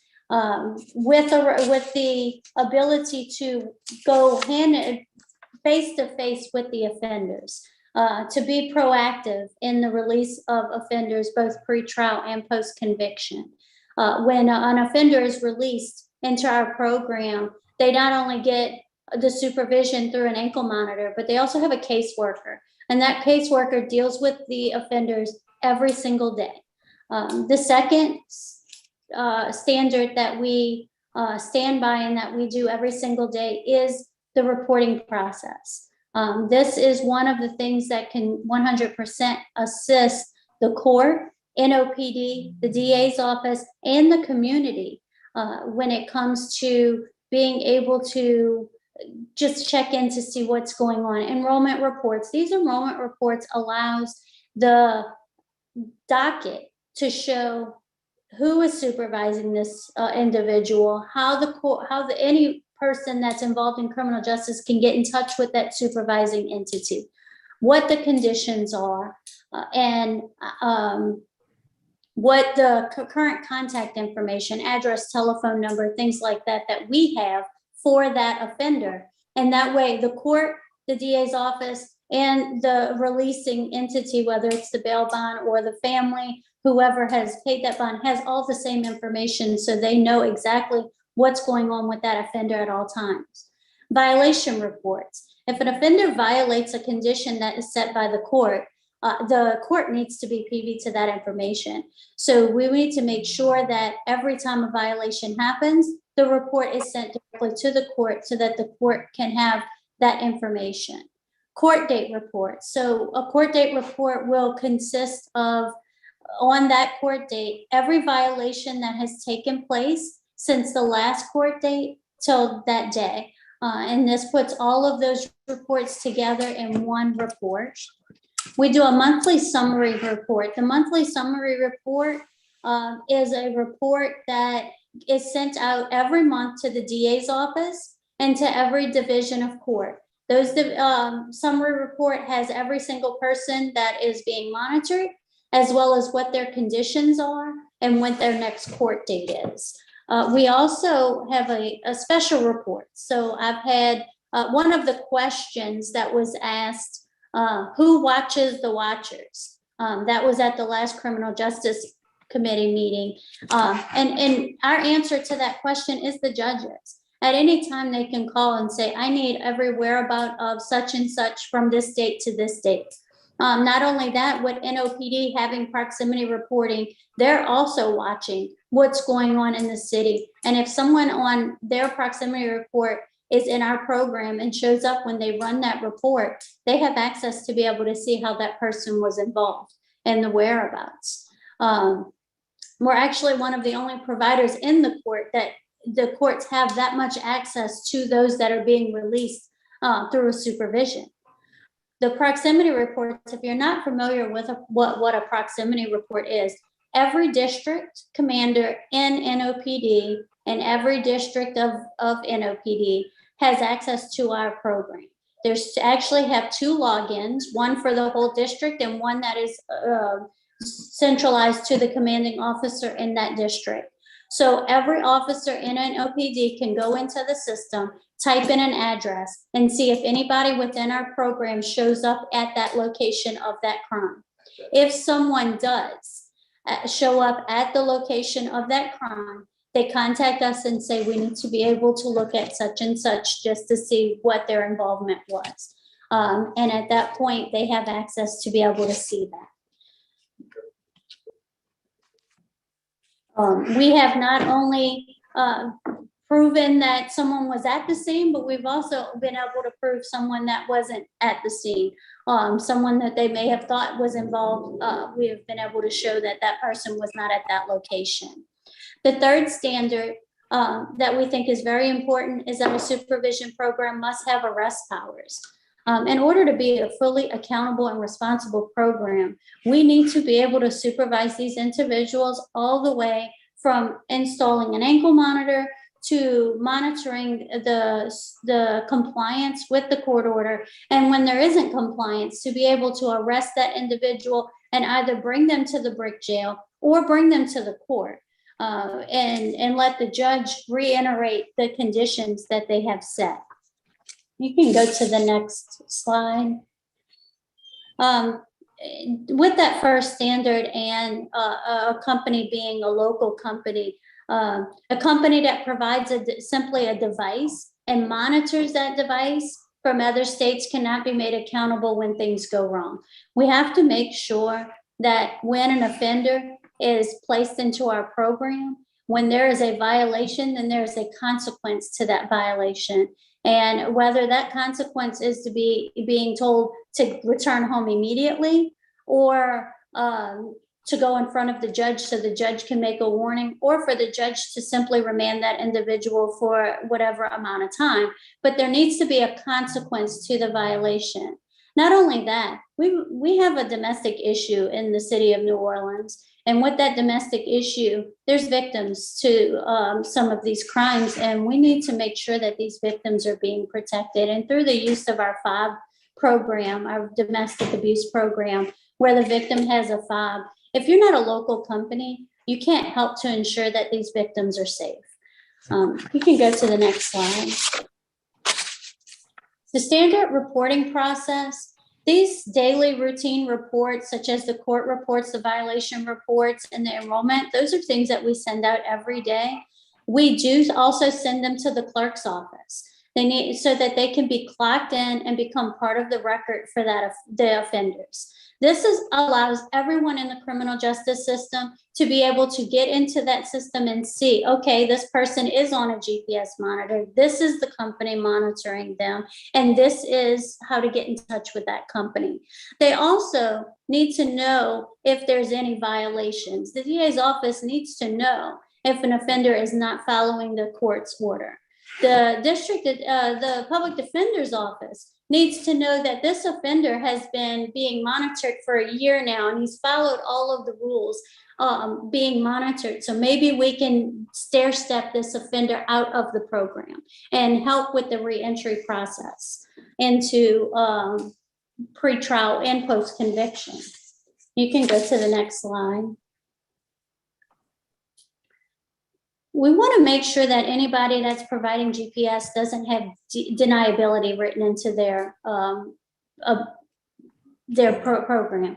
We want to make sure that they can follow through on the orders of the court and enforce those conditions. When I say we must have arrest powers, yes, there have been instances where we have had to pick someone up and bring them to the jail. However, it's not only that.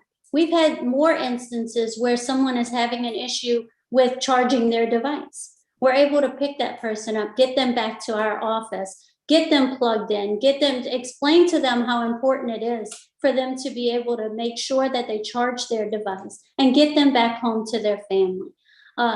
In order to successfully monitor and enforce the conditions that are set by a judge, we have to be able to have that power. It's so that they know you can't just violate the conditions of the court and not have any type of reprimand or issue. Yeah, you have to be accountable for those things. You can go to the next slide. Sorry, I thought that was coming from you. What we've noticed in the past with GPS is most of these GPS providers give you an ankle monitor. At ASAP, we give you a supervision program. New Orleans doesn't need a monitoring company. They need a supervision program. They need somebody that is there supervising and assisting all of the offenders 24 hours a day, 7 days a week, 365 days a year. We also need to make sure that we have to be accountable. You can't monitor people pre-trial and post-conviction if your company is not accountable for that release. There's no finger pointing. When something goes wrong, and we are accountable and responsible for the people in the program. The rules that are set by the court are what's written in stone. We don't give permission outside of the court. We report directly to the court. The court tells us directly exactly how they want an offender monitored, and that's what we do. All of the normal GPS providers provide you a service with no responsibility. However, we're fully responsible. Through the use of the ASAP program, you are given full responsible program that not only monitors the offender in the program, but corrects all the violations to the full extent of full arrest powers if that's needed. You can go to the next slide. ASAP provides accountable solutions at the lowest price possible. We still protect public safety, promote personal responsibility. In fact, the cost of ASAP is less than a pack of cigarettes a day for the highest level of supervision. We also support the supervision of individuals with least restrictive and most accountable means available. That's our stair-step program. We want to make sure that people are being released to the least restrictive while still making them accountable and available to be able to go in front of the judge and do exactly what they need. And we answer directly to the court. The court tells us exactly how they want their people being released to be monitored and what rules they want them to follow. We have an array of solutions offered to the court. And when I say stair step, of course, we have the ankle monitor and wristwatch monitoring. That can range from 24-hour home incarceration to free to roam as long as you stay in the state. Curfews are available. From there, we also have smartphone monitoring and alcohol monitoring. The victim notification services is a really cool service that we have that includes a victim fob. It allows the victim to carry a fob, which makes the stay away area a roving stay away area. This allows victims to be protected no matter where he or she is, at work, home, wherever she or he goes. They have the fob, and that stay away area is around that fob. And also nationwide arrest powers. We've had situations where people were released from the jail, weren't supposed to be released, and they're in a different parish. Within 30 minutes, we had that person back in Orleans Parish and back in the jail. Those are some things that we are able to do with our nationwide arrest powers. We can go to any parish, any state, and bring people back to New Orleans if that's what the judge or the DA's office would like us to do. You can change the slide. Again, the large array of supervision, everything you see there, the most expensive service is the GPS monitoring, less than a pack of cigarettes a day. And this is all an offender pay program. We're not here at all to try to get funding or any of this. It goes with our accountability and personal responsibility. As you can see there, one thing I didn't talk about was the job placement, educational services, and housing. We have teamed up with different services to get job placement. We do have schools that accept our offenders into their school to be able to get licensing. We've had HiSET and OSHA certificates through our program. We have been able to find housing for individuals that were on home incarceration and was not able to be released because they didn't have a place to go. And we were able to work with not only the First 72, but some other housing facilities that allowed them to be able to stay there so that they can be out of the jail and working and doing what they need. The area needs more housing for these individuals, I do believe, and I think that was brought up earlier in your meeting. But job placement, we have temp services that allow our offenders to actually gain employment, and many of them have been employed in those positions for the duration, and they still employed today, even though they're no longer in the program. So it's really working to be able to just be accountable and responsible and be available to the people that need the help. You can switch the page. One thing that we believe is all bail must be based on history and charge. We do a lot of negotiating kind of with the courts when it comes to smart bail practices. And my question always for the judge is, are you trying not to release this person, or are you trying to protect public safety? Because we can help you. For every $10,000 the judge reduces a bond, can pay for 6 months on a GPS device. That cost is also spread out over the 6 months. The cost reduction would rid the courts of what we call created indigence. You have a $100,000 bond, an offender has to pay $13,000 to get out. That leaves them with no family money, no money for court costs, and no money to pay their attorneys. However, reducing the bond to $10,000 allows the accused to only pay $1,300 for their bond, with the added security of GPS, and also the ability to pay for their own attorney. So that we just simply want to make sure that no one's stuck in jail simply because they can't afford their bond, however, still protect public safety.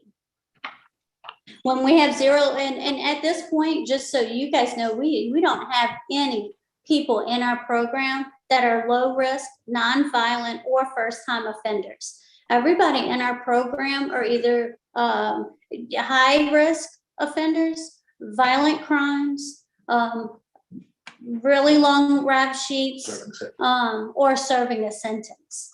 You can switch the slide. One of the things that we've been really working on in New Orleans is what we call the 894.2 project. This is post-conviction. There is a lot of people in the jail right now that could be out in our communities with their families, working and providing for their family. The state of Louisiana leads the nation as the state with one of the highest incarceration rates. The Louisiana Revised Statute, Article 894.2, provides us the opportunity to assist the criminal justice systems in its effort once and for all to remove our state from that position. Through this project, the 894.2 project, we can reduce our prison population, and it would be as safe as it's ever been. Through ASAP release program, we can continue to protect public safety and promote personal responsibility by ensuring that the people released not only find employment and housing, but is also available to be there for their family. In using this model, we work alongside the court to stair-step these defendants back through throughout the program and back into society with no restrictions. We do that through our partnering education and job training programs, as well as our housing programs that we work with. We've had many people get through our program and all the way through their sentence successfully. And with 894.2, if you read the article, anyone serving time or get sentenced to time up to 5 years can be spent on a GPS monitor.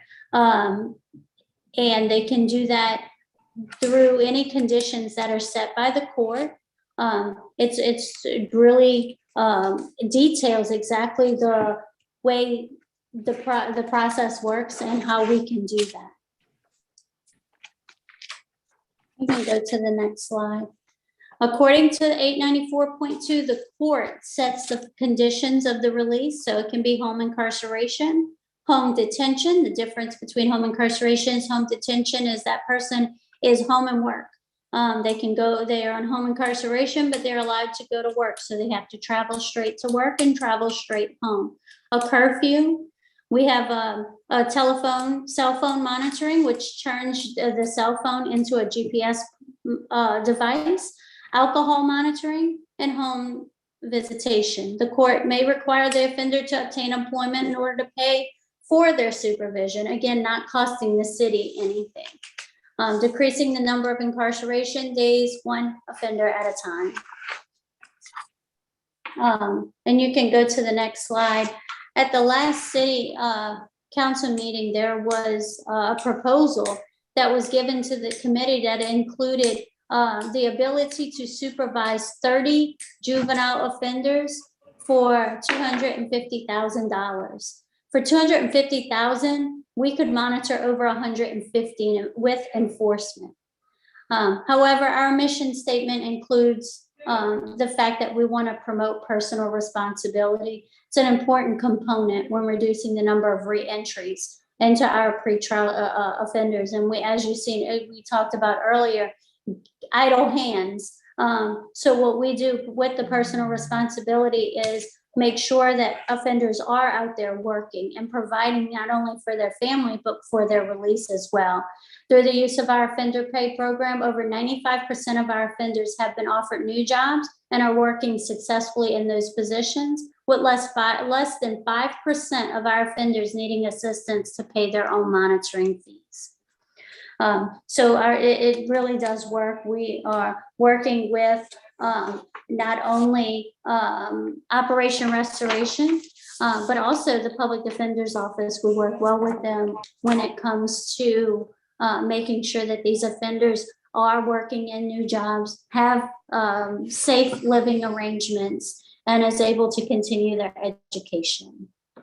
Thank you so much again, Councilman Thomas, for giving us the time to discuss the program.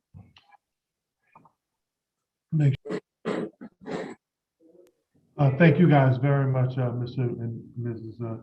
Dennis. Are there questions from any of my colleagues, council members, or member of the Criminal Justice Panel or Committee? Any comments from any of my colleagues? I have a couple of questions. Councilmember Morrell. Well, first, it was a very thorough presentation, and I really appreciate thorough presentations, and it was very on point.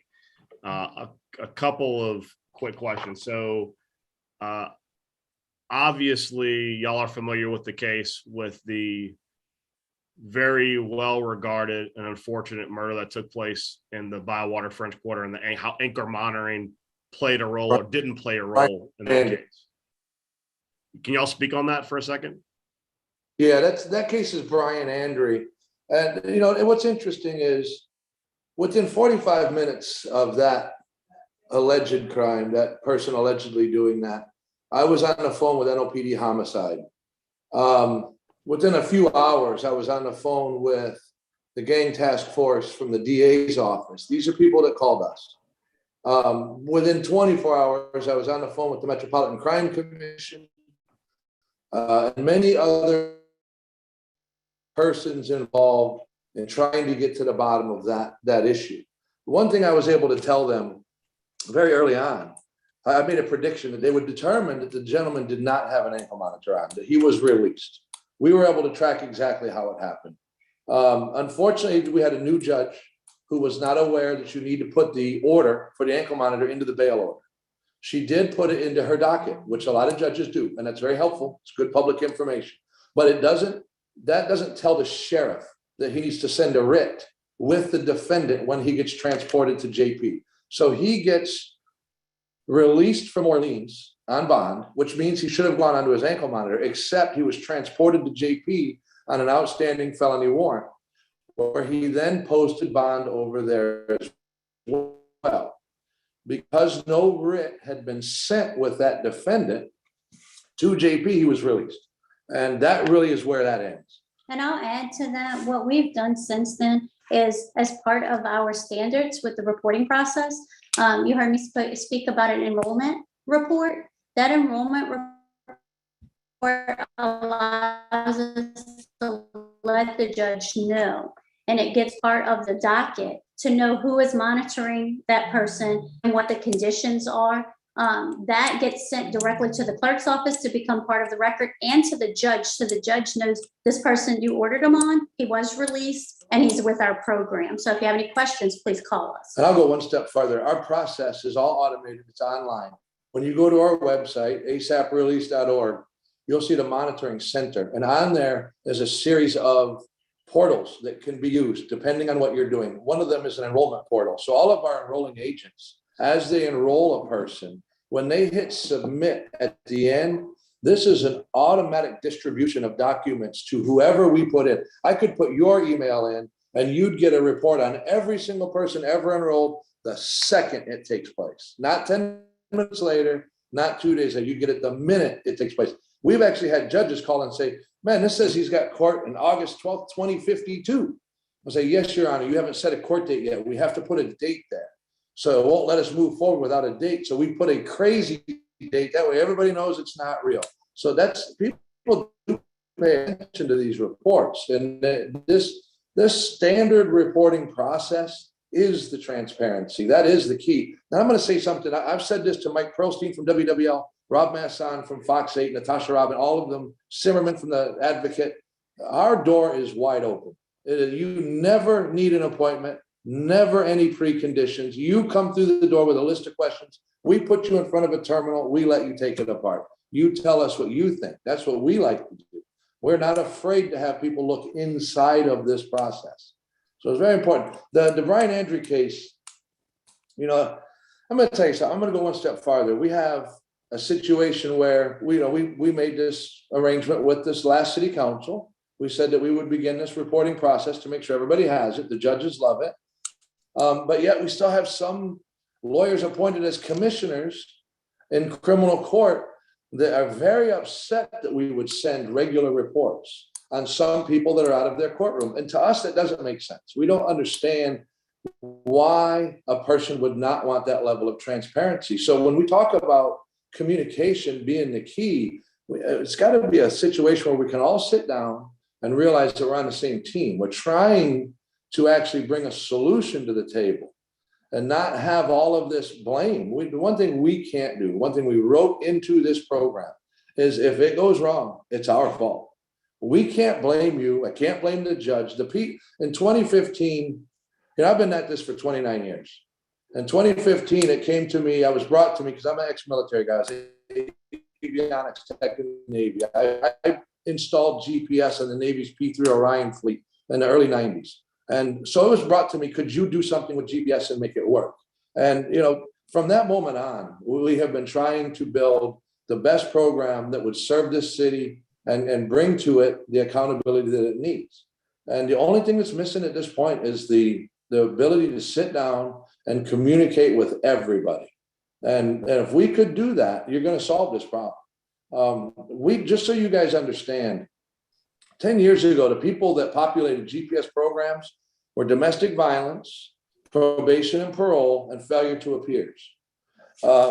This is a murder charge. This is a murder charge. This is a double murder charge and a double attempted murder charge. And he killed another one of the people that was in my program that was in there for a murder charge. This is the person that he killed. So, I mean, we have a person, this is a person out of St. Tammany that was at trial. He ended up getting 50 years. He cut his ankle monitor off in the parking lot. He ran out of the courtroom, cut his ankle monitor off in the parking lot of the courthouse. We had him in jail within 8 hours. So, I mean, the power of the program is complete and the accountability is complete. And we do not have the ability, like with the pizza delivery driver killer, we can't point fingers at the judge or at the sheriff. If this gets screwed up by us, it's us. No, I appreciate that level of accountability. I encourage you, despite whatever you're being told by appointed judges, to not be transparent, to continue to be transparent. I do think anything that is an alternative, especially for people that are on the bubble, anything that's a viable alternative to putting people in jail and keeping them at home and doing their jobs, obviously something has to be considered. I think that we should continue to have this conversation because obviously, as you said, there is something to be said that if you have someone who is monitored by y'all appropriately and they are accused of being somewhere they're not supposed to be, to able to instantaneously have, yep, they were there, or nope, they weren't there, that is also very useful, especially when, I mean, at the end of the day, technology is, with the lower manpower we have in the police department and in law enforcement across the spectrum, technology is really going to make up the gap. I think that this is a good initial conversation. I'm not 100% familiar with, obviously, with ankle monitoring. It's not my bag, but I do look forward to having more conversations with y'all to become more familiar with it and just figure out how we can incorporate it into our variety of tools we have to manage what we're dealing with in New Orleans right now. And I mean, I think that's, to your point, I think it's very telling if a person's convicted of murder and gets 50 years and they are on bond and they intend to run, if they don't have an ankle monitor, they're just going to run. But if they have an ankle monitor and they cut it, then you definitely know they're definitely running. So you're right. I mean, there's a lot of value there in a lot of different areas. And like I said, I think this is a good beginning of a conversation. I would encourage you, like you said, I think the fact that y'all are completely transparent, that is a huge asset. You should not ever let anyone, in particular appointed judges, tell you not to be transparent and share data, because that data, sharing that data and allowing us to review it, as you've probably seen from other presentations, this is a very data heavy council. We have criminal dashboards and we try to have transparency with the public.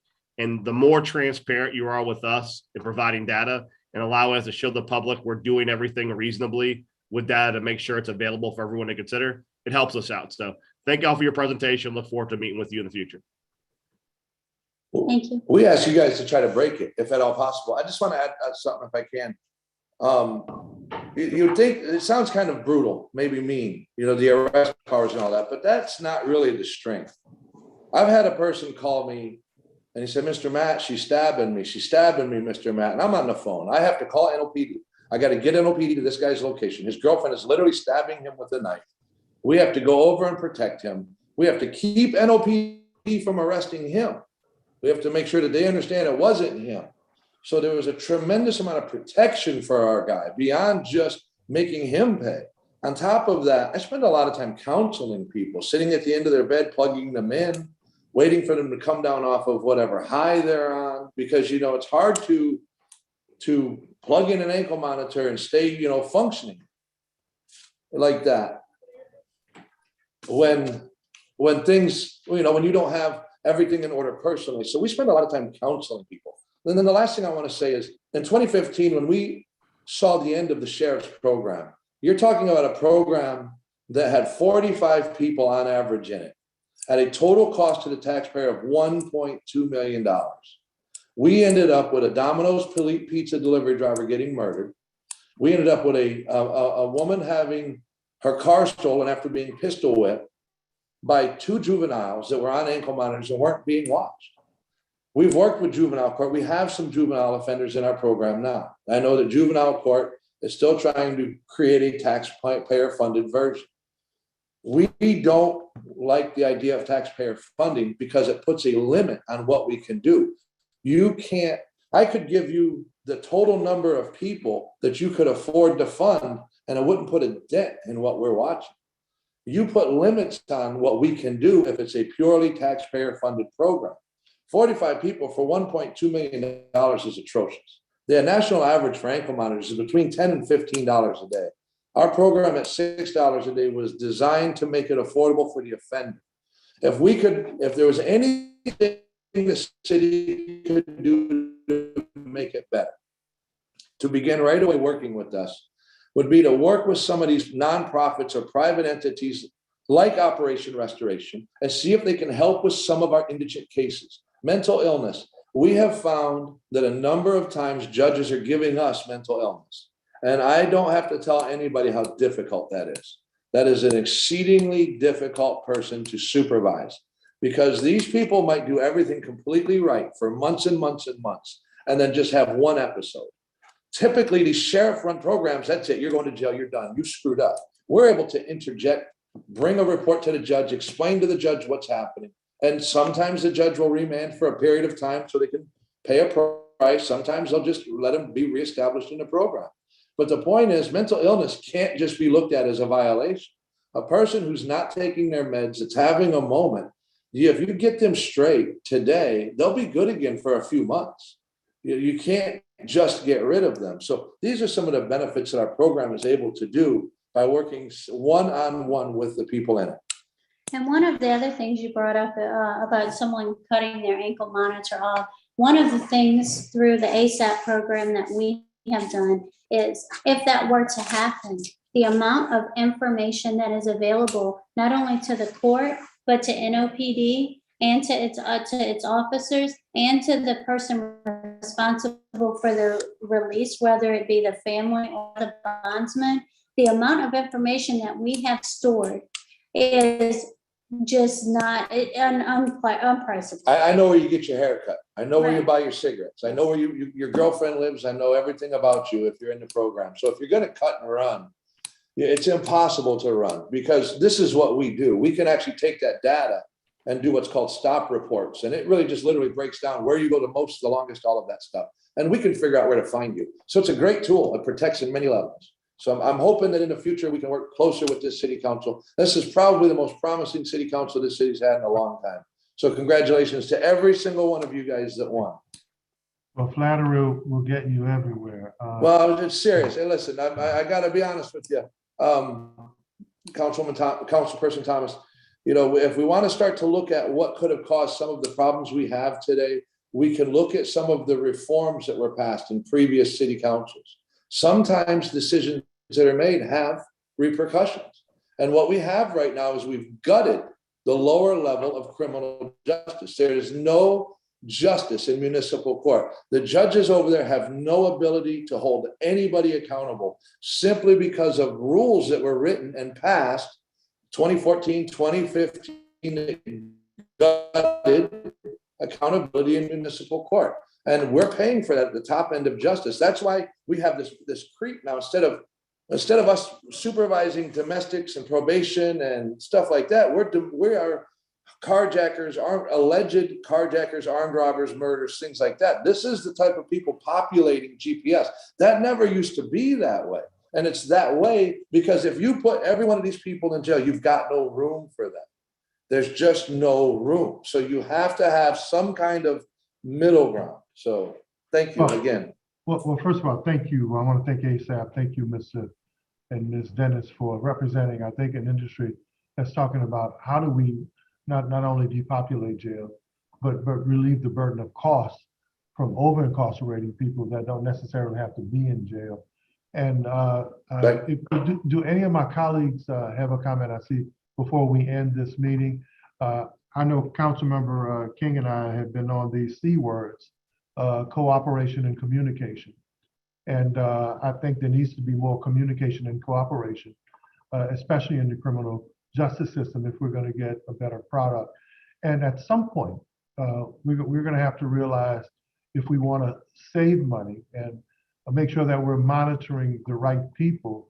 What you talked about is that the burden now in your industry, we're going to have to deal with that. But also, secondly, if you've noticed anything, this council is a lot more thorough, a lot more thoughtful, diverse in our talent and our resume, and we read.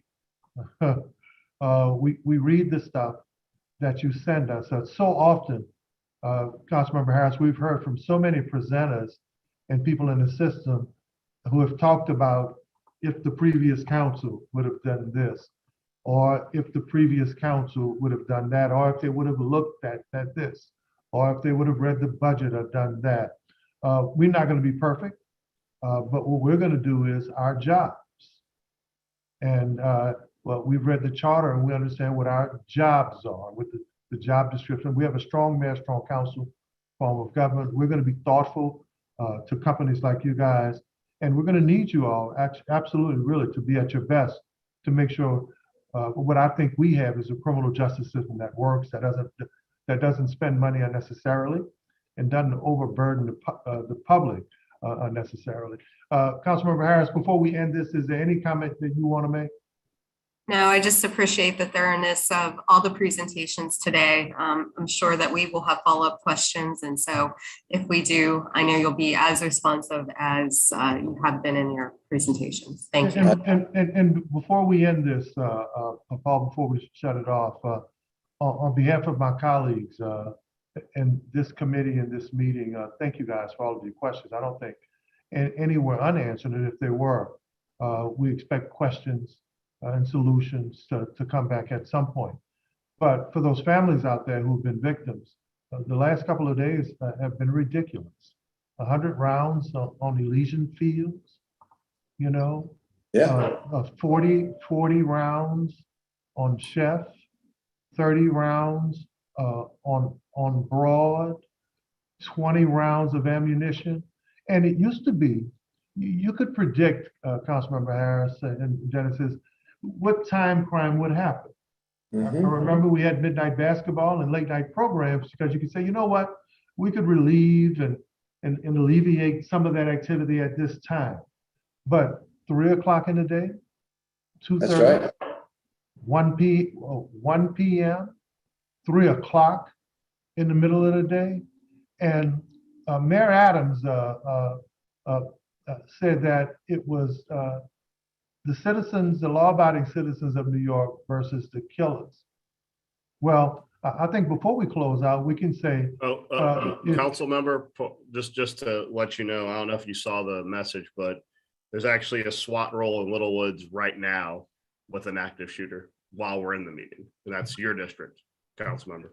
Yeah, well, and I think that just shows what we're dealing with right now. So we're committed to that. It's law-abiding citizens here in New Orleans versus the killers, the robbers, the rapists, the carjackers, and it's not their town. That's right. It doesn't belong to them. It belongs to us. One NOPD officer said it best. We have a great city with great people, but we have a small number of people in our city that is really affecting the way the rest of us live.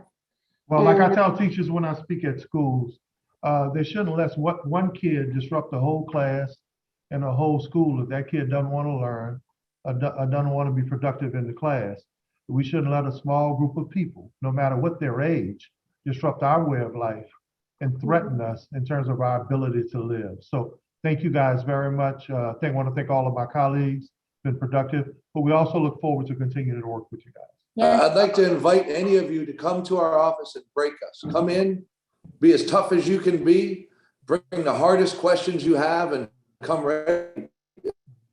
Look Well, we- at anything you want, whatever you want. Bring a tech rep, whatever you want to do. We would invite you to come and look at You it. can We coordinate believe in with- what we do. You can coordinate with my staff, my chief of staff, Deidre.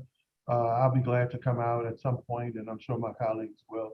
Thank you guys very much, man. It's been a Thank you. great meeting. Thank you. Have a wonderful day. Councilmember Morel, you still have your governmental affairs meeting, or did you have that already? Oh, it's upon adjournment of this meeting. So if you're on governmental affairs, go click your next link. Appreciate you guys, man. Y'all All have right. Thank you.